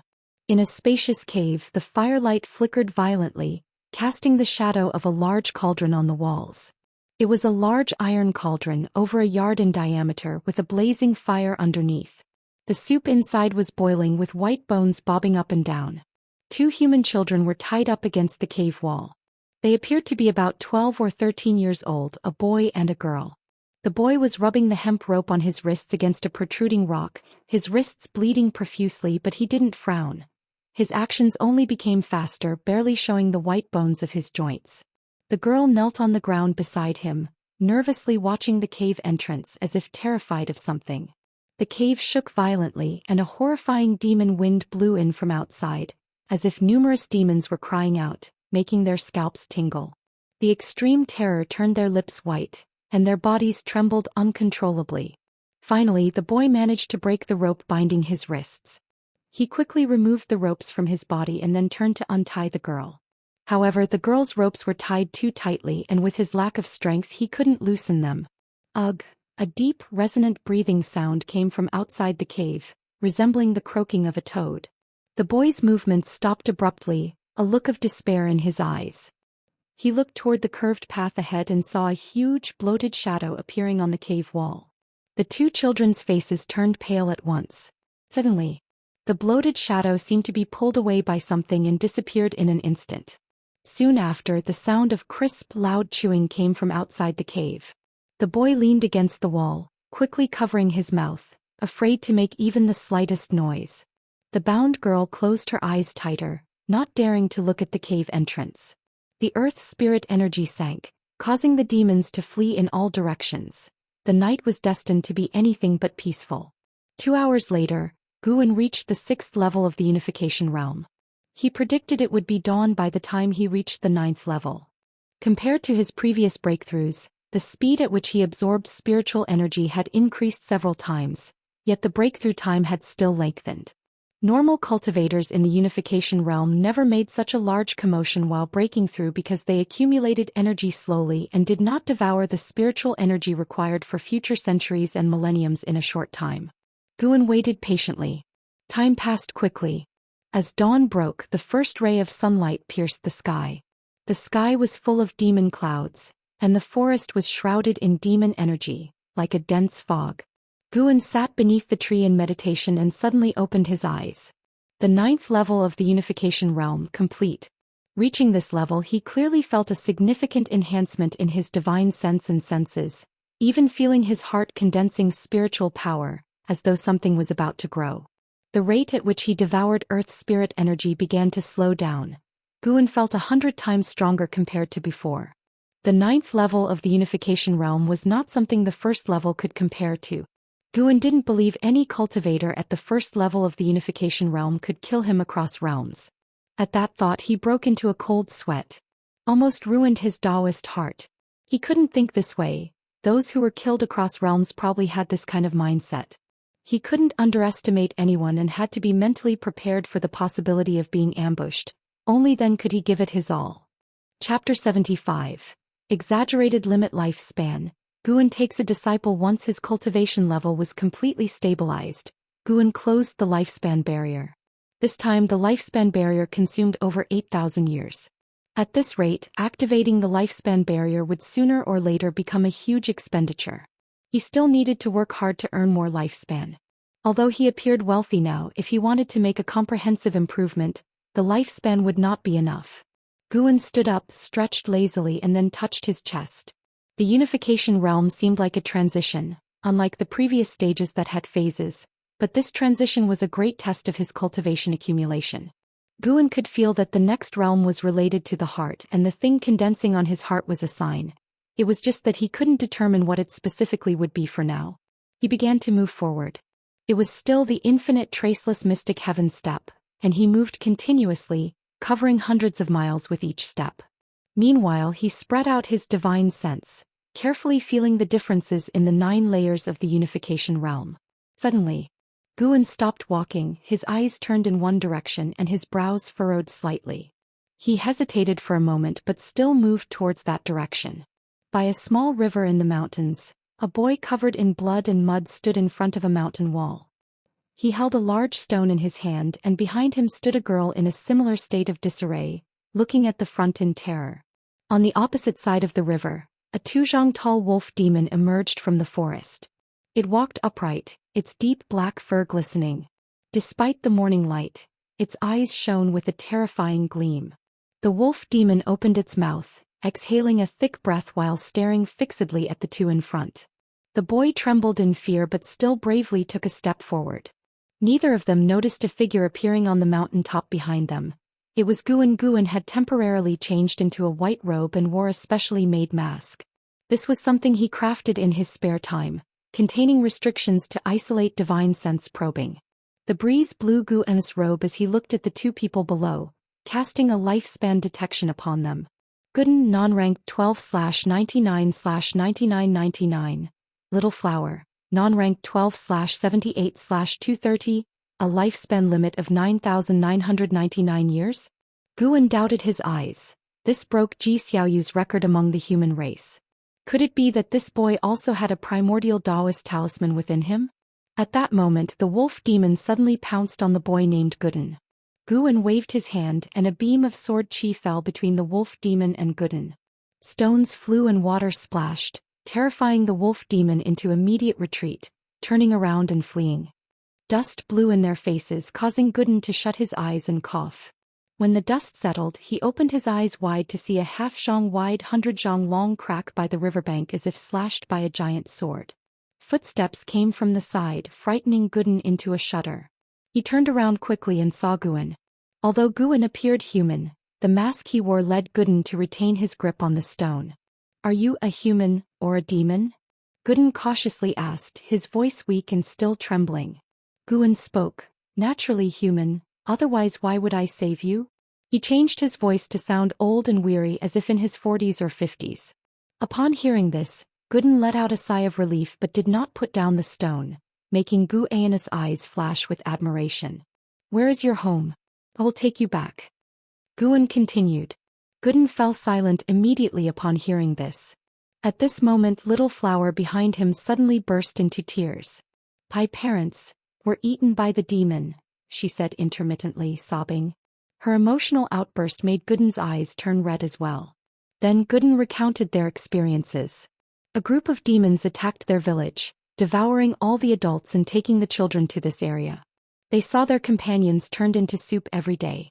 Last night it was supposed to be their turn, but the mountain suddenly shook and the demon guards ran out. At dawn, they escaped the cave but found no trace of the demons and started fleeing. Not long after they were targeted by the wolf demon on its way. Guan listened in silence. It was his first true encounter with the hardships of the mortal world. He was born in the Ji family, never experiencing the threat of demons, and later went to the Supreme Sect, smoothly advancing by seizing lifespan. Compared to him, these two children had it incredibly tough. Guan felt a sense of compassion, but Gooden's exaggerated lifespan prevented him from taking them back. Such an extreme lifespan, if they pursued immortal cultivation, would definitely bring endless troubles. Guan even suspected that Gooden possessed a great fortune. Thus his entire family perished except for him. Just as he was about to be eaten, Guan broke through this area. Just as the wolf demon was about to catch him, Guan saved him. All these coincidences coming together meant it was no coincidence. A child of fate? Seeing that these two were already orphans with no kin to rely on, Guan couldn't bear it. After thinking it over, Guan decided to first take them to a safe place. He appeared behind Gooden in a single step, picked him up, then went to Little Flower and lifted her as well, moving quickly. Frightened by his movement technique, they stopped crying and stiffened. After 10 breaths of time, in a forest, Guan stopped and gently placed them on the ground. He took out a bottle of elixir from his storage bag and poured half into each of their mouths. The sudden feeding made them choke, but as the elixir went down their throats, they felt a warm flow spreading through their meridians, which was a wonderful sensation. They opened their eyes wide in disbelief. Guan then sat down cross-legged before them and asked, "Do you want to cultivate immortality?" He dared not take Gooden back directly but could teach them the cultivation method and let them someday join the Supreme Sect on their own, keeping it unrelated to him. He intended to send the Supreme Sect a top-tier genius, compensating for multiple offenses of drawing spiritual energy over the years. "Are you an immortal?" Gooden exclaimed, his face full of excitement. "I am not. I am merely striving to be an immortal. Since you have nowhere to go now, I shall teach you the cultivation method. In the future you can join the Supreme Sect, finding a home there." Guan replied, still using the altered voice to avoid being recognized later at the Supreme Sect. Gooden nodded eagerly, even kowtowing to Guan, calling him master. He turned to the dazed Little Flower, pressing her head downward. "Call him master." Little Flower instinctively called, "Master." Guan initially wanted to refuse, but seeing their hopeful faces he couldn't. Damned. Was this the effect of great fortune? Guan felt it wasn't his compassion but Gooden's fortune influencing him. Immortal cultivation emphasized fortune and karma, trusting in those intangible existences. Fine, now I will teach you the mental method formula. Listen carefully and remember it well. Guan said seriously. The two immediately sat upright, focused on him, fearing he would get angry. Guan passed on his Yangwood primordial skill to them. He wasn't afraid Guan would fully comprehend it. Even with 1,000,000 years of lifespan, continuous improvement would be necessary.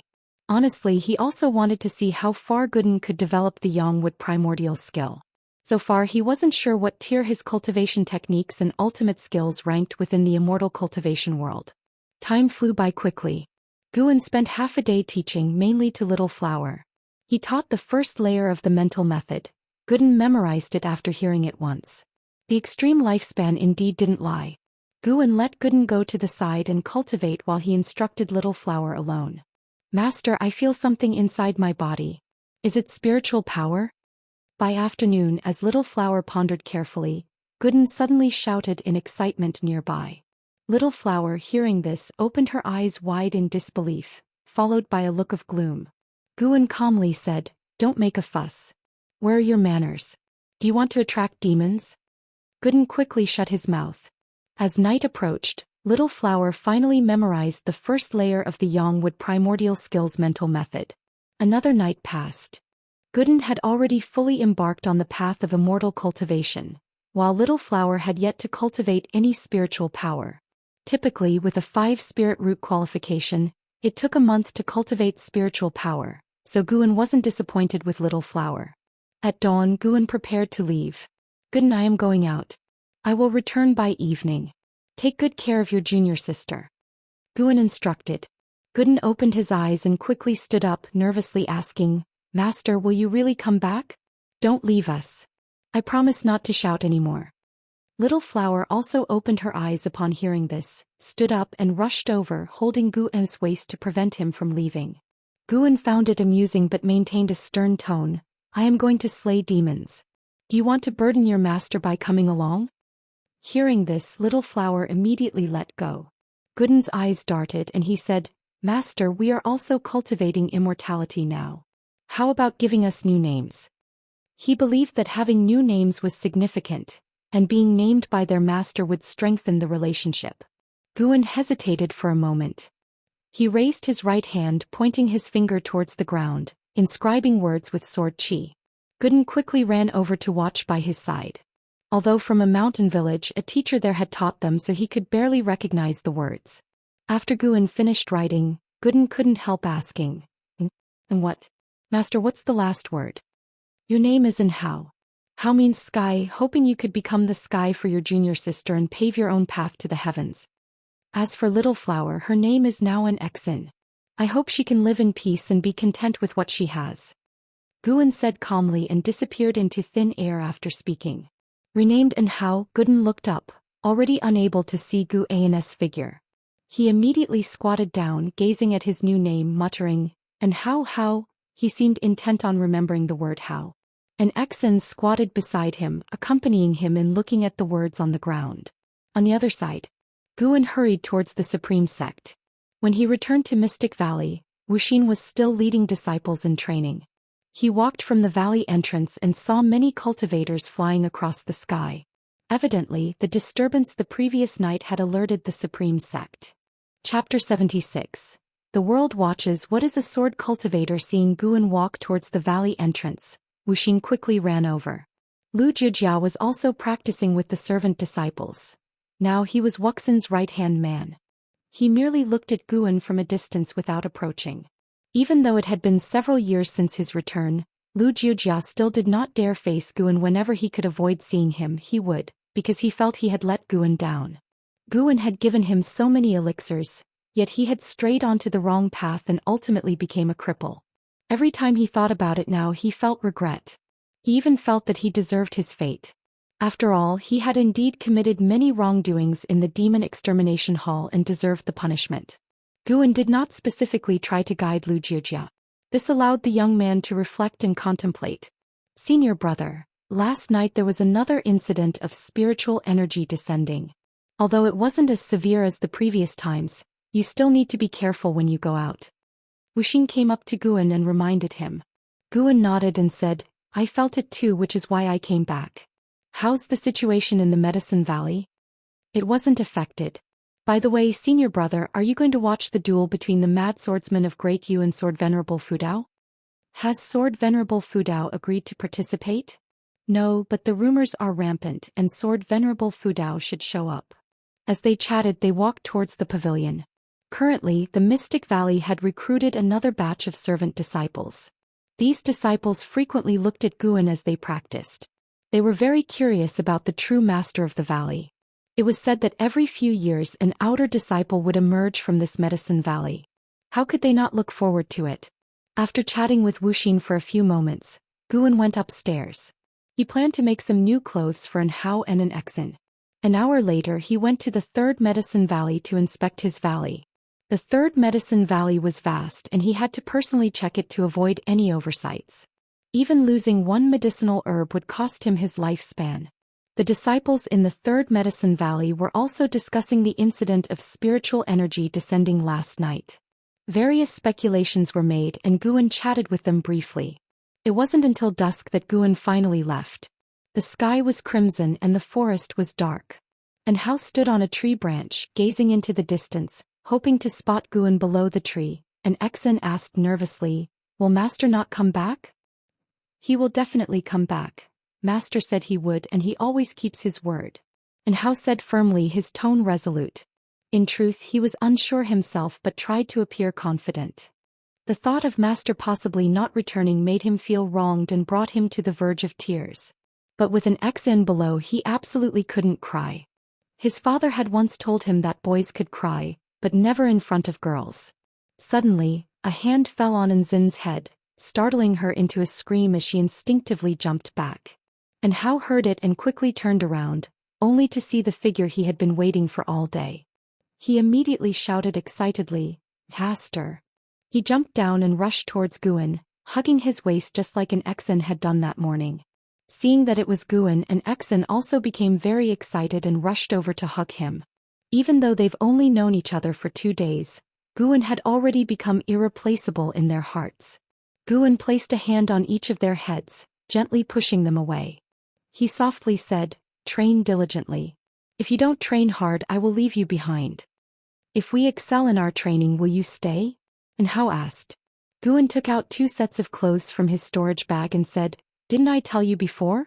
You will eventually go to the Supreme Sect. I won't be with you forever. Once you can protect yourselves, I will leave. Upon hearing this, and Hao's face fell immediately. An Exin bit her lip, her eyes turning red. Ignoring their emotions, Guan handed them the clothes and led them toward the river in the forest. An hour later, and Hao and an Exin had changed into their new clothes and tidied their hair. These two looked like a perfect pair of golden children in their new outfits, which was probably why that demon kept them for last, being reluctant to eat them. Guan decided to spend every night with them from then on, returning to the Supreme Sect during the day. The area within 1,000 miles had no presence of strong demons, only numerous villages and towns, so it was very safe for them to train here. And so the days went by. A month passed in a flash. The outer gate city was crowded, and even the mountain areas outside the city gate were filled with cultivators in meditation.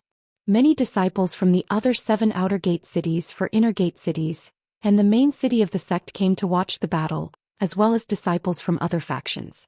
The Supreme Sect did not prevent this from happening, causing the entire immortal cultivation world of the Taizong dynasty to discuss the event. In front of the South City Gate, Han Ming stood proudly.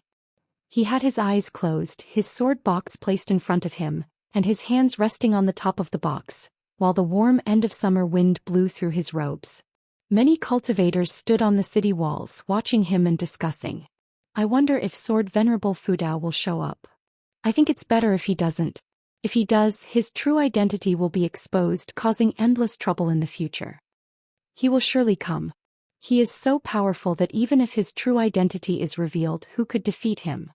It's said that Sword Venerable Fudao is actually the sect leader. He remains hidden to build another powerful force comparable to the sect leader within the Supreme Sect. I heard the Mad Swordsman of Great Yu has been surpassing the divinity transformation realm for years. If this fight truly takes place, it will be legendary. Zhou Lin and his father Zhou Yijian also stood on the city walls looking down at Han Ming. Zhou Lin's face was full of worry. He had already taken Han Ming as his master, so he naturally worried about his master's safety. Jiang Qiong and Hu Mo, who had a cultivation level of 9 layers of the divinity transformation realm, stood on top of a huge gourd, also discussing the upcoming battle. Yi Lan stood on the top of a tall building, gazing into the distance towards the south city gate. The sky was blue, not a cloud in sight, while the mountains outside the city were rugged. There was no sight of Sword Venerable Fudao. Standing beside her were more than a dozen disciples of the law enforcement hall, all her subordinates including Zhen Qin. They were all very excited. 5 miles away, Shenzhen, wearing a black veil, stood on the top of a treasure pagoda, also watching the south city gate, his eyes filled with anticipation.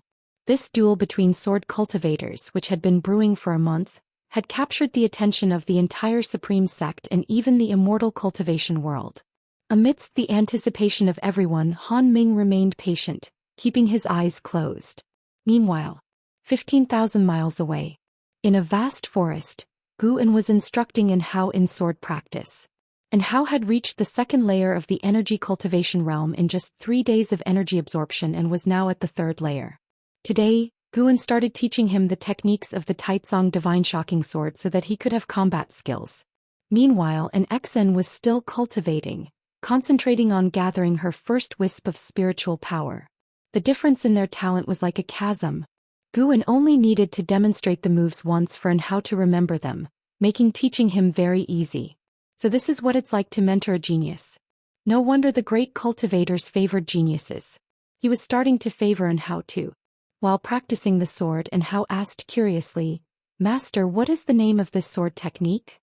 He wielded a wooden sword, but even so, his sword strokes already produced a sharp wind. Taizong Divine Shocking Sword. You are the only one who has learned my sword technique. Do not disgrace it in the future. Guan said. Given An Hao's talent, he would certainly be revered if he joined the Supreme Sect. Adding that he was the inheritor of Sword Venerable Fudao's technique would make him even more extraordinary. In the future, the Supreme Sect would have to think twice about oppressing An Hao, considering whether it was worth going against Sword Venerable Fudao. Taizong Divine Shocking Sword. An Hao murmured, his eyes shining. He could feel the brilliance of the sword technique. Every time he practiced the moves, he had new insights which made him deeply captivated. The sound of the sword cutting through the wind echoed continuously in the forest. Guan stood to the side, watching quietly. The wooden mask covered his face, preventing An Hao from seeing his expression. In the distance, an Xen looked on with envy in her eyes. She also wanted to practice the sword. An hour later, An Hao unexpectedly produced sword qi.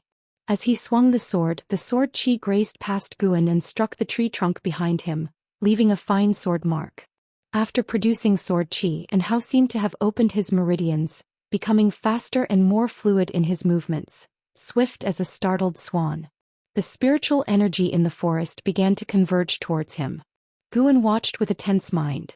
What kind of monster is this? He felt he had created a significant upheaval. If he hadn't saved An Hao would have been devoured by that demon, and the world would be without such a prodigious talent. He started to feel sorry for the likes of Li Ye, Ji Xiaoyu, LV Xian, Zhou Tongyu and other peerless talents. Sorry, the position of the world's number 1 now belongs to my disciple. Guan himself wasn't interested in being the world's number 1. Once attaining invincibility in the world, one might face enemies from heaven. He pursued the end of the immortal cultivation path, believing that there were more realms beyond this one. At noon, Guan said, "Stop now." And Hao immediately withdrew his sword upon hearing this. He was drenched in sweat and panting heavily, but his face was glowing with vitality, and his eyes were bright as torches. "Master, how did I do?" And Hao asked with a proud smile. At 12 years old, he was beginning to show confidence. Guan said, "You focus too much on the sword in your hand. Remember, the sword is not in your hand but in your heart. Whatever your mind envisions, anything can become a sword. Go pick a leaf." Upon hearing this, An Hao scratched his head, then walked over to a tree. Guan motioned for an Xen to come over. Seeing this, an Xen smiled and quickly got up and ran over. "Shiner, you also pick a leaf," Guan said softly. An Xian immediately complied. A few seconds later the two stood before Guan, curious about what he intended to do. Guan took the leaf from Anhao's hand first and said, "A true sword cultivator can demonstrate the power of a divine sword even with an ordinary leaf." He held the leaf between two fingers of his right hand and lightly swiped it toward the distance. The leaf flew out and Anhao and an Exin followed it with their eyes. Boom! A strong wind erupted, messing up their hair. They widened their eyes in disbelief.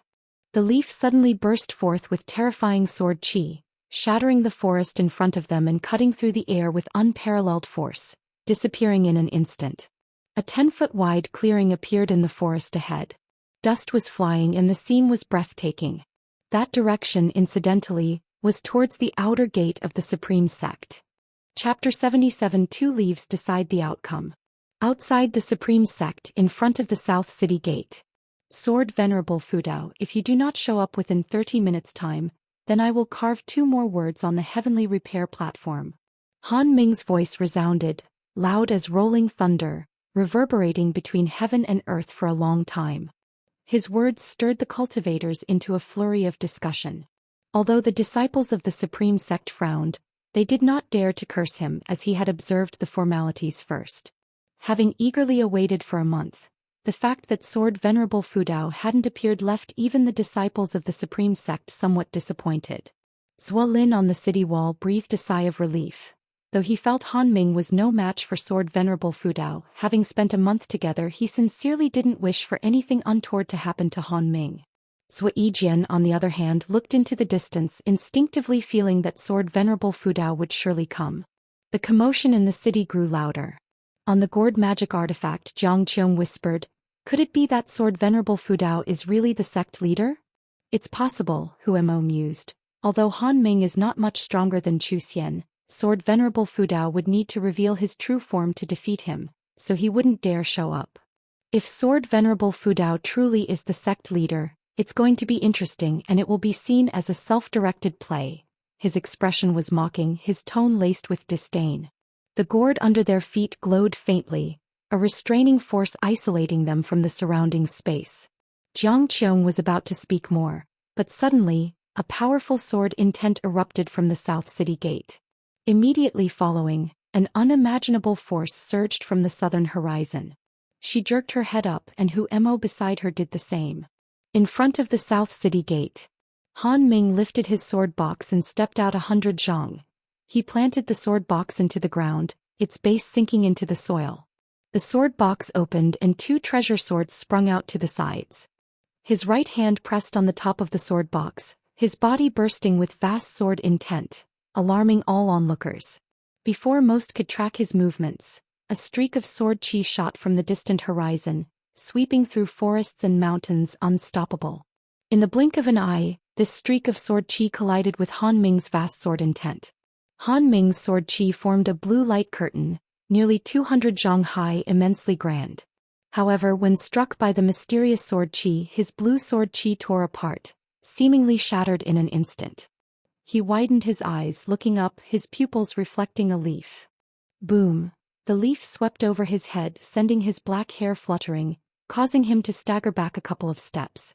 Every cultivator on the city wall paled, Zhou Xian instinctively raising his arm to protect his son, barely discerning what lay within the sword qi. Another loud rumble and the city wall shuddered but did not break. When the violent sword qi dispersed like a gale, a leaf was embedded in the wall, surrounded by spiderweb cracks. Han Ming steadied himself, advancing again, drawing 2 treasure swords from the sword box, looking up into the distance. The flying leaf passed, the gale roaring from the horizon as if to uproot everything in its path. Han Ming stood firm, his robes flapping backward, accentuating his robust physique. He fixed his gaze on the horizon, poised for battle. Cultivators from all directions as well as those within the Supreme Sect held their breath in anticipation. Sword Venerable Fudao had arrived. "Wow. Master, you're amazing. What swordsmanship is that? I want to learn." And how, after a brief moment of daze, jumped up in excitement. Guan picked up the leaf from Enzin's hand, startling her into looking up at him. "This is the swordsmanship I taught you earlier. Once you've mastered it, you too can be like me. However, true mastery of the sword path is about returning to simplicity. achieving overwhelming power without grand displays. Guan said softly, then tossed Nzin's leaf away. And Hao and Nzin's eyes followed the leaf as it floated 10 steps away, then suddenly accelerated like a streak of lightning. This time the leaf didn't create the deafening display from earlier, appearing rather unremarkable, only its speed was fast. And Hao chuckled, I like it when it's dramatic, it looks more impressive. Guan placed his hands on their shoulders and they vanished into thin air. 15,000 miles away, in front of the South City Gate of the Supreme Sect's outer sect, Han Ming, holding 2 swords, stood in readiness. Silence reigns over the world. Everyone awaited the next move of Sword Venerable Fudao. Suddenly, Han Ming's pupils contracted sharply, immediately releasing his swords and casting a spell. The remaining sword in the sword box unsheathed and 3 swords circled around him.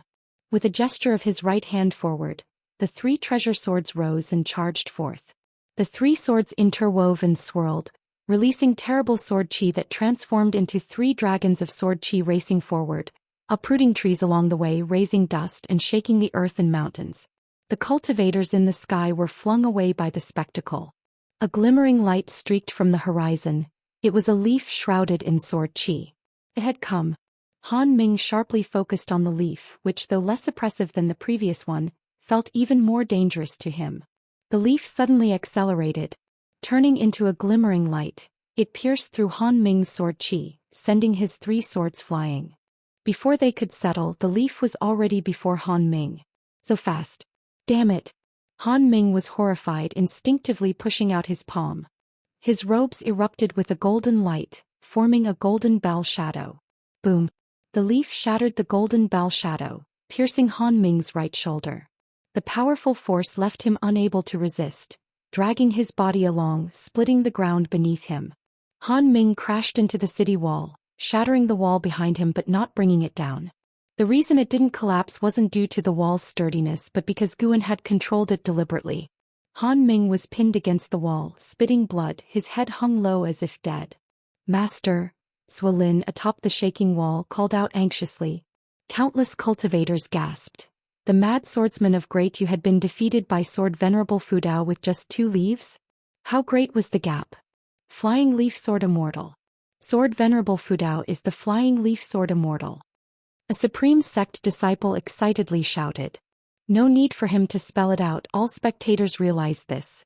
On the gourd magic artifact, Huemo opened his mouth but couldn't say anything. Yi Lan gazed at the remnants of sword chi in the sky, eyes full of envy. How advanced must one's cultivation be to wield such near godlike power? Xinjin flew over the city wall, landed on the ground and swiftly pulled out paper and pen to sketch Han Ming pinned against the wall. Under the blue sky, amidst the mountains, a small town sat by a large lake. If anyone asks, do not mention me. Just say you are children from this town. Gu An's voice transmitted. And Hao and an Exin landed, instinctively turning around, but Guan was already out of sight. At this moment they stood in an alleyway with moss-covered mud walls on both sides. As an Exin was about to speak, and Hao covered her mouth and said, Sister, let's go catch frogs. He gave an Exin a look, and when she nodded he released his hand. Then they walked out of the alley one after another, drawn by the bustling street, smiles naturally spreading across their faces. After all, they were still children. On the other side, removing his mask, Guan donned a blue Daoist robe and stepped into an inn. Having a rare chance to come out, he intended to enjoy the mortal world sights. He went up to the 2nd floor of the inn, sat at a window-side table, ordered the inn's signature wine and dishes, then gazed out at the street below. Street vendors peddled their goods on both sides with travelers passing by. Guan even sensed the aura of other cultivators, though their numbers were not abundant. Patrons in the inn chatted about the grievances between Jianghu heroes, giving Guan a feeling of having traveled through time again. Before his food and drink arrived, Guan sensed a strong divine sense sweeping across the town. As expected, someone was coming. The divine sense swiftly vanished, not appearing again. Guan was in no hurry, ready to relax for the day. When his food and drink arrived, he began to drink alone, admiring the old-fashioned street bustling with people below the window. The sun set, the moon rose. As night fell, the town remained lively, red lanterns hanging on the buildings, with small rivers crisscrossing the town, glowing faintly. Guan stood atop a stone bridge, his brow furrowing slightly. He sensed a wisp of demon energy entering the town. Not very strong, just a second-rank demon creature, equivalent to the Foundation establishment realm. Guan initially planned to return to the Supreme Sect the next morning to enjoy victory's accolades, so he wasn't in a rush, curious to see what the demon creature intended. Though no cultivators openly resided in this town, the second-rank demon creature was still cautious, suggesting a particular reason. Guan slowly walked toward the direction of the demon energy. As he passed by a courtyard, a voice called out to him. "Junior brother Gu." The voice was old, tinged with surprise and hesitation. Guan turned his head, seeing an old man watching him from a courtyard. The old man had white hair and a stooped back, appearing in his 70s or 80s. Guan frowned, suddenly thinking of something, hesitantly asked, "Senior brother Zhang?" Zhang Chunqiu. It had been so long, Guan had nearly forgotten Zhang Chunqius' aura, and Zhang Chunqius' appearance had changed significantly. The old man quickly walked out, excitedly saying, "It's really you? I felt like the person on the bridge looked like you from upstairs, but I didn't dare to believe it. Junior brother Gu, what brings you here? Are you on a mission as an outer disciple?" Guan nodded, something like that. "Senior brother, what are you doing here?" "What a coincidence." Zhang Chunqiu smiled. "This town is the wealthiest near the Supreme Sect. I'm here to spend my retirement." That made sense. Guan chose this place because of its safety and vibrant population. Zhang Chunqiu took Guan by the wrist, smiling. "Come in and chat, you're not in a hurry, are you?" "Not at all," Guan replied, sensing no one else in the courtyard. He was curious about Lotus' whereabouts. He had once eavesdropped on Zhang Chunqiu muttering to himself, learning Zhang Chunqiu had come down the mountain for a girl named Lotus.